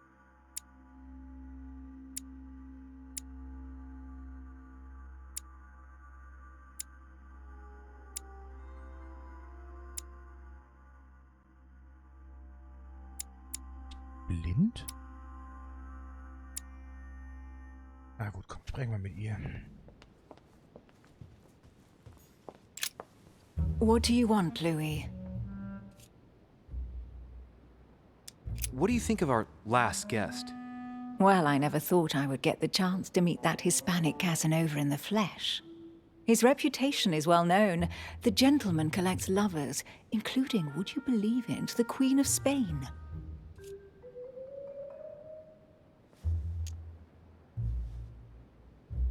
The Queen of Spain likes to indiscreetly say, the King, Godoy, and myself make up the Holy Trinity. The people have appropriately renamed them the Goat, the Ruffian, and the Whore. I didn't see you being a mudslinger in your idle hours, I must say. Emily, what can you tell me about the coming conference? Sir Gregory and Lord Mortimer organize this kind of high society meeting every so often in order to consider the world situation. But to what purpose? Well, by bringing together the most influential people from the dominant nations of the modern world, they allow the mighty to discuss matters with calm clarity. There are precedents of armistices being signed at the end of these talks, you know. Talking while holding a glass of brandy makes things easier. You'll see. Wie kann man sich denn aus Versehen auf den Prinzenrollenkeks? Wie muss ich mir das bei dir setzen? Wie muss ich mir das bei dir vorstellen? I have a question that might seem a bit strange, but... Go on. If I said, go beyond the nightmare, would that mean anything to you? No, means nothing to me. Do you mean literally or figuratively speaking? In the figurative sense, probably. I'm trying to understand what it refers to. Well, if I come up with anything, I'll let you know. You're leaving me? Unfortunately, I have things to do. Okay. Thank you again, madam. Okay. Hä, das sah gerade aus, als hätte ich falsch geklickt. Naja, egal. So, wir rennen jetzt hier nochmal rum. Vielleicht wohnt hier auch noch...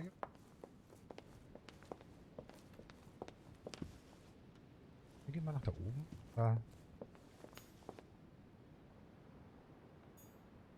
Egal, komm, wir gehen jetzt hoch.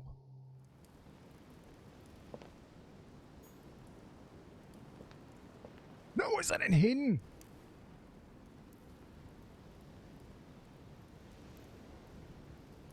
Ich hab gedacht, der wäre noch hier. Und jetzt ist keiner da. Geil.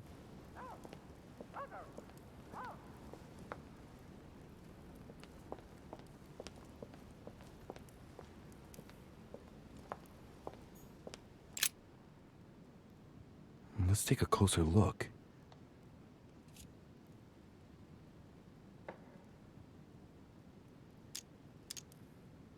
Judging by the shape, I'd say they're Criollo cocoa beans. The chocolate of the Mayas, the rarest of the beans. Some even say they're an aphrodisiac.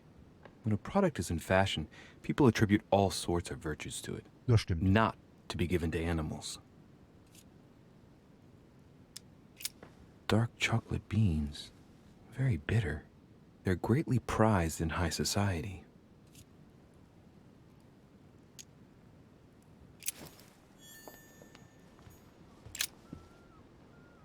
Oha. Die Zahlen für das Jahr 1792. Gesamtkosten von 360.437 Pfund. Gemälde von Meistern 280.000 Pfund. Im nächsten Jahr muss der Holzverbrauch gesenkt werden. What? Aber mal eben 25.500 für Wein ausgeben, 280.000 Pfund für Gemälde, aber Holz, da müssen wir weniger ausgeben. Oh, sehr geehrter Guido Poletti. Ich schreibe Ihnen in Bezug auf die Gemälde, die ich Ihnen für die Ausstellung geschickt hatte. Beachten Sie bitte,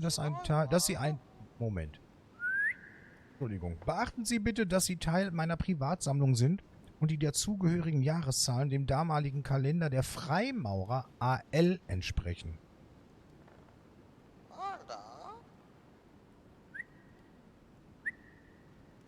Wie Sie sich vielleicht schon gedacht haben, müssen Sie von den Jahreszahlen 4000 Jahre abziehen. Merken wir uns das bitte mal. 4000 Jahre abziehen, damit sich die Besucher nicht über die merkwürdigen Angaben wundern. Muss natürlich nicht daran erinnern, dass das Freimaurerjahr im März beginnt.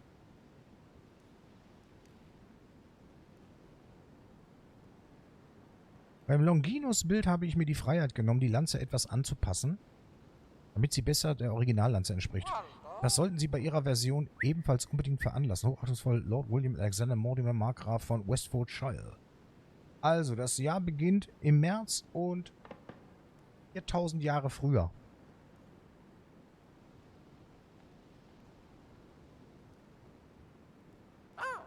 ...4000 Jahre?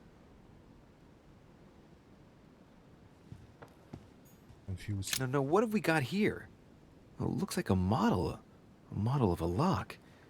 It's as if Mortimer is fond of complicating things sometimes. Well, I hope I never have to try and unlock it.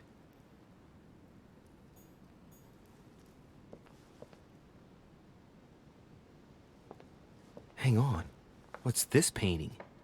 The Nightmare painted by Fuseli in 1781. Ah, this must be what my mother was talking about. Now just need to find out what she meant by go beyond. Hey, looks like it's mounted on rails on each side. It should lift up, I think. There must be a mechanism somewhere.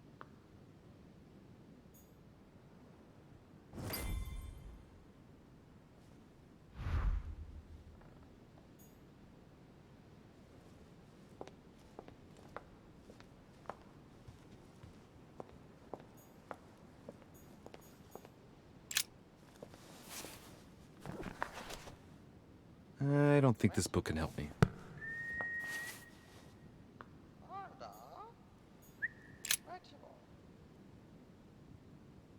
Okay, no mechanism behind this painting. Well, I'll have to keep looking.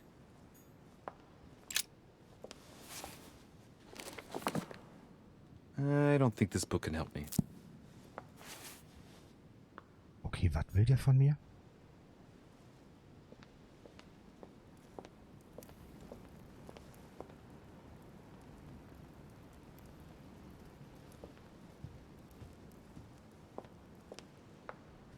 Das.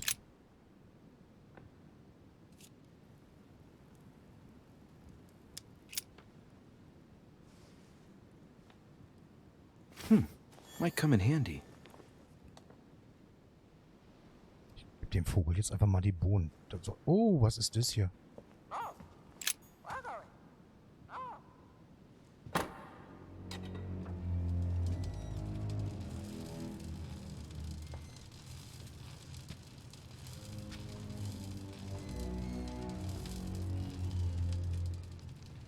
Aha! I found it. Oh, what on earth is this? A ring lock now? Great. That's all I needed.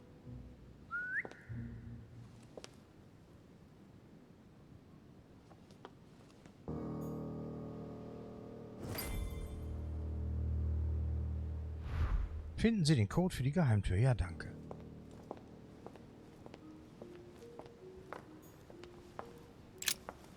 A mina bird.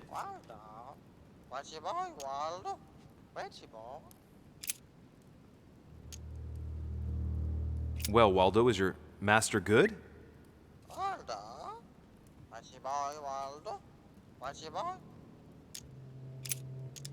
Sarah de Riche? Waldo, you know Sarah?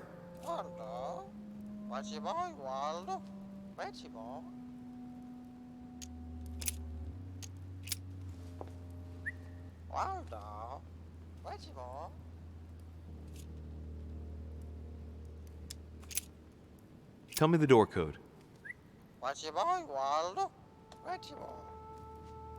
Here I am talking to a bird. Shame on me.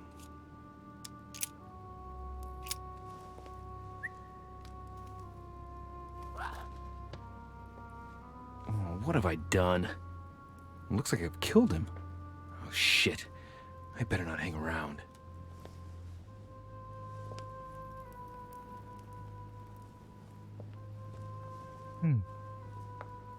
Vogel kaputt. This painting isn't finished. And it looks like Mortimer probably did it. Not bad, but you can't exactly say it's been done in the style of the period. Oh Gott, jetzt müssen wir diesen Code finden.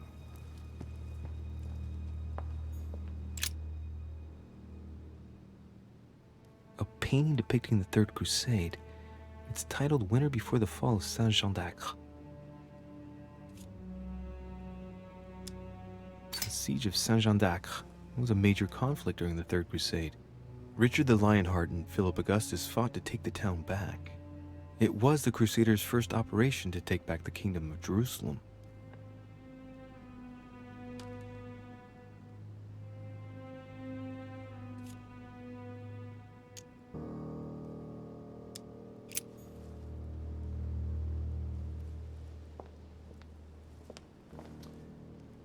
Alter, ich glaube, das wird jetzt hier schon wieder so ein Kopfschmerzding. Mann. William Alexander Mortimer I, the 12th month of Anno Lucis, 5190. That's a funny date.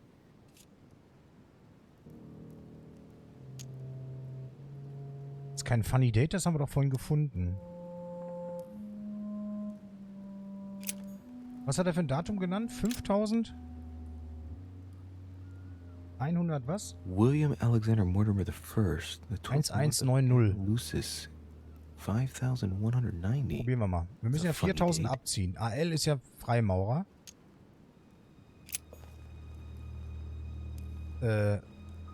1190 war das, ne? Versuchen wir mal.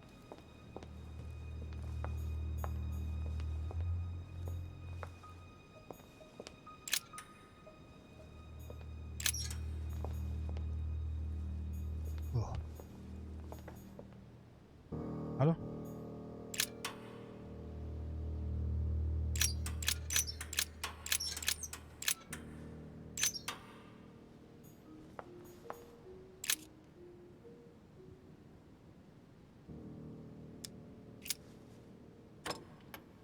Doesn't work, damn it. I really thought I was close. 1190. Isn't the right date when you subtract 4000? I must have missed a subtlety.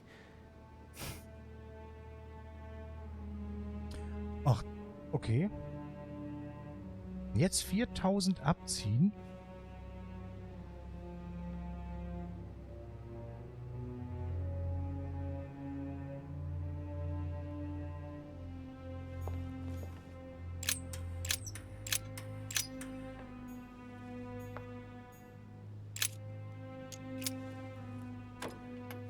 Damn it. It doesn't work. 5109. Nein, das ist alles I was Quatsch. pretty sure it was right. Maybe I didn't use the right dating system. Coup de Lance by Paul Rubens.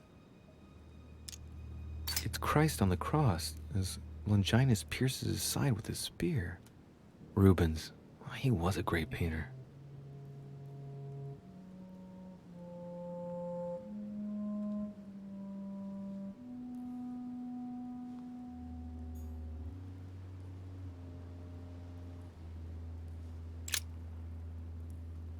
Coup de Lance by Paul Rubens. Aber kein Jahr dabei.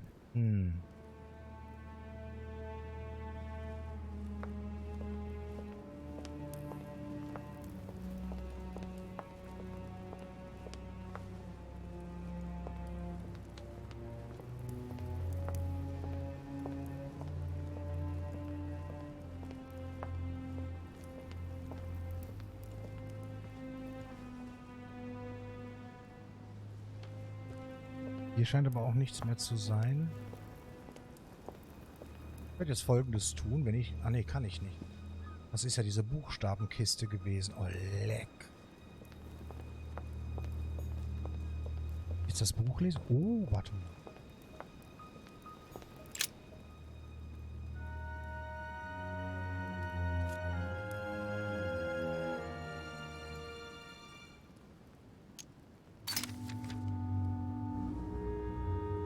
Many families kept documents of their history, but I've never seen anything like this before.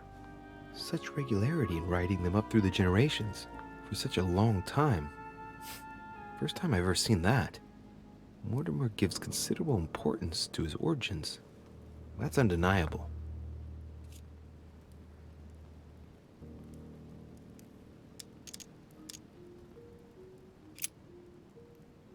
Oh, the family tree.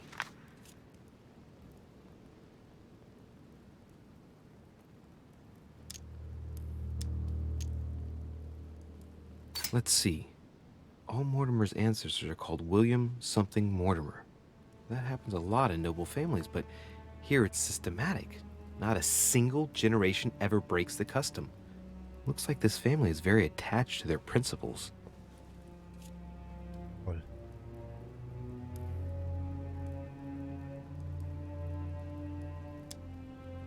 The first William Alexander Mortimer. He was born in 1131 and distinguished himself during the Third Crusade, during which he rubbed shoulders with Richard the Lionheart.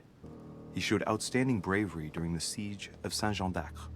He died in 1211 in the country of Westford at the age of 80. What longevity! Nice. Nothing is mentioned about his wife.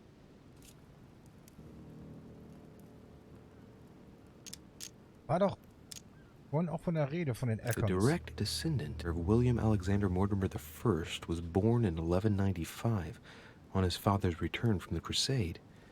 Only son, more discreet than his father, it states that he was widely traveled.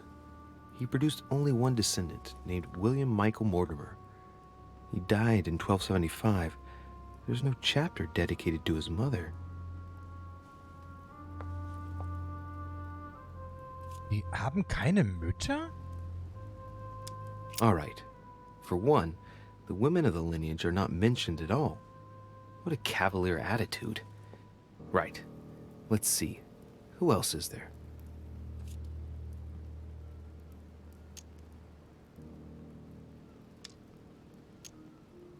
Only son, a descendant with a singular name.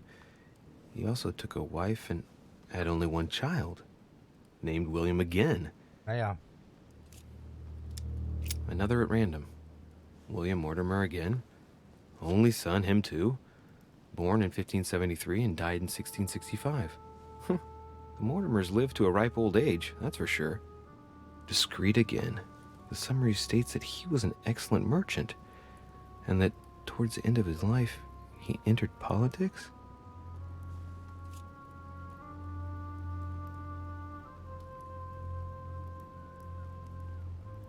Uff, wie soll man denn da jetzt die Oh Gott. Lord William Alexander Mortimer. Lover of the arts and the sciences, he took up politics at an early age. After rapidly becoming influential, he decides to retire from public life in order to organize conferences reserved for the elite with the aim of finding answers to world problems. Blah, blah, blah, blah, blah, blah. He's also an only son, and the book doesn't mention any known descendant.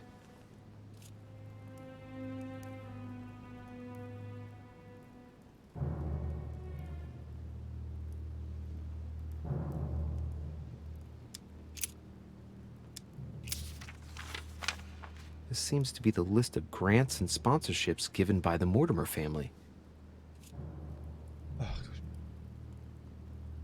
From 1235 to 1280, the Mortimer family granted an annual pension to Albert the Great, Archbishop of Regensburg, in order to fund his research in the writing of De Mirabilibus Munci, books about the wonders of the world.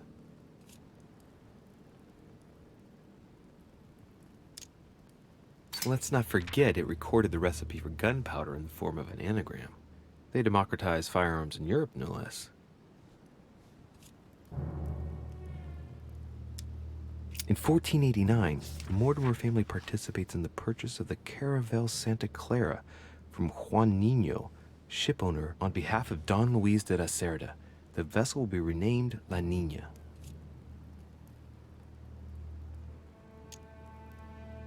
La Niña, yes! That's one of the 3 caravels of the expedition of Christopher Columbus. It enabled him to discover the Americas. Pinta, Nina, Santa Maria, so hießen die Schiffe von Certainly say the Columbus. grandfather had a flair for business. Long King, hört sich asiatisch an. In 1567, the Mortimer family financed the brickworks in Qinhongdao in China, fitted out with 51 furnaces 3.5 meters high, in guise of a protocol gift for Long King, the emperor of the Ming Dynasty. Keine Ahnung. 1567? Merken wir uns mal 1567, bitte. In 1645, the Mortimer family allocated a pension to be passed down the generations to the Nérac family from Bordeaux, shipowners and refiners from father to son. A family known for their expeditions to Africa and America. Danke, Spectre.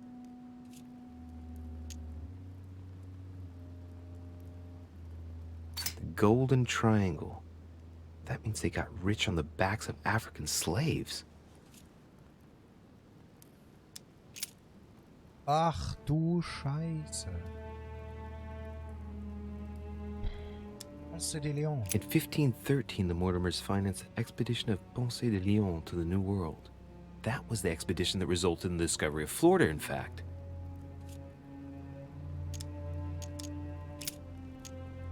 In 1635, the Mortimer family sponsored the Academy of Mersenne for 30 years in Paris for works in the sciences and in philosophy. That was generous, but not entirely selfless when you think about Blaise Pascal, who developed the first calculating machine at the same time.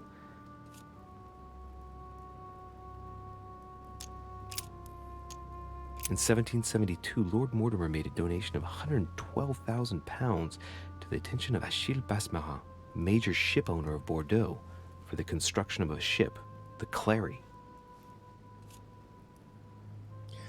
Wenn man jetzt mal bedenkt, das ist 1700 irgendwas. Und das sind 120, 130, 140.000 Pfund. Das ist eine unvorstellbare Summe an Geld. But that's Lafayette's ship. I thought he paid with his own coin. It's even been suggested that grants were given by the Order. But in fact, that wasn't true at all. From 1685 to 1720, the Mortimer family allocated an annual pension to Denis Papin for his brilliant works in pneumatics and hydraulics. That reminds me of spectacular experiments such as his first submarine, which didn't end all that well if I remember correctly. In my opinion, his lesser-known invention of the steam piston ought to be more important in the future. Well, that's strange. I thought he died in 1712.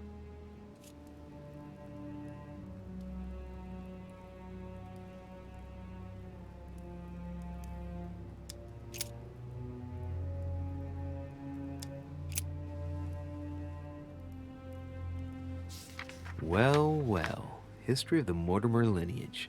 Looks like his ancestors have always sought to improve society and have had an open attitude towards the arts.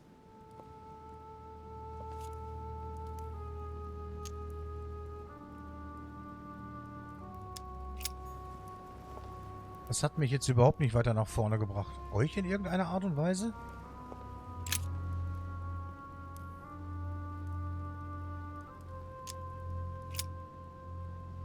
Oh, the family tree.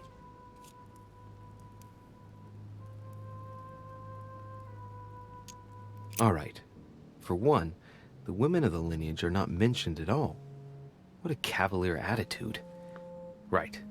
Let's see. Who else is there? Es gibt auch keinen Namen mit 4 Buchstaben, also keinen Vornamen mit 4 Buchstaben.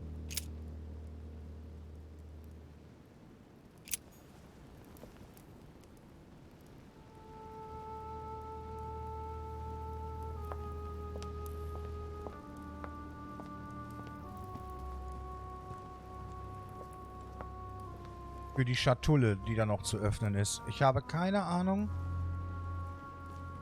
welche... Dante's Purgatory. Why does your mind presume to flight when you're still like the imperfect grub, the worm before it's attained its final form? Charming.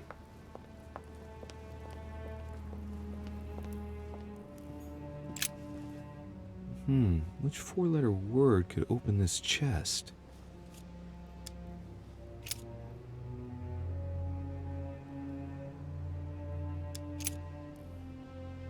Oh, warte mal. Ich mache einfach mal was. Weiß nicht, ob das...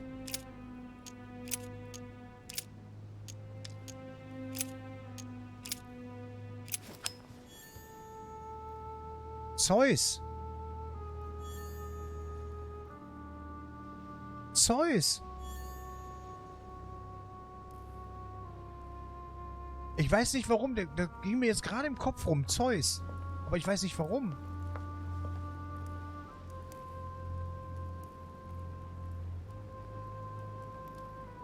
Es war Zeus. Aber warum?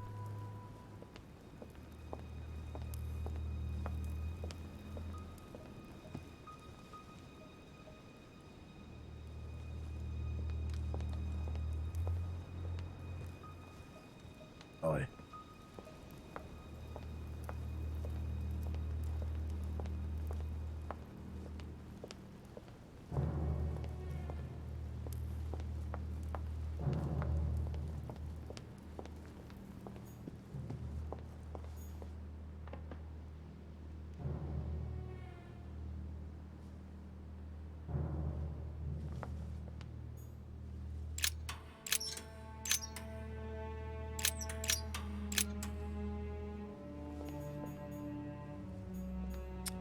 Oh, das hier ist doof.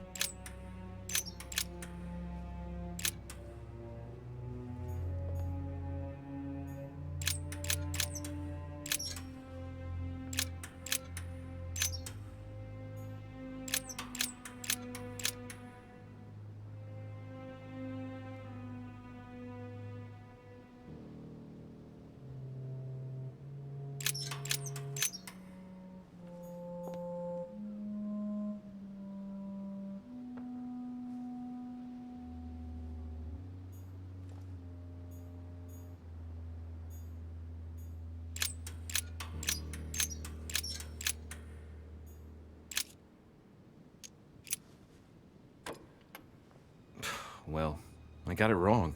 It doesn't matter.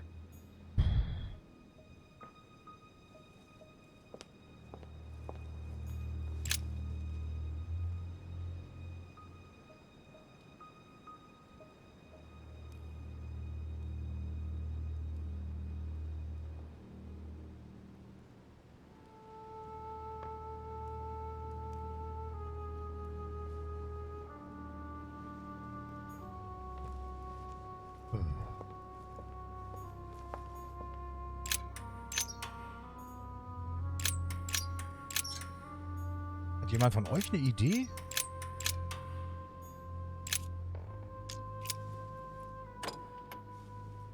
Well, I got it wrong. It doesn't matter.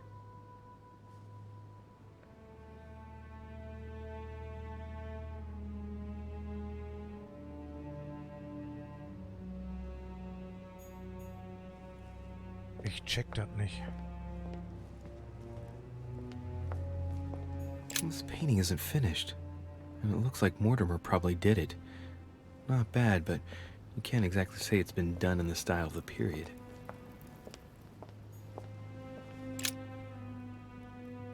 Coup de Lance by Paul Rubens.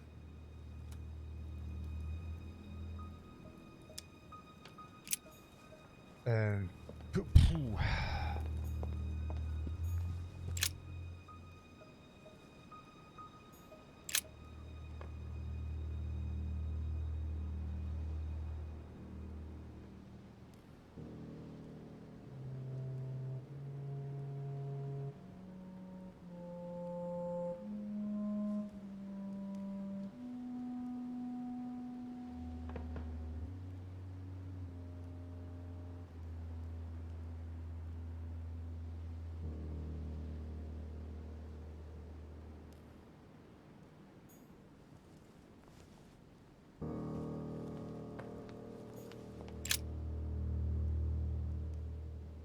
A painting depicting the Third Crusade.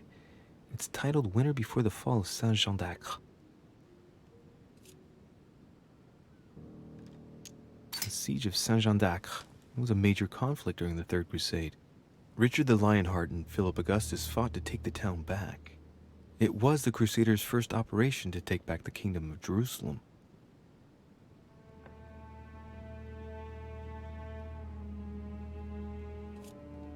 Wann fand der erste Kreuzzug auf Jerusalem statt?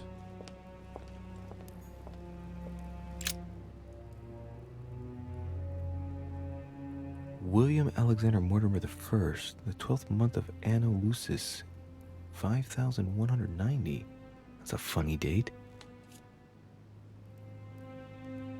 Wieso ist das ein funny Date?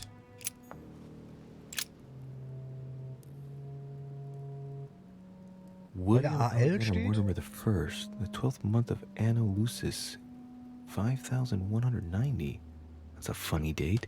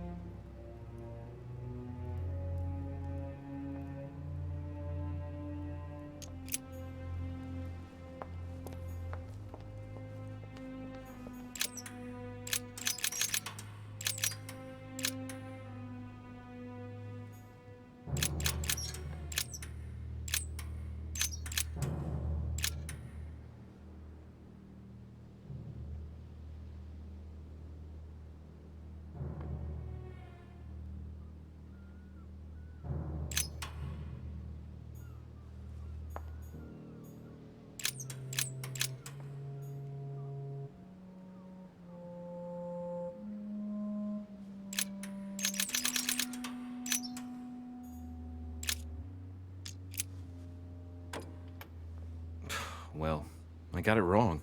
It doesn't matter.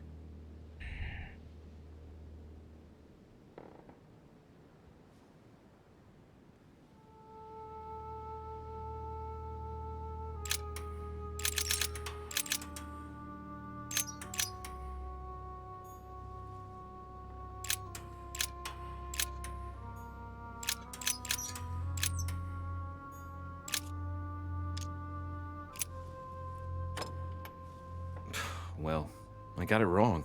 It doesn't matter. Uff.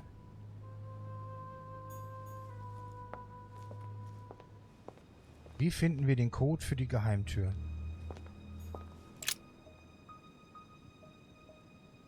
Hey, there are 2 dates on this painting. 1154 AD and 5154 AL. The 2 dates most likely relate to 2 calendars. The Gregorian calendar and, well, the Freemason calendar. Ja. Das haben wir vorhin schon geschnallt. Hey, there are 2 dates on this painting. 1154 AD and 5154 AL. Wieso geht das so schnell? Hallo, nochmal. 5154 oder was war das? Hey, there are 2 dates on this painting. 1154 AD and 5154 AL.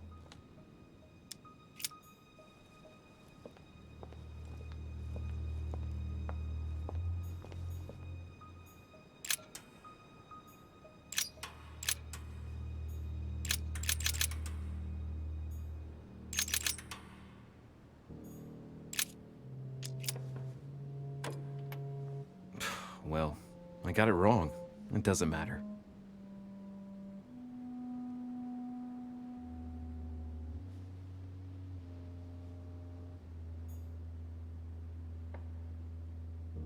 Ja.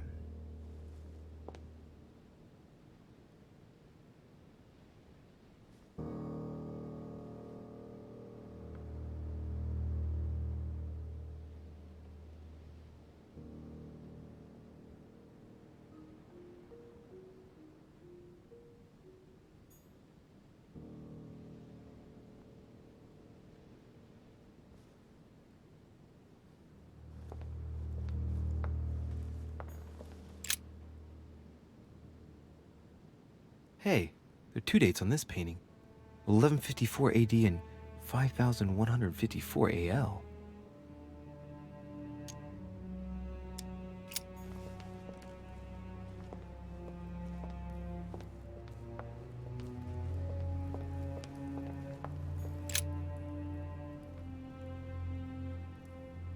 William Alexander Mortimer the First, the 12th month of Anno Lucis, 5190. That's a funny date. Er setzt es aber auch nicht in Zusammenhang, ne? Katastrophe. Ich guck mal nach dem Hind, weil das ist mir jetzt ein bisschen zu lang.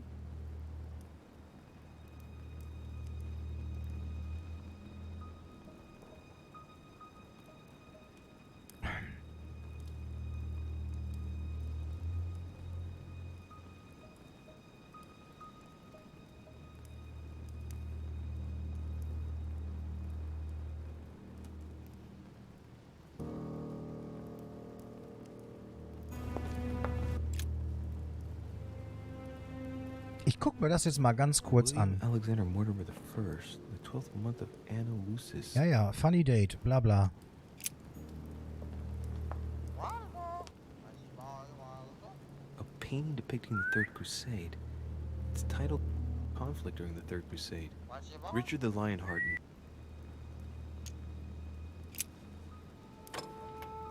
Damn it. It doesn't work.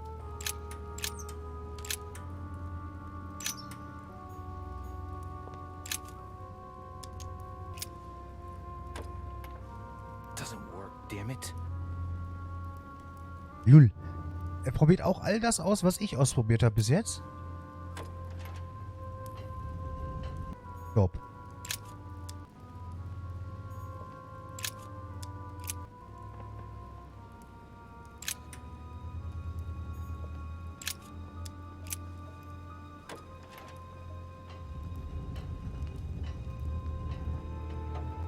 Open Sesame.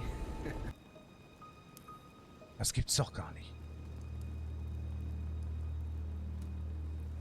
Pass mal auf. Und ich weiß nicht, wo er die Zahl her hat.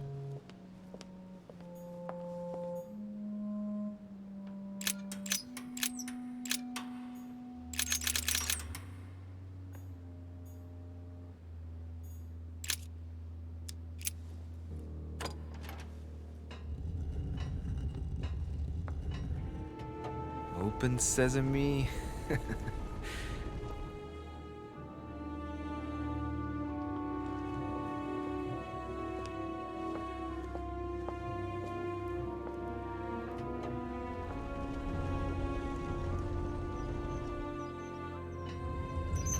Oh nein. Oh nein.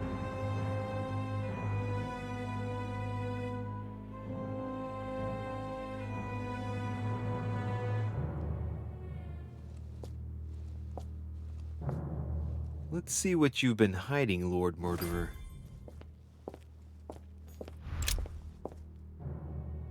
Sehr geehrter Lord Mortimer, mit diesem Brief möchte ich Sie bitten, Präsident Washington davon zu überzeugen, den Fugitive Slave Act in seiner jetzigen Form nicht zu unterzeichnen.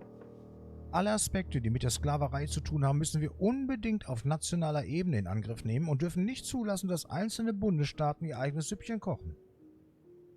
Das Gesetz war ursprünglich zur Beilegung eines Konflikts zwischen Pennsylvania und Virginia gedacht, aber wenn wir es verabschieden, riskieren wir, die Jagd nach Schwarzen zu legalisieren.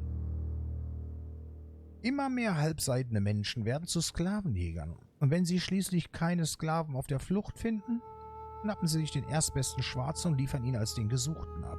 Es besteht die Gefahr, dass sich die Lage schnell verschlechtert. Vielen Dank im Voraus. Ihr Freund John Adams. Ist das der Vater von Elizabeth? Grüßen Sie bitte meine... Ja. Lol. Ich sollte auch zu Ende lesen, dann funktioniert das auch.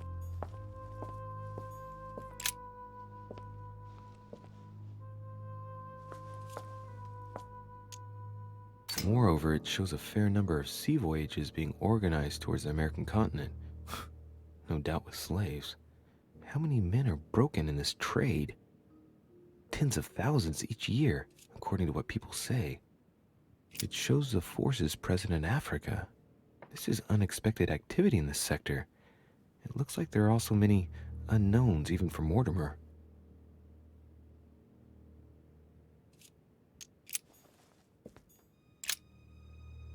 Mein Lord, ich hoffe inständig, dass Sie diesen Brief erhalten. Meine Tage sind gezählt. Mein Verlagshaus wurde geschlossen und ich wurde in der Festung Schlüsselburg eingesperrt. Wenn es Ihnen möglich wäre, ein gutes Wort für mich einzulegen, stünde ich auf ewig in Ihrer Schuld. Kaiserin Katharina wird nicht lange damit zögern, alle Logen des Goldenen Ordens in ihrem Land zu verbieten. Uns stehen sehr dunkle Zeiten bevor. In der Hoffnung, dass Sie mir helfen können, Nikolai Novikov. Das ist ein neuer Player. Gelee Royal. Können wir uns direkt schon mal einpfeifen? Ja. Weakness of the Human Psyche by Guillaume Trimore. He says, it is possible to drill an idea into someone by constant daily repetition until the mind gives in. And goes on, there are hundreds of good ways to live life, but you only need one to convince the masses that it's the only one possible. The author isn't letting any ethical principles get in his way, is he? Das Geschenk wurde überbracht. Timur Shah Durrani, König von Afghanistan, des Punjab, des Sindh, von Mashhad und von Kaschmir, dürfte seinen Titel recht bald verlieren. Wie geplant wird sein Sohn Saman ihm folgen. Danach werden wir die Verhandlungen wieder aufnehmen können. K.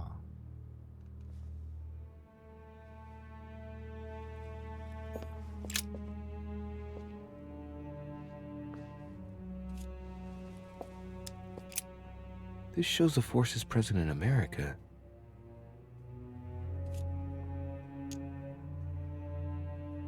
Some of those forces are pushing toward the west. On it, Mortimer's placed little feather symbols at different points, toward which the Spanish are headed. Could he be fueling Indian resistance to slow down Spain? Möglich.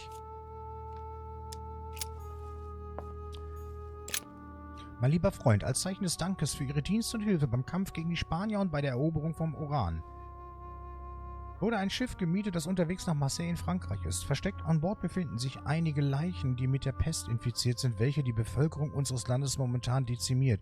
Seien Sie äußerst vorsichtig mit den Kisten, denn wenn sie unkontrolliert geöffnet werden, besteht die Gefahr, dass sich die Seuche in ganz Frankreich ausbreitet.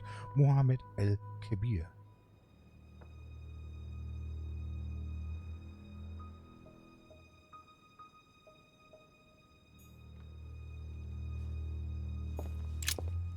Werter Freund, wie gewünscht konnte ich meine Freunde versammeln, damit sie die Vereinbarung unterzeichnen, die sie vorgeschlagen haben.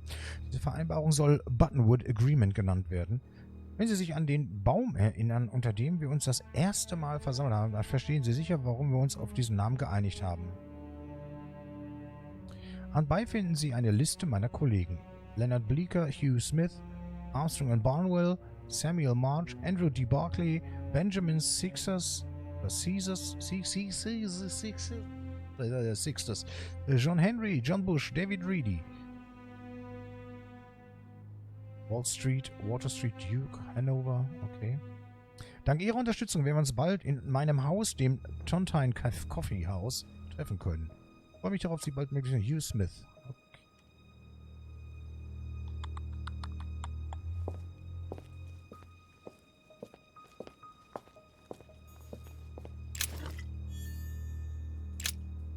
Mein lieber Lord Mortimer, als großer Freund von China werden Sie für Ihre Informationen gebührend belohnt werden.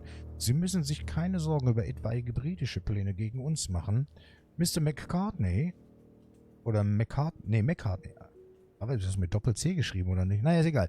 Der britische Abgesandte wird ohne jede Hoffnung auf Vereinbarung mit uns von hier aufbrechen. Ihr Freund Yan Long, Kaiser der Qing-Dynastie. Mein lieber Freund, ich habe Ihre Nachricht erhalten und verstehe Ihre Lage. Ich bedauere es, dass wir uns militärisch gegenüberstehen müssen, aber wenn die Situation es erfordert, Krieg zu führen, dann tun Sie, was Sie tun müssen. Ihren Anweisungen folgend und schweren Herzens werde ich mich nun zu der Ihnen feindlich gesinnten Koalition begeben, in der Hoffnung, Ihnen wieder dienen zu können, George III., König von Hanover, König von Großbritannien und Irland.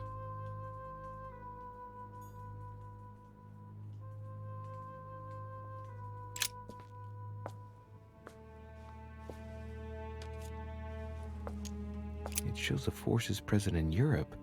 It's clear that France is surrounded by her enemies. However, a large number has been underlined in bold. 26 million. I know what it is. It's an estimation of my country's population. All our neighbors have far fewer inhabitants.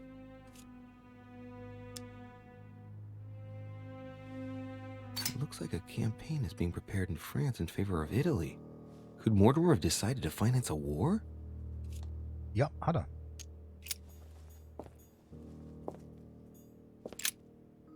William, ganz gleich, was du planst, ist unser Vater offensichtlich dagegen, dass du Europa im Griff hast. Russland wird sich schon bald der Koalition gegen dein geliebtes Frankreich anschließen. Ich glaube nicht, dass du diesem Druck wirst lange standhalten können. William, ich flehe dich an, endlich beizugeben. Du reißt unsere Familie auseinander. Dein dich liebender Bruder G. PS, ich komme gerne zu deiner Konferenz, aber denkst du wirklich, dass es eine so gute Idee ist, sie ausgerechnet in dieser Zeit abzuhalten?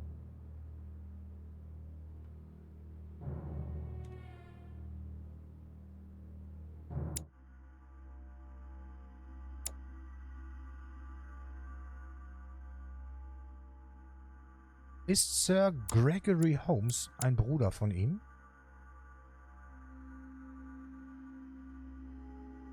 Das scheint ja jetzt alles gerade in diesem Moment passieren, oder?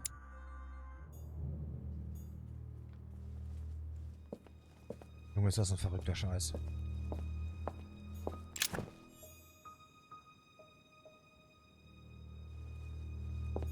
It's locked. Ja, klar.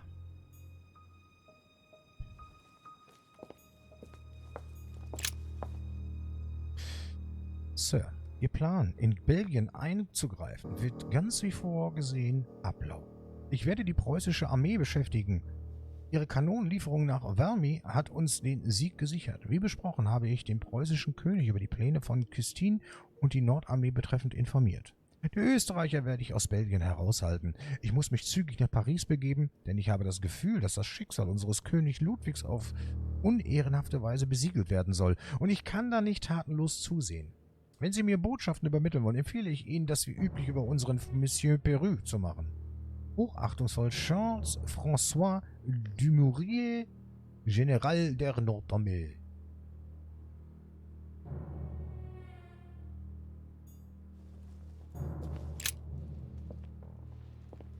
Das umspannt die ganze Welt, das ganze Theater hier. A fine-looking map of the Orient, indeed.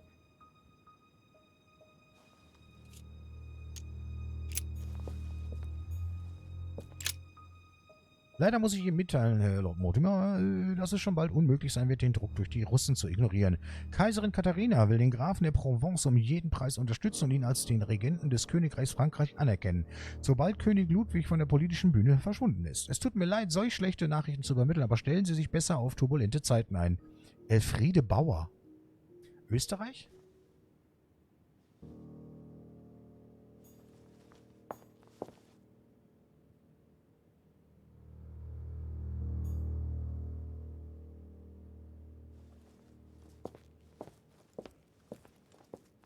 Okay, damit sind wir wieder am Beginn.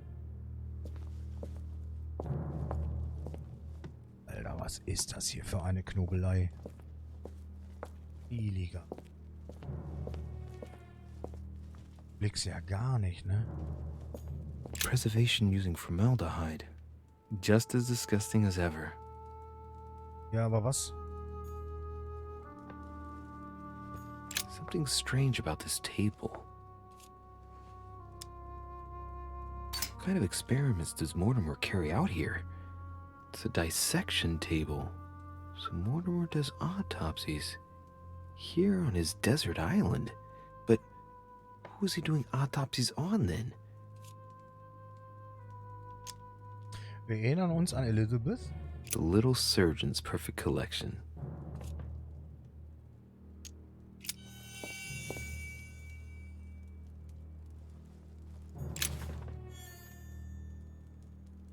Die Humani Corpus Fabrica.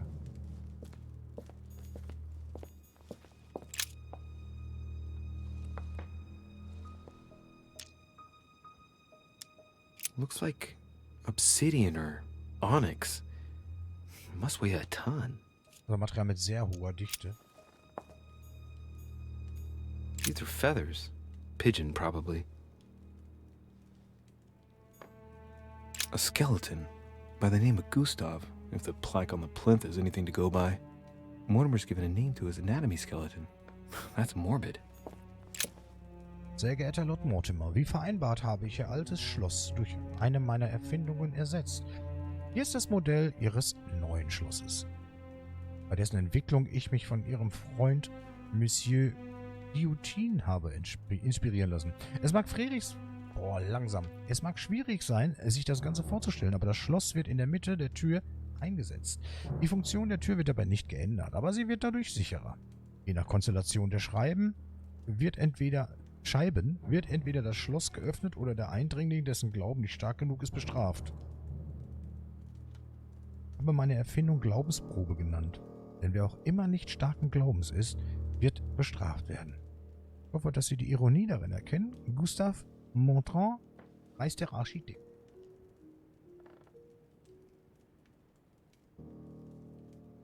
Das Spiel macht mich fertig, ne? Also wirklich. Mein lieber Freund, wer ist wohl der Begehrteste auf dem Olymp? Kein anderer als der König der Götter natürlich.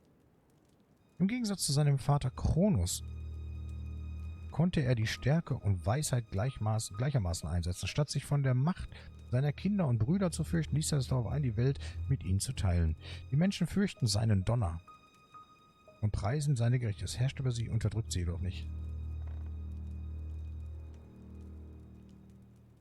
Wer war der Herr der Götter?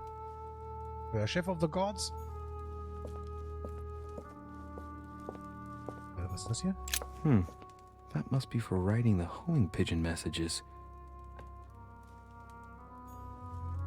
An iron mask. I wonder who it's for. Kennt ihr den Film Der Mann mit der eisernen Maske?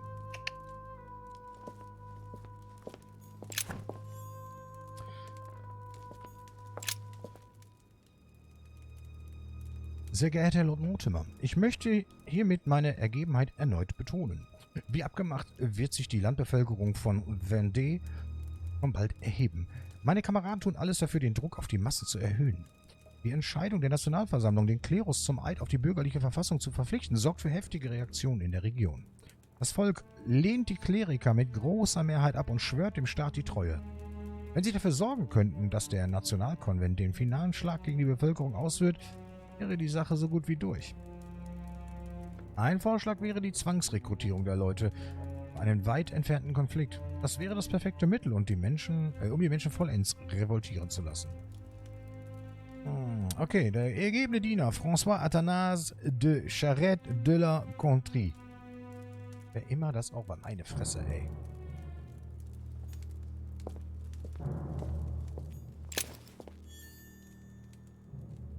Schlüssel mit einem okkulten Feuersymbol. A chest with a motif representing the alchemical symbol of fire. Ich habe den rechten Schlüssel noch nicht.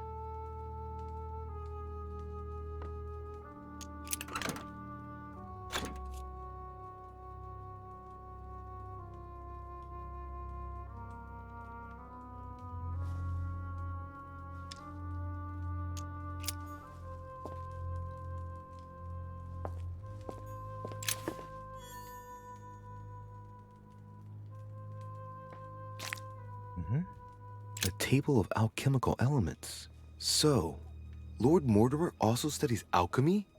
It seems like he's interested in everything. Genau. Der kennt sich echt mit allem Scheiß aus. Es läuft alles so, wie wir geplant haben, mein werter Freund. Der Coinage Act wurde verabschiedet und Ihr Projekt, die erste Bank Amerikas zu eröffnen, dürfte sich nicht verzögern. Sie wird vermutlich Union Bank heißen. Der Baubeginn des Weißen Hauses ist im Übrigen weiterhin für Oktober geplant. Ich werde keine Verzögerung hinnehmen, vertrauen Sie mir. In der Hoffnung auf ein baldiges Wiedersehen, der Herr Jefferson, der Thomas, der Außenminister.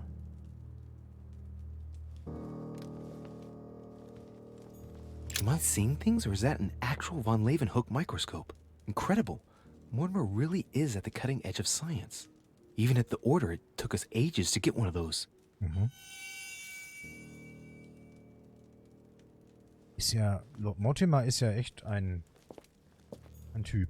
3 rusty old nails. They're about 20 centimeters long. Some goat skulls, chicken legs. Now we all know what that's for. I'm a little surprised at Mortimer. I didn't seem as the type to be organizing little pagan parties, invoking occult powers, and dancing naked under the full moon. I'm more used to seeing cheap charms like this sold by charlatans in Pré Saint-Gervais. Auf was war das jetzt das Jahr bezogen, Spectre? Look, a pack of tarot cards. Has he been reading the cards? Mortimer? That would surprise me. It is a typical draw in a line that answers a specific question. To the left, Temperance, that announces a reward for one who patiently waits before taking any action. And in the middle, the Chariot, which symbolizes triumph and business success. To the right, the Emperor evokes a future full of power and stability. Lord Mortimer, der Tiger liegt im Sterben. Auf Ihre Bitte hin habe ich Travancore angegriffen und höchstpersönlich so vielen Engländern wie möglich die Kehle aufgeschlitzt, allerdings ohne französische Hilfe. Ich kann den Feind nicht mehr länger aufhalten. Die Zahl meiner Truppen nimmt trotz ihrer neuen Raketen so schnell ab. Helfen Sie uns. Tipu Sahib Sultan von Mysore. Wo ist denn das?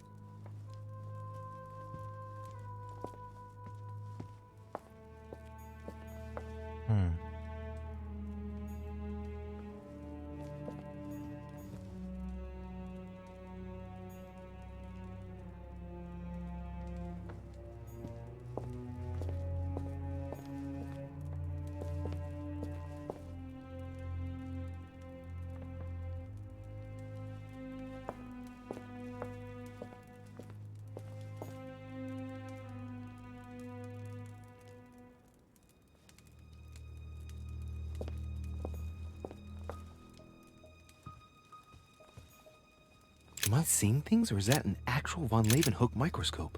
Incredible. Mortimer really is at the cutting edge of science. Even at the Order, it took us ages to get one of those. Schauen wir mal, ob sie den Mut haben, sich allein mit mir zu treffen. This is my mother's writing. I've picked up her trail. What is she up to? Obviously, she wants to lure Mortimer somewhere, but where?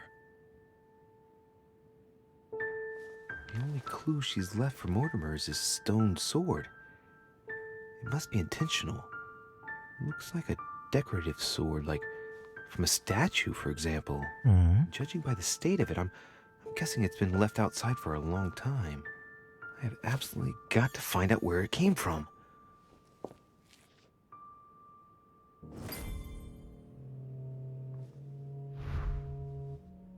Finde deine Mutter. Jetzt muss ich hier nur wieder rauskommen.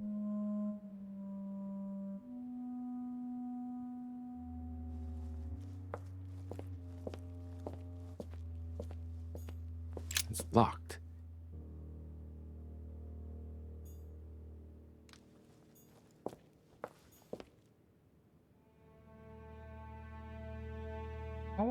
Powerpuff. Moin, moin. Ahoi, ahoi. Na, alles roh, gell? So spät noch unterwegs. Weakness of the Human Psyche by Guillaume Trimore. He says, it is possible to drill an idea into someone by constant daily repetition until the mind gives in. So weit geschmeidig. Aber dieses Rätselspiel hier, ja. Live life, but you only need one to convince the masses that it's the only one possible. The author isn't letting any ethical principles get in his way, is he? Wochenende, klar bin ich so spät unterwegs. Okay, das hatten wir schon. So, ja. Also, ja. Mittlerweile steigt so langsam der Frustlevel, wahrscheinlich, weil man auch sehr müde ist. Irgendwann so, weißt du? Ja.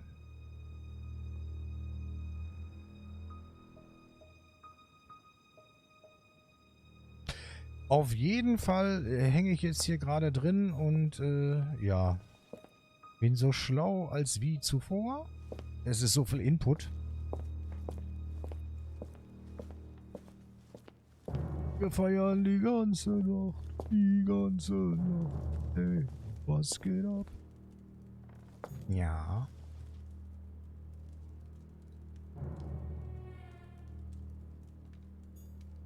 Pass auf. Ich habe jetzt die 3 Punkte. Ist mir egal. Die investiere ich jetzt hier in diese Box. Mal gucken, was dabei rauskommt. A chest with a motif representing the alchemical symbol of fire. Kennst du es? Ja, ich bin alt, aber nicht ganz außer Welt.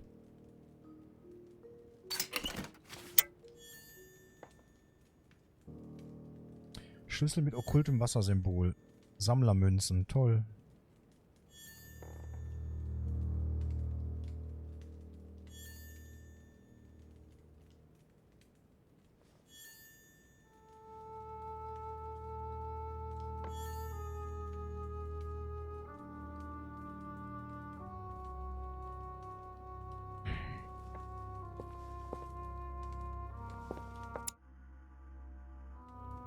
Nee, doch, war richtig. Wir haben 25 Sammlermünzen.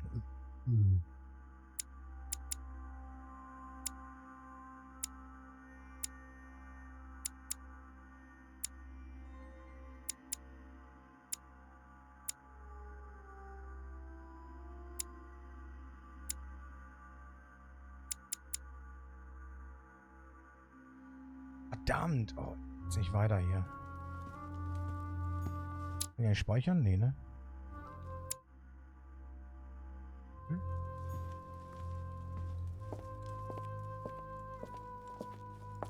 So, die Zahl war 1191.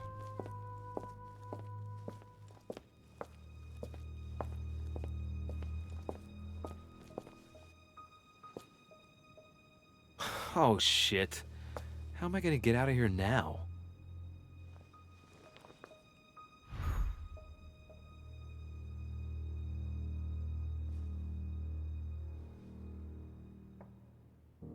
Versuchen wir das jetzt gerade vorzustellen. 10 Zahlen. Was liegt da gegenüber? Da müsste das doch 9919 sein, oder? Nein, Quatsch. Nicht, nein. 99. 66.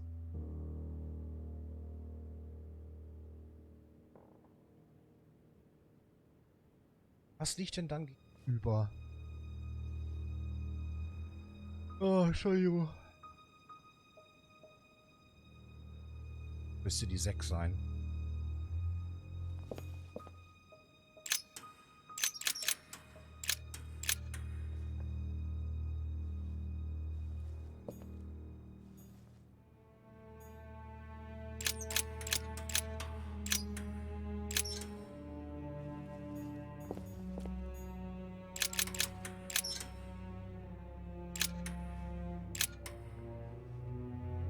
So, was liegt der 1 gegenüber?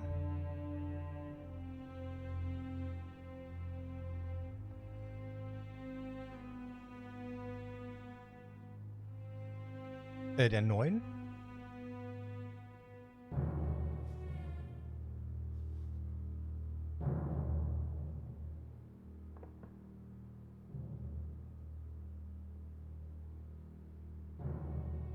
Was dann die 4? Wenn nicht, sterbe ich.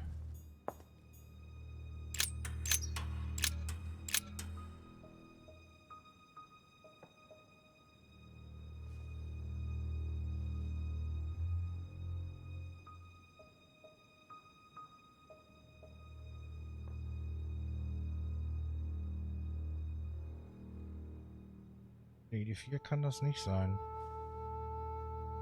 Warte mal.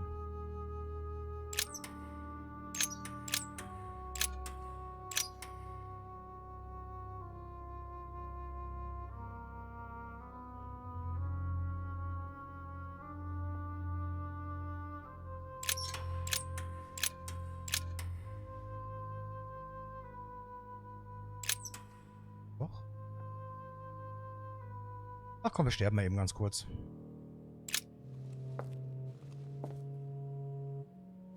This looks like the same mechanism as the one on the other side.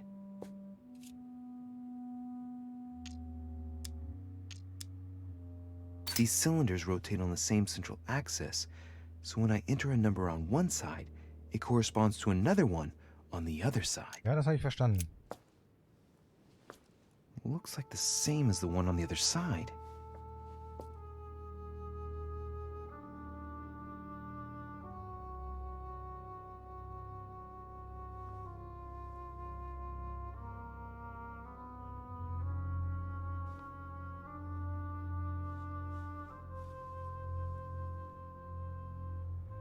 Genau 10.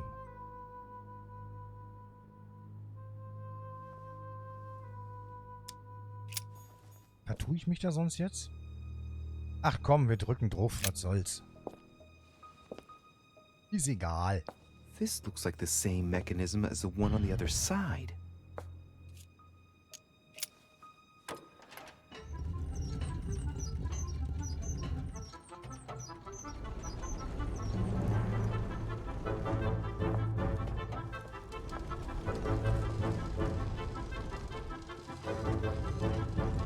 Well, I better not dwell on it then.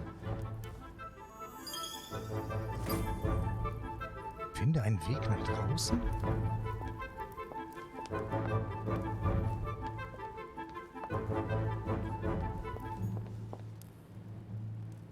Finde heraus, woher das Schwert kommt, das seine Mutter hinterlassen hat. Ja, das wird nicht hier drin sein, glaube ich, oder?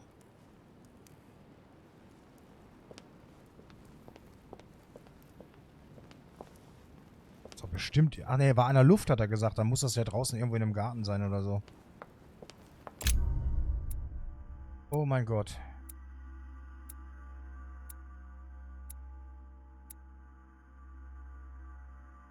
Das war schlecht, den Jungen, den Vogel platt zu machen, aber ich fand es irgendwie lustig. Jack Peru unter seltsamen Bedingungen treffen können. Ja.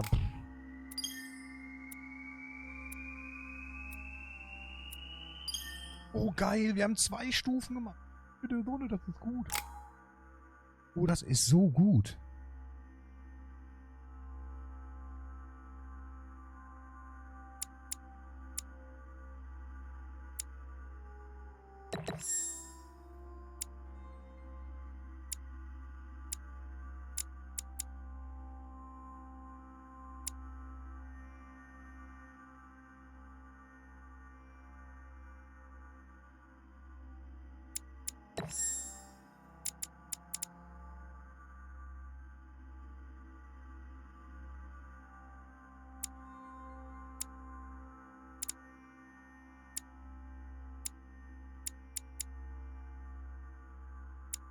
Ablenkung wäre auch mal... Komm, wir machen Ablenkung einmal, oder?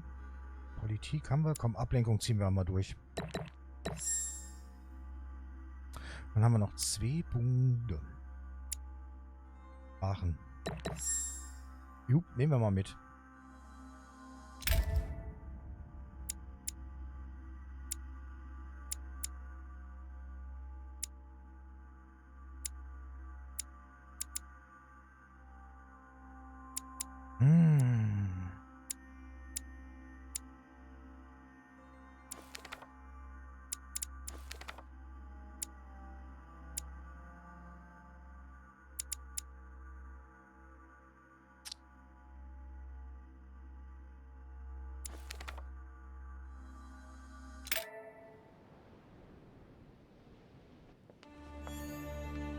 This note is about a meeting with Lord Mortimer.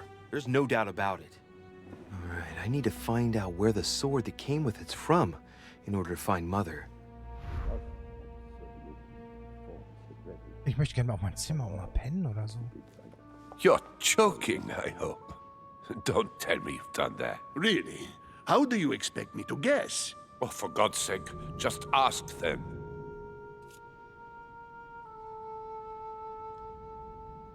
We must absolutely inform Sir Gregory. How long has he been trying to collect all the spears?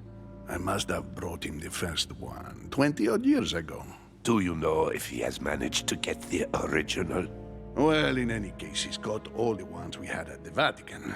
He made me replace them with copies. But I don't understand your reaction. I'm sure it is nothing serious. Aha. I can see very well you do not understand. You have done nothing less than sign our death warrants, and still you don't understand. Someone is listening. What? Monsieur de Richet, why not join us rather than find yourself eavesdropping? I didn't want to interrupt you. I'm sorry. Of course you didn't. So, my son, what can we do for you?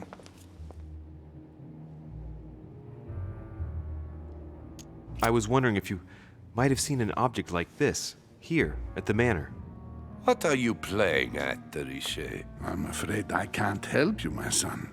Ask someone who knows the manor better than I do. One of the servants, for example. One of them is bound to help you. Thank you for your advice, Your Eminence. I didn't mean to spy on you, but you caught my attention.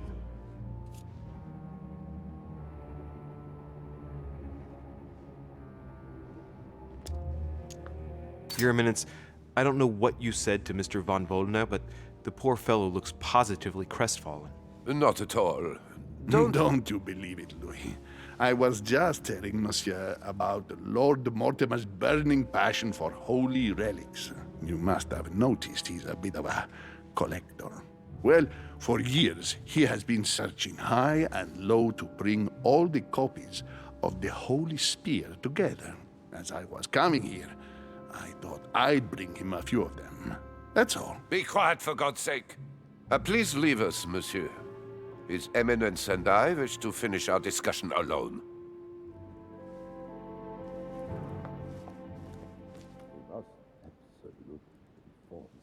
Der Priester vertraut uns, der von Wollner nicht.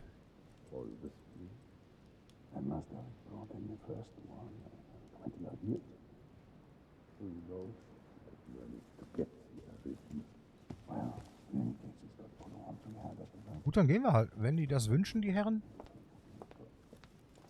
Also. Wo kann ich denn noch hin? Oh.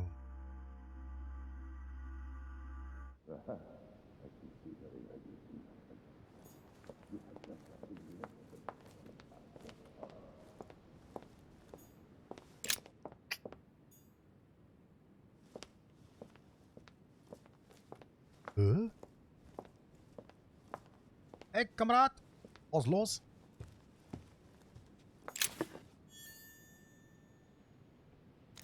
Gleich reinpfeifen. Wir brauchen das Zeug. Hey, junger Mann, hallo? I am sorry, sir, but the conference room is under preparation. Ach, das ist der Konferenzraum, okay. Unfortunately, inaccessible to guests. Could you perhaps help me? What can I do for you, sir? Where did this sword come from? From the garden, sir.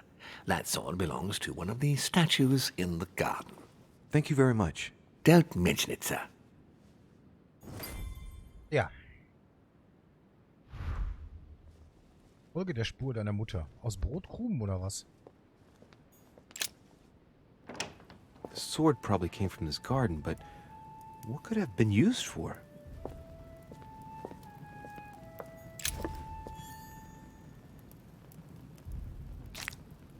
Jawohl, Gelee Royal erstmal von der Leiste her voll. Ist aber. Was rum, aber nichts für uns. Gut, oh, warte mal, da. Golden Elixir. Toll. Scheiße.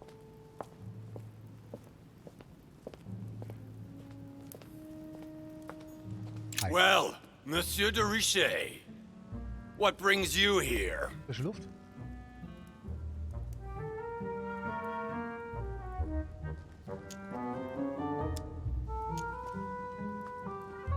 I tell you what I'm looking for, Monsieur Peru.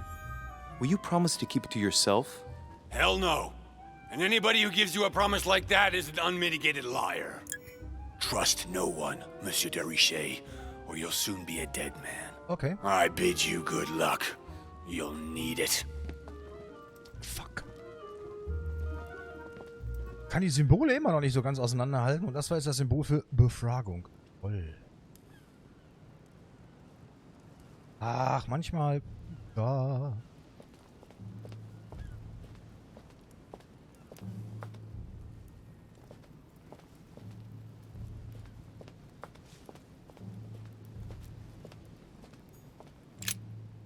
Ariadne. In Greek mythology, she helped Theseus get through the labyrinth. Yeah. Looks like there's a crack in the region of the heart. I guide the sword that will kill the monster. Let's see.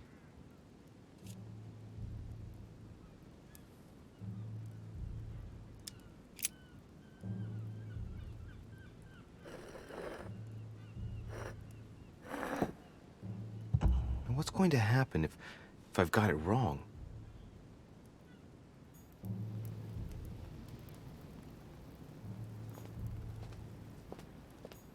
Here's the famous Ariadne's thread, thanks to which, if I remember rightly, Theseus avoided getting lost in the labyrinth.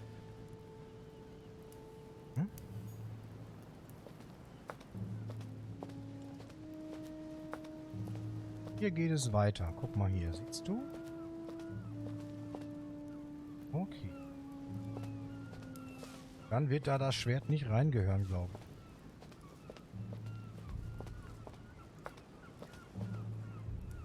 Gehen wir da mal wieder raus, wa? Ariadne. Ja.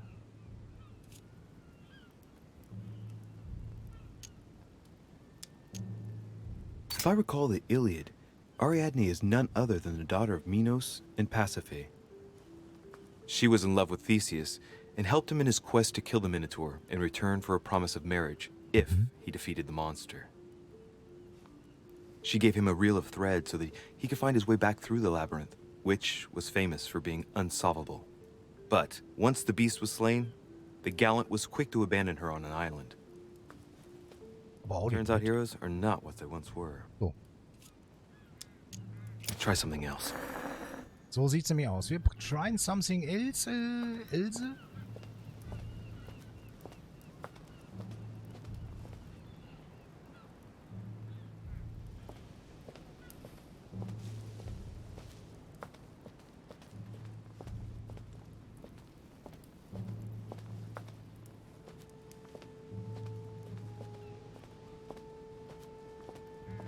interesting, interesting, interesting.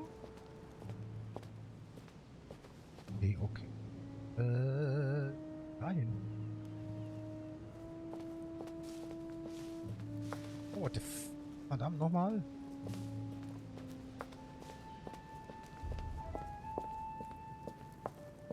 Aha, ja dann. Hey, ja moin. Daedalus. He's the architect of the labyrinth, and if I'm not mistaken, he's also the father of Icarus.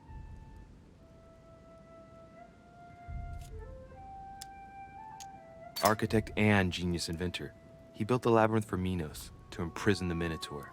I seem to recall that he told Ariadne how to get out of the labyrinth by tying a thread to himself. So, Theseus managed to exit the labyrinth without trouble once the beast was dead. And when Minos found him, he threw him into his own labyrinth along with his son Icarus. Every action causes a reaction. Ja. Hey, there's a crack in this statue too.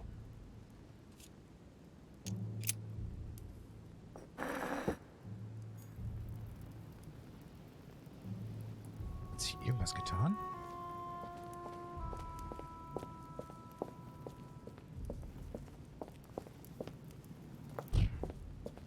I do not know. Oh.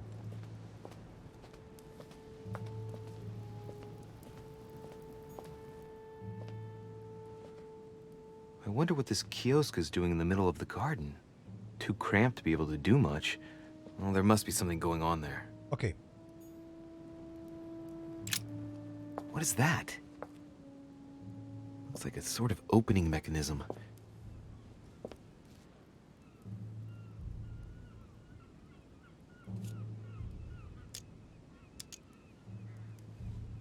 Knowing Mortimer, I bet it's booby-trapped. Yeah. There's a little hole at the fingers. I'm pretty sure if I get it wrong, I'll get pricked. Damn you, Mortimer. Reminds me of traps I studied in Egyptian tombs.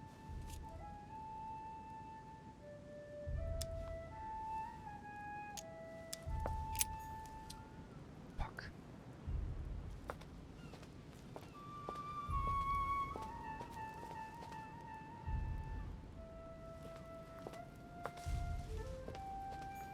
Boah, wo muss ich denn das Schwert reinhämmern, verdammt?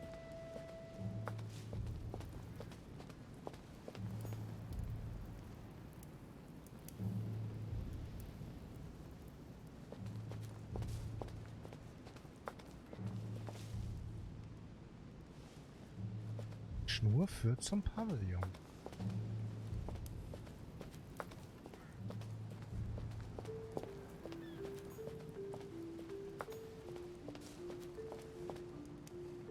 Ruhe. Ich hole mein Schwert wieder ab.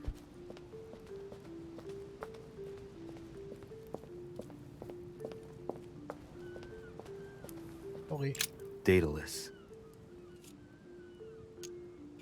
All right, let's try again. You never know. Mhm.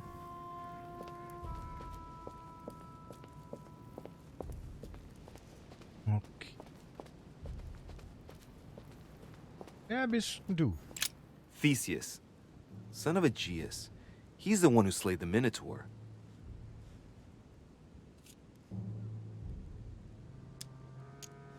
I seem to recall he took the decision to confront the Minotaur. He killed the beast, but if it weren't for Ariadne's help, he would have been trapped in that labyrinth forever. In short, yet another hero who wasn't the sharpest knife in the drawer. Okay, I'm probably being a bit harsh. I mean, we do owe him the foundations of Athens. In other words, the Republic. Render therefore unto Caesar what is Caesar's. Looks like a crack has been made on his torso.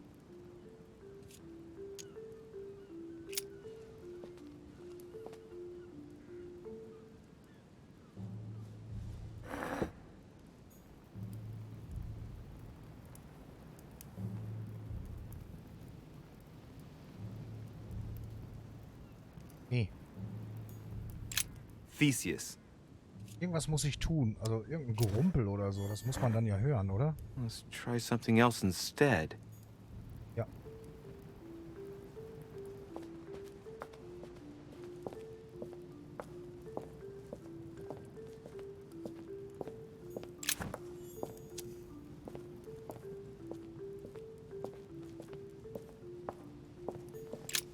Asterion. It is rare to see him like this. In general, he's represented with the head of a bull, with the features of the Minotaur. The famous son of Minos and Pasiphae. Asterion was a son of Pasiphae and Minos, or rather the result of a curse put on Minos. Minos was punished for betraying Poseidon. Of course, as strangely it often happens, it wasn't he who was punished, it was his wife. She had to mate with a bull, no less. From that union, Asterion was born, who everyone knows as the famous Minotaur. Rejected by Minos, he was shut up in the labyrinth so he could never leave.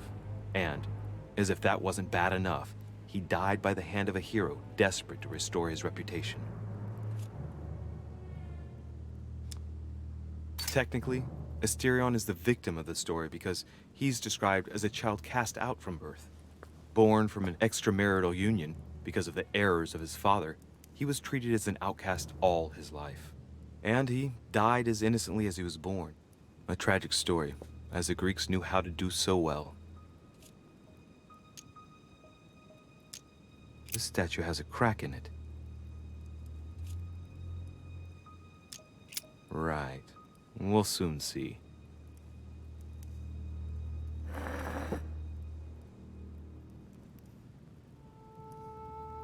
Ich meine, es wird einfach dazu passen, ne? Ich meine, hier hängt ein Schwerter drin. Er ist ermordet worden.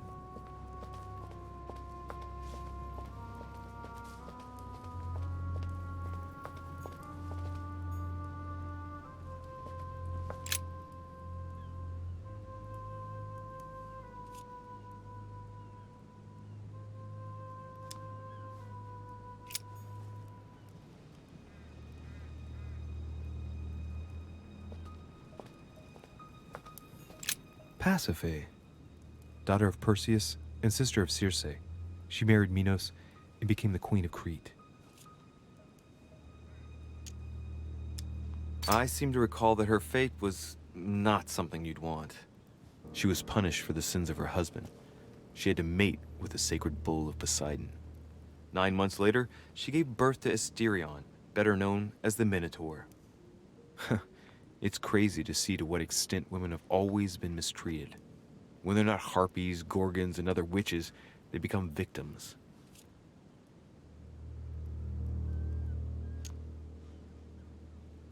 She has no cracks.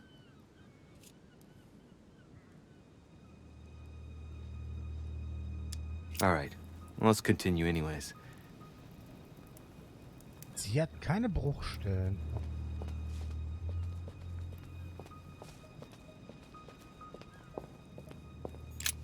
Asterion.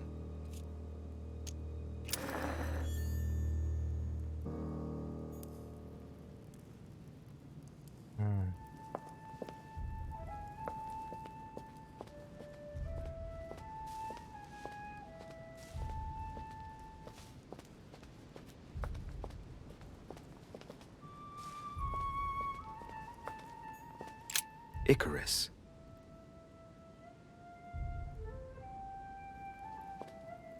The son of Daedalus and Nocrate. Impossible to mistake him with those wings. After flying too close to the sun, they came unstuck and he fell to his death. Pity. If I remember rightly, Icarus was the son of Daedalus. He found himself confined to the labyrinth with his father after his father betrayed Minos. And his father's plan to escape from the labyrinth wasn't any more successful. Man, that kid was jinxed.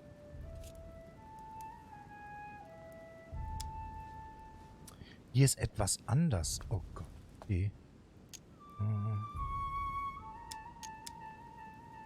Hey, there's no crack here.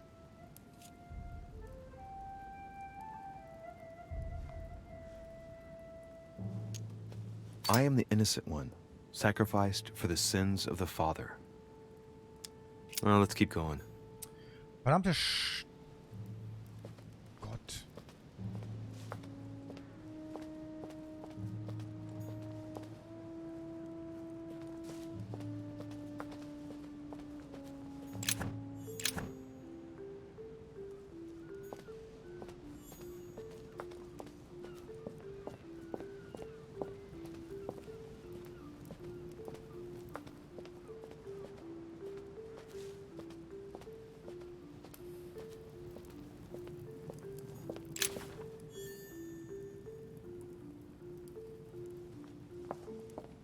nicht gut, aber...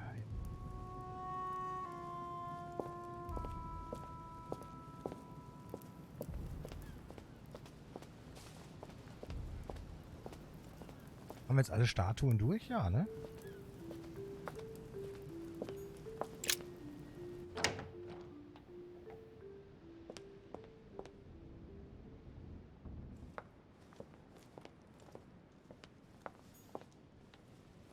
Ach, das ist dieser riesige Gemälderaum. Ja, ja, ja, ja.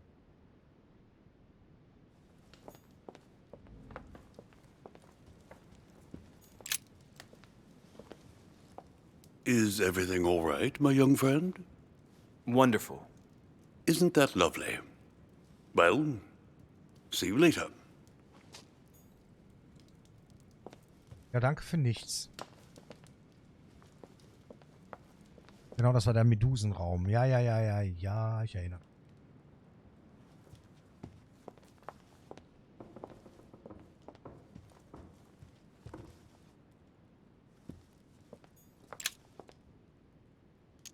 Devil's Thorn.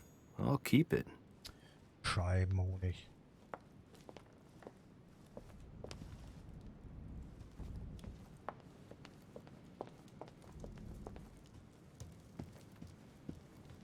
Sag mal, bis bald. Geh. Ja, haus rein. Dankeschön fürs Reingucken. Oh Gott.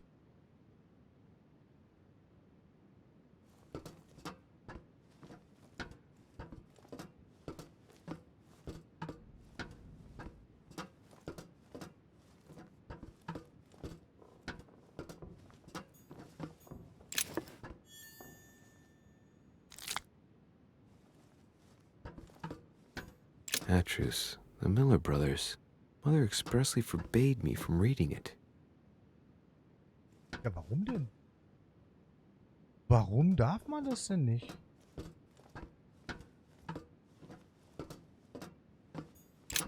Oh Gott, Folge der Spur deiner Mutter, Alter.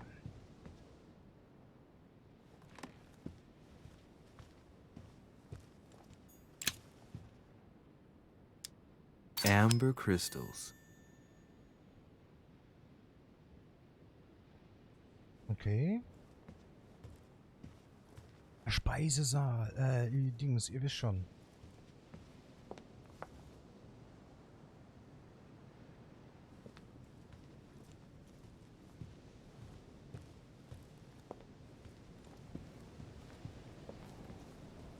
Hübsch auch.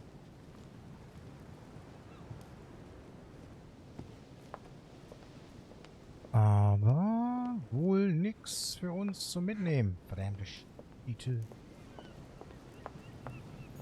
An old sesterce from Roman Gaul. Das ist der, haben wir wieder gefunden. Junge, Junge, wir haben schon 26 von den Münzen. Nicht runterfallen, bitte.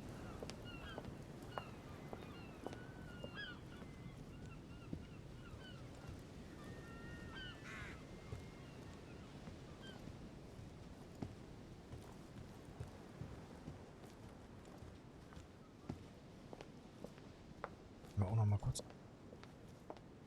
Hier geht's nicht raus. Mann, Mann, Mann.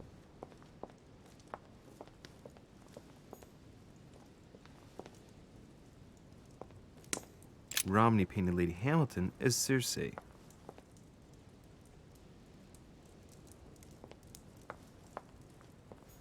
Circe preparing wine. What better trap for Ulysses? Discourse on the Method by Descartes. This book changed the way I looked at the world.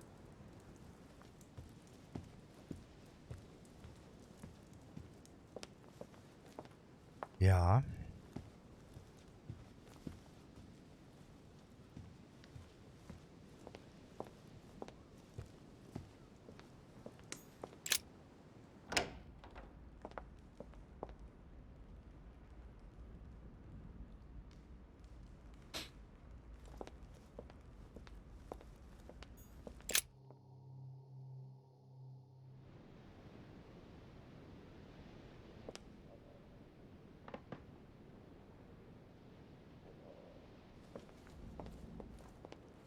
Ich würde gern mal in mein Zimmer dürfen, das wäre total nett.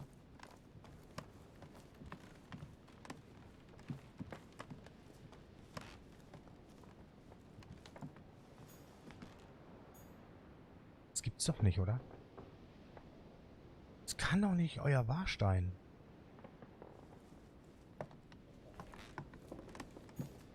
So, ne. Uni rein.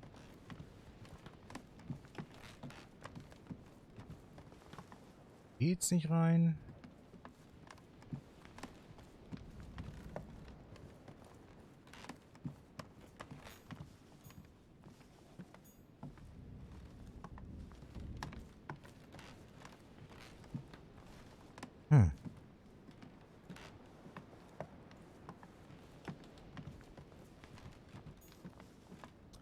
Das gibt's doch nicht. Warum? Also so ein bisschen schade an diesem Spiel, dass man die Räume, die man schon betreten hat, nicht nochmal betreten kann. Warum auch immer. So klar, wenn die Gäste nicht drin sind, werden die wahrscheinlich ihr Zimmer abgeschlossen und die beiden stehen da immer noch.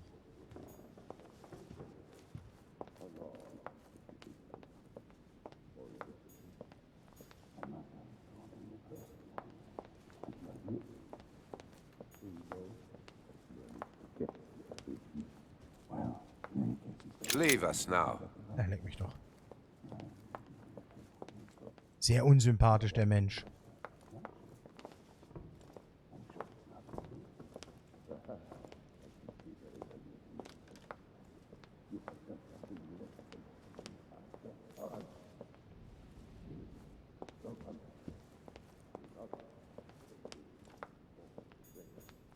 Zu alt.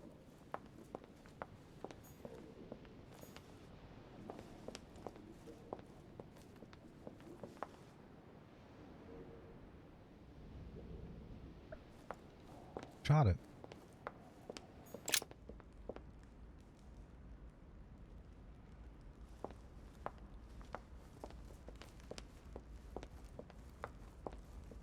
Hier hängt auch keiner ab.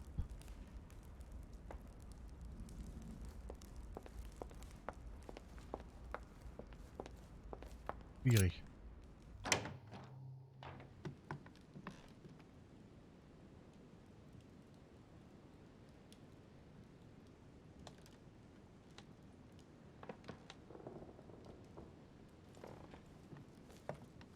Echt?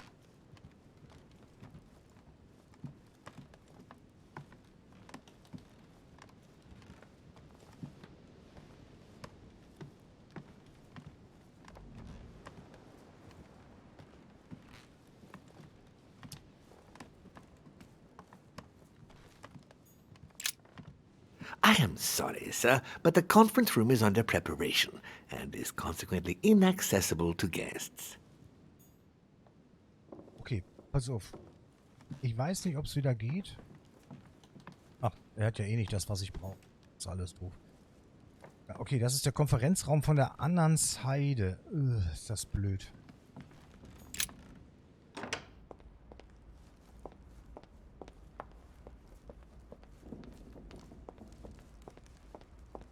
Ist...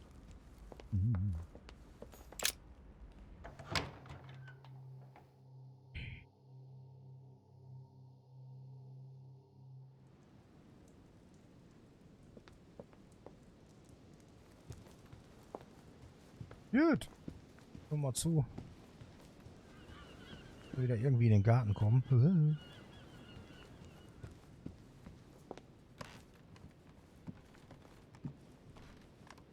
Also.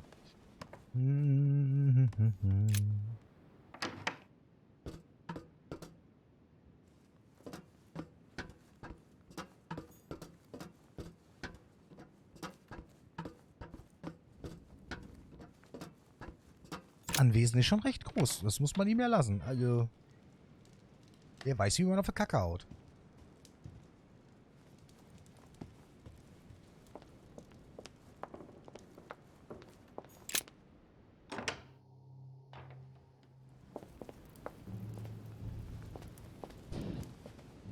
Ups. Bremse.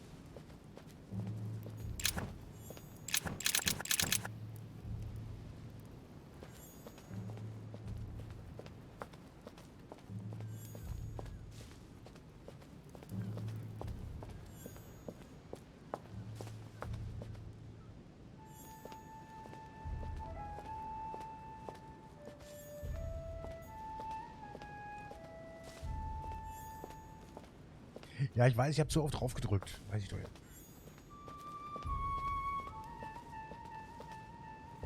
Ich gucke mal, ob ich das Schloss untersuchen kann. Das ist mir jetzt gerade ein bisschen...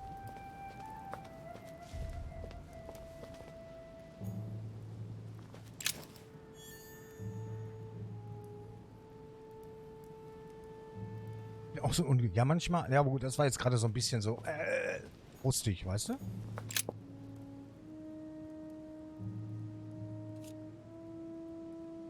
Ich kann gar nichts machen.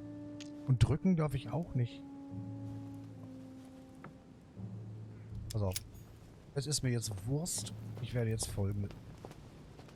Voll, ne? Doch nicht. Ich werde das jetzt dem komischen Stier in den Leib drücken da. Und dann drücke ich den Knopf. Ist mir Wurst. Asterion. This statue has a crack in it. The crack is thin and about as long as a finger. I should be able to thrust in my sword. Right. We'll soon see. Ich finde, es würde zu ihm am besten passen, aber ob es jetzt... Ob es das jetzt auch wirklich ist, ich habe keine Ahnung. Und deswegen werden wir jetzt einfach mal draufdrücken.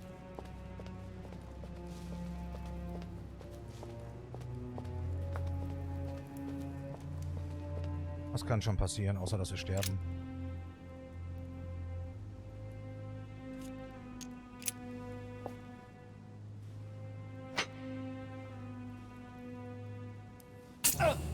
Pfeffer.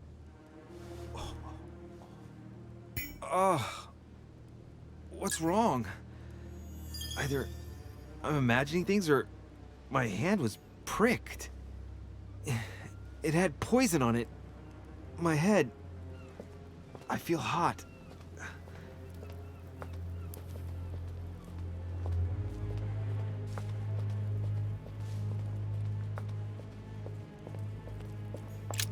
Asterion.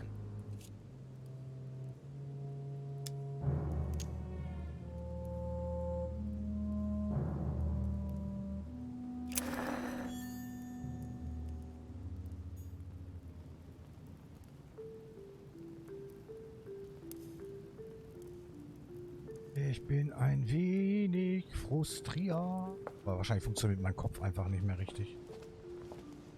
Weil hier endet die Schnur. Pass mal auf. Theseus. Looks like a crack has been made on his torso.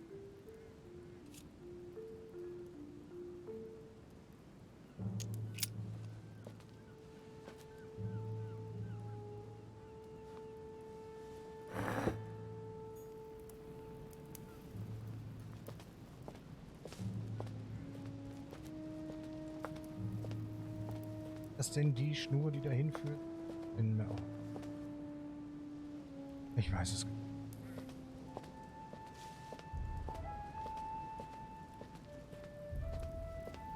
Wie ich überall so will Schnur rum. Hier geht welche her. Die führt dann darüber. Da lang. Zu ihm. Naja, komm. Best. Ich habe ja noch ein paar Elixiere, so ist ja nicht.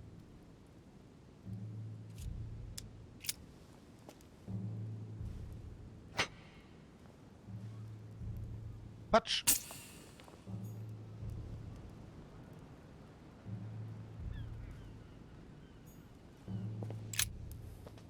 Was sind das?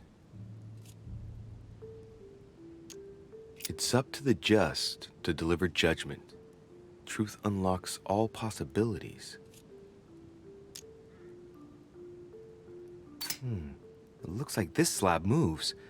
Well, I wouldn't be surprised if there was a passageway underneath it. Das wissen wir ja mittlerweile. Schrägstrich haben wir uns gedacht, weil sonst wäre da kein Schalter. Die Gerechtigkeit. Wer ist denn Gerechtigkeit hier? Bitte nochmal. It's up to the just to deliver judgment. Truth unlocks all possibilities. Wahrheit ist der Schlüssel.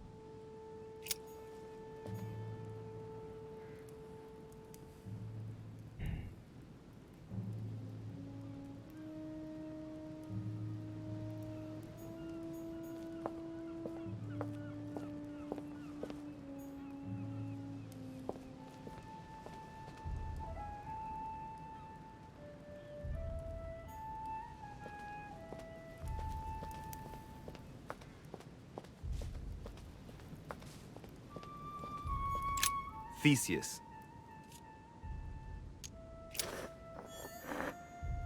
Let's try something else instead.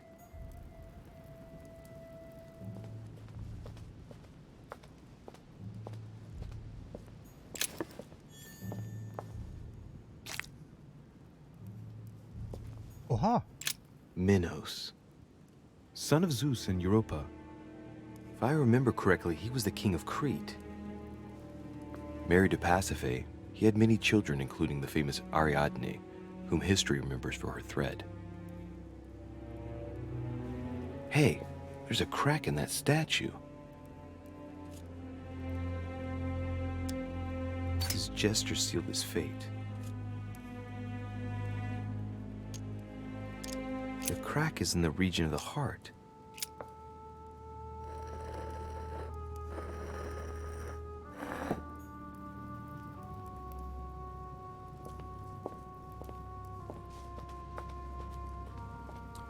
Ja, ja.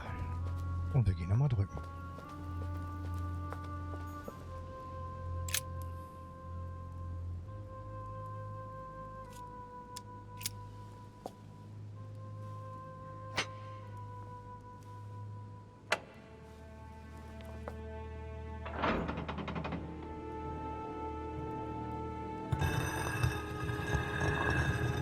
Alter, unglaublich. Du Scheiße. Uff, uff, uff, uff.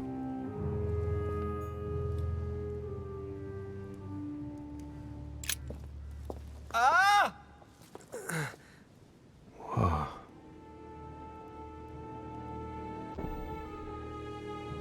Again?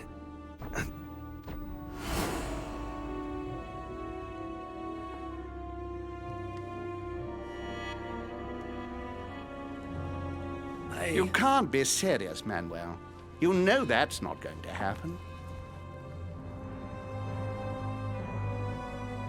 You must leave me alone now. I have agreed to everything. Even to... Agreed?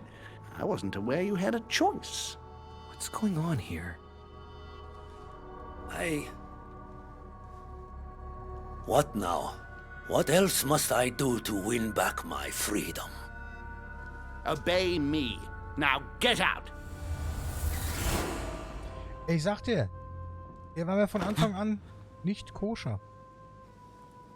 What was that?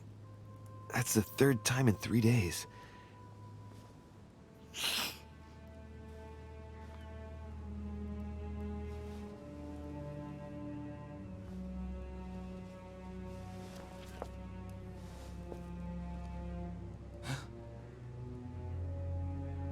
Blut. Let's see if you're in there, Mother.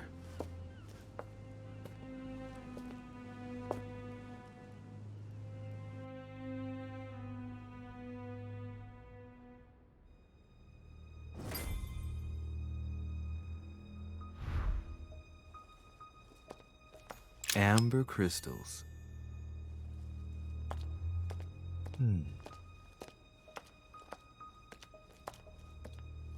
Bandages? Someone's been patching themselves up. Looks like my mother took advantage of being in hiding to change her bandages, huh? This is silk. She must have used her own clothes. These bandages are pretty basic. She'll be lucky if she doesn't get an infection.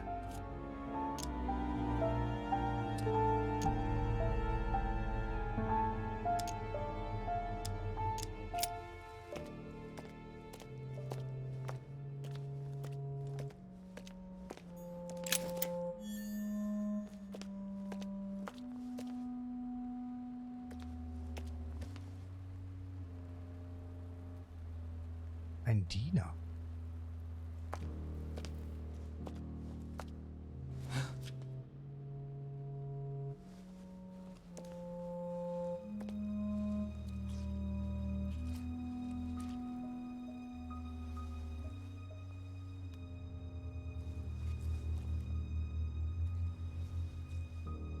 Damn it, Mother.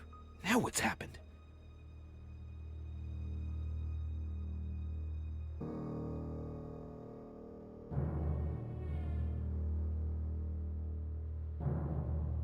Kommt da wer?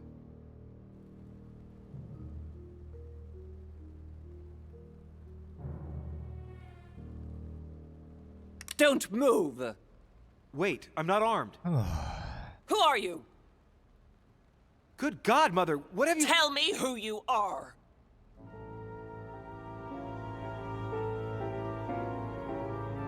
Zweites Kapitel durch, oder?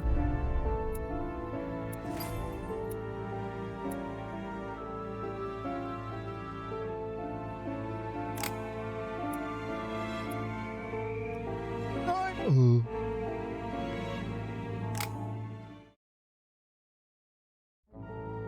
Ja. Wir haben es geschafft! Zweites Kapitel! Uiuiui, das war aber auch mit dem... was ist hier los? Okay, das war jetzt aber auch mit den Rätseln echt eine Geburt heute. Junge, Junge, Junge, das war sportlich, möchte ich sagen. Das war echt sportlich. Puh. Aber wir haben was geschafft. So ist es nicht. Gut. Für heute soll es das aber auch gewesen sein, meine Freundinnen und Freunde und sowas, ne? Ihr wisst Bescheid. Freunde. Ich guck mal, habe ich noch irgendwen hier eigentlich? Kusi, der ist gone. Komm Leute, wir gehen noch zum Kusi eben. Dann sagen wir nochmal guten Abend heute. Dann, ne? Hat er auch nochmal 1, 2 Leutchen da stehen, sitzen. So. Und in dem Sinne, lieben Freunde, heißt es für euch... Ne? Seht mir zu, ja, wie gesagt, morgen so ab 17, 18 Uhr. Wie gesagt, ich schreibe euch das noch ins Discord, auf Twitter und auf Instagram. Also wenn ihr da seid, solltet ihr das mitkriegen. Ich wünsche euch noch viel Spaß beim Kusi und dann wieder eine gute Nacht. Ihr Lieben, bis morgen. Danke, dass ihr alle da wart. Macht's gut. Tschüss. Und YouTube darf auch gute Nacht sagen. Oder guten Tag, guten Morgen, guten Mittag, mir egal. Haut rein. Tschüssi.